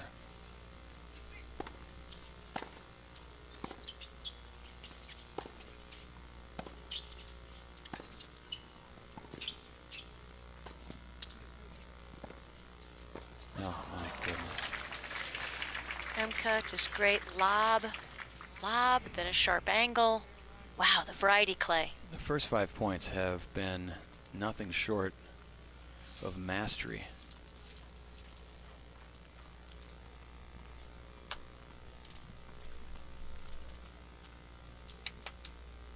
Tell you what, I'm sitting here next to obviously you, Sue, but tournament director Tucker Combs appears to be celebrating a wonderful weekend with a bag of dill pickle chips that he has heartily deserved. First 6 points of the breaker go to Boyer and Reimers, and they will switch at 0-6. Interesting, Clay. We've just seen some big momentum shifts in this match, including this breaker. Unexpected.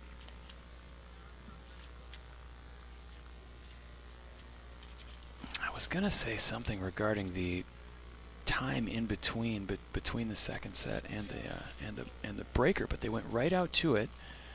You know, you'd almost expect the momentum from Chasey and Haley's second set to carry over, but Imke and Toby have been sharp. And they are on the board. Goes up to get that one. Do we have another momentum shift or two left in this tournament? 6-1.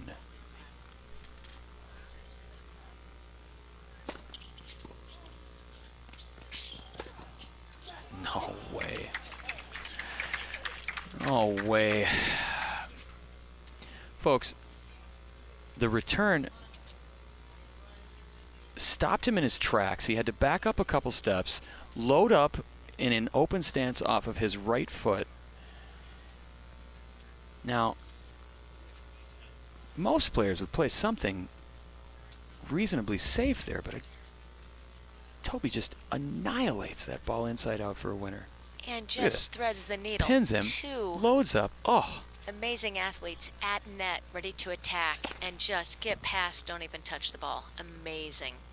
Amazing precision, accuracy, control by Toby.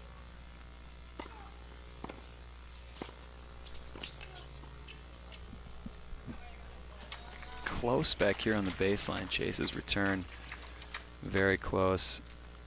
Toby played it. Thought it might have been out, but he played it. Umpire agreed. The ball was long, but the point was played. Yeah. You just move on from that. He did ask chair umpire Doug Miller if he saw the ball out. Doug said yes. But it was played, as you mentioned, Sue. 7-2, second serve. This is again a situation. He's going to have to take a little time here to think about it. This is again a situation where I cannot imagine Toby seeing a forehand.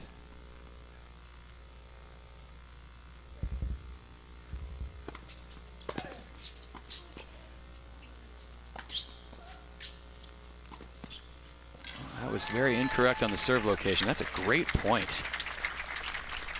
Fantastic serve that set up that point. Imke played some great defense, great hands, but just could not dig out of that hole. Well, they're still alive, 3-7.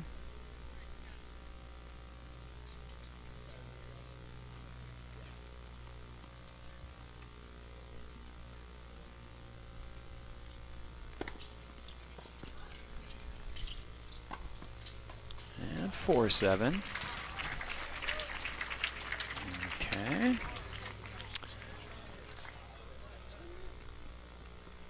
We'll see about our momentum shift here. These are a couple of very important points. 7 serving 4. They will change ends after this point. And Haley. Good move by Chase, just couldn't execute that time. As Clay said, they'll take a quick break here, change ends. 7-5. 7-5? 7-5. 7-5. It was 7-2 a little bit ago. It was 6-0 a little bit ago. Everybody showing their appreciation here. Absolutely. The crowd clapping. Absolutely. Great tennis. We love it. 7-5.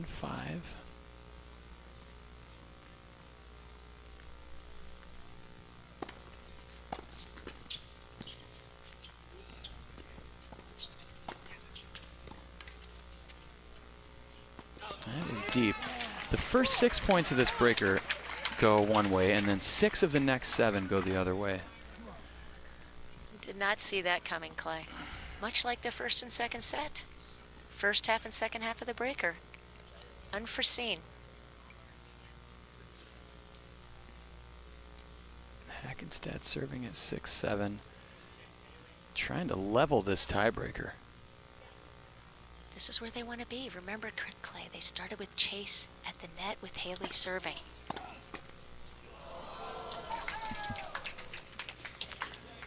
Oh, he almost tied that up. Boy, that was right off the net cord. 6 serving 8. This is one that they need. They absolutely have to have this point at 6-8.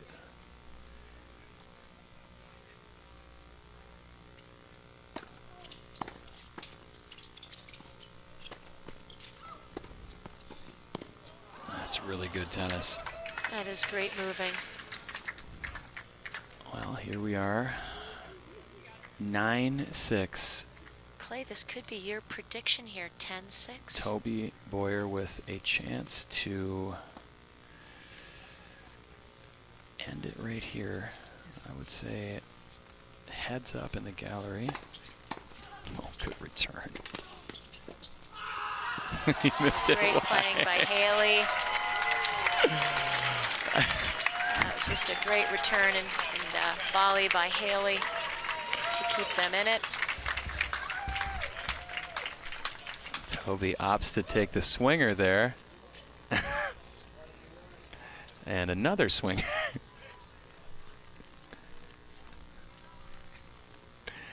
And then he lets out a little frustration. Still match point 9-7. That is going to do it. Toby Boyer and Imke Reimers are this year's Open Division Pine Tree Apple Tennis Classic champions. Sue, what a match. What a match, Clay. What a great afternoon. What a joy to be here at Lifetime White Bear Lake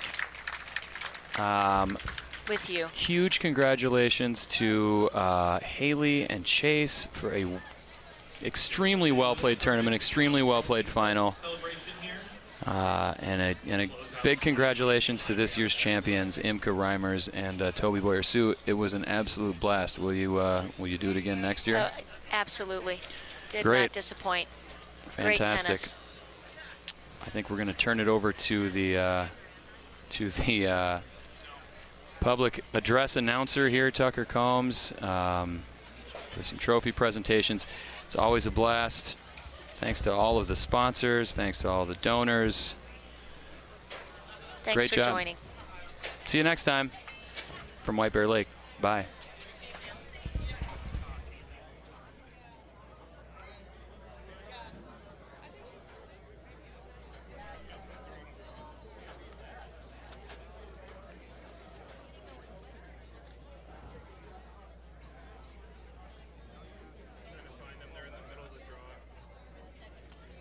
Those two.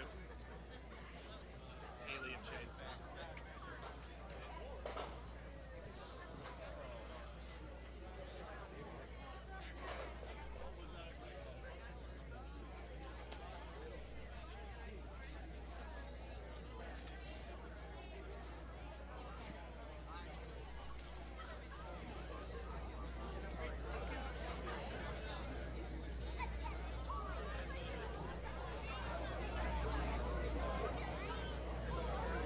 Always a pleasure.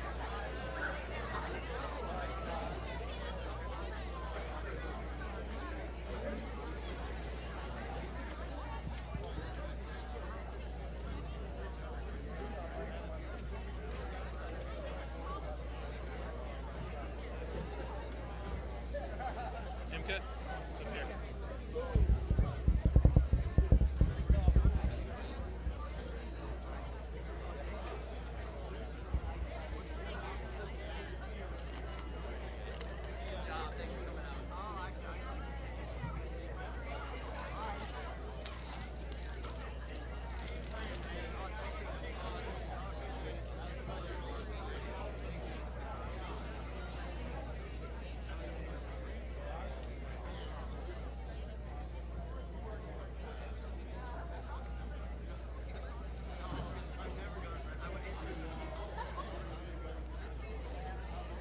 Thank you, sir.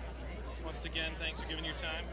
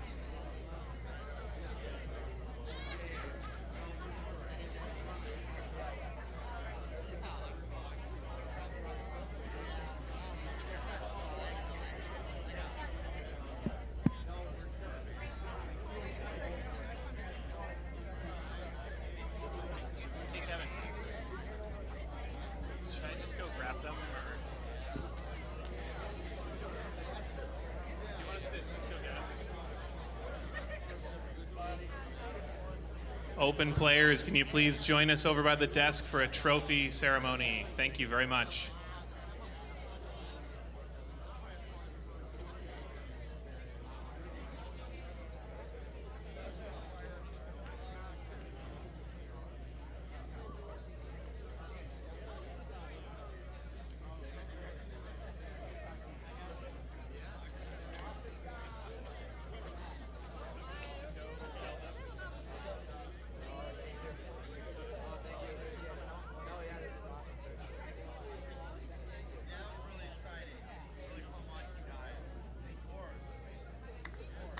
All right, first off, let's get another round of applause for our finalists. Chase Johnson and Haley Hockenstad. What a great match. And our 2022 Open Division champions, Imka Reimers and Toby Boyer. Congratulations.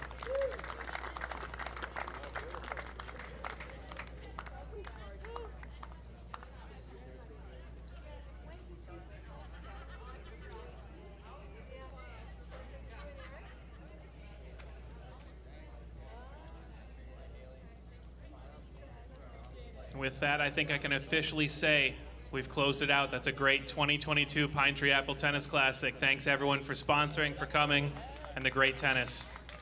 See you next year.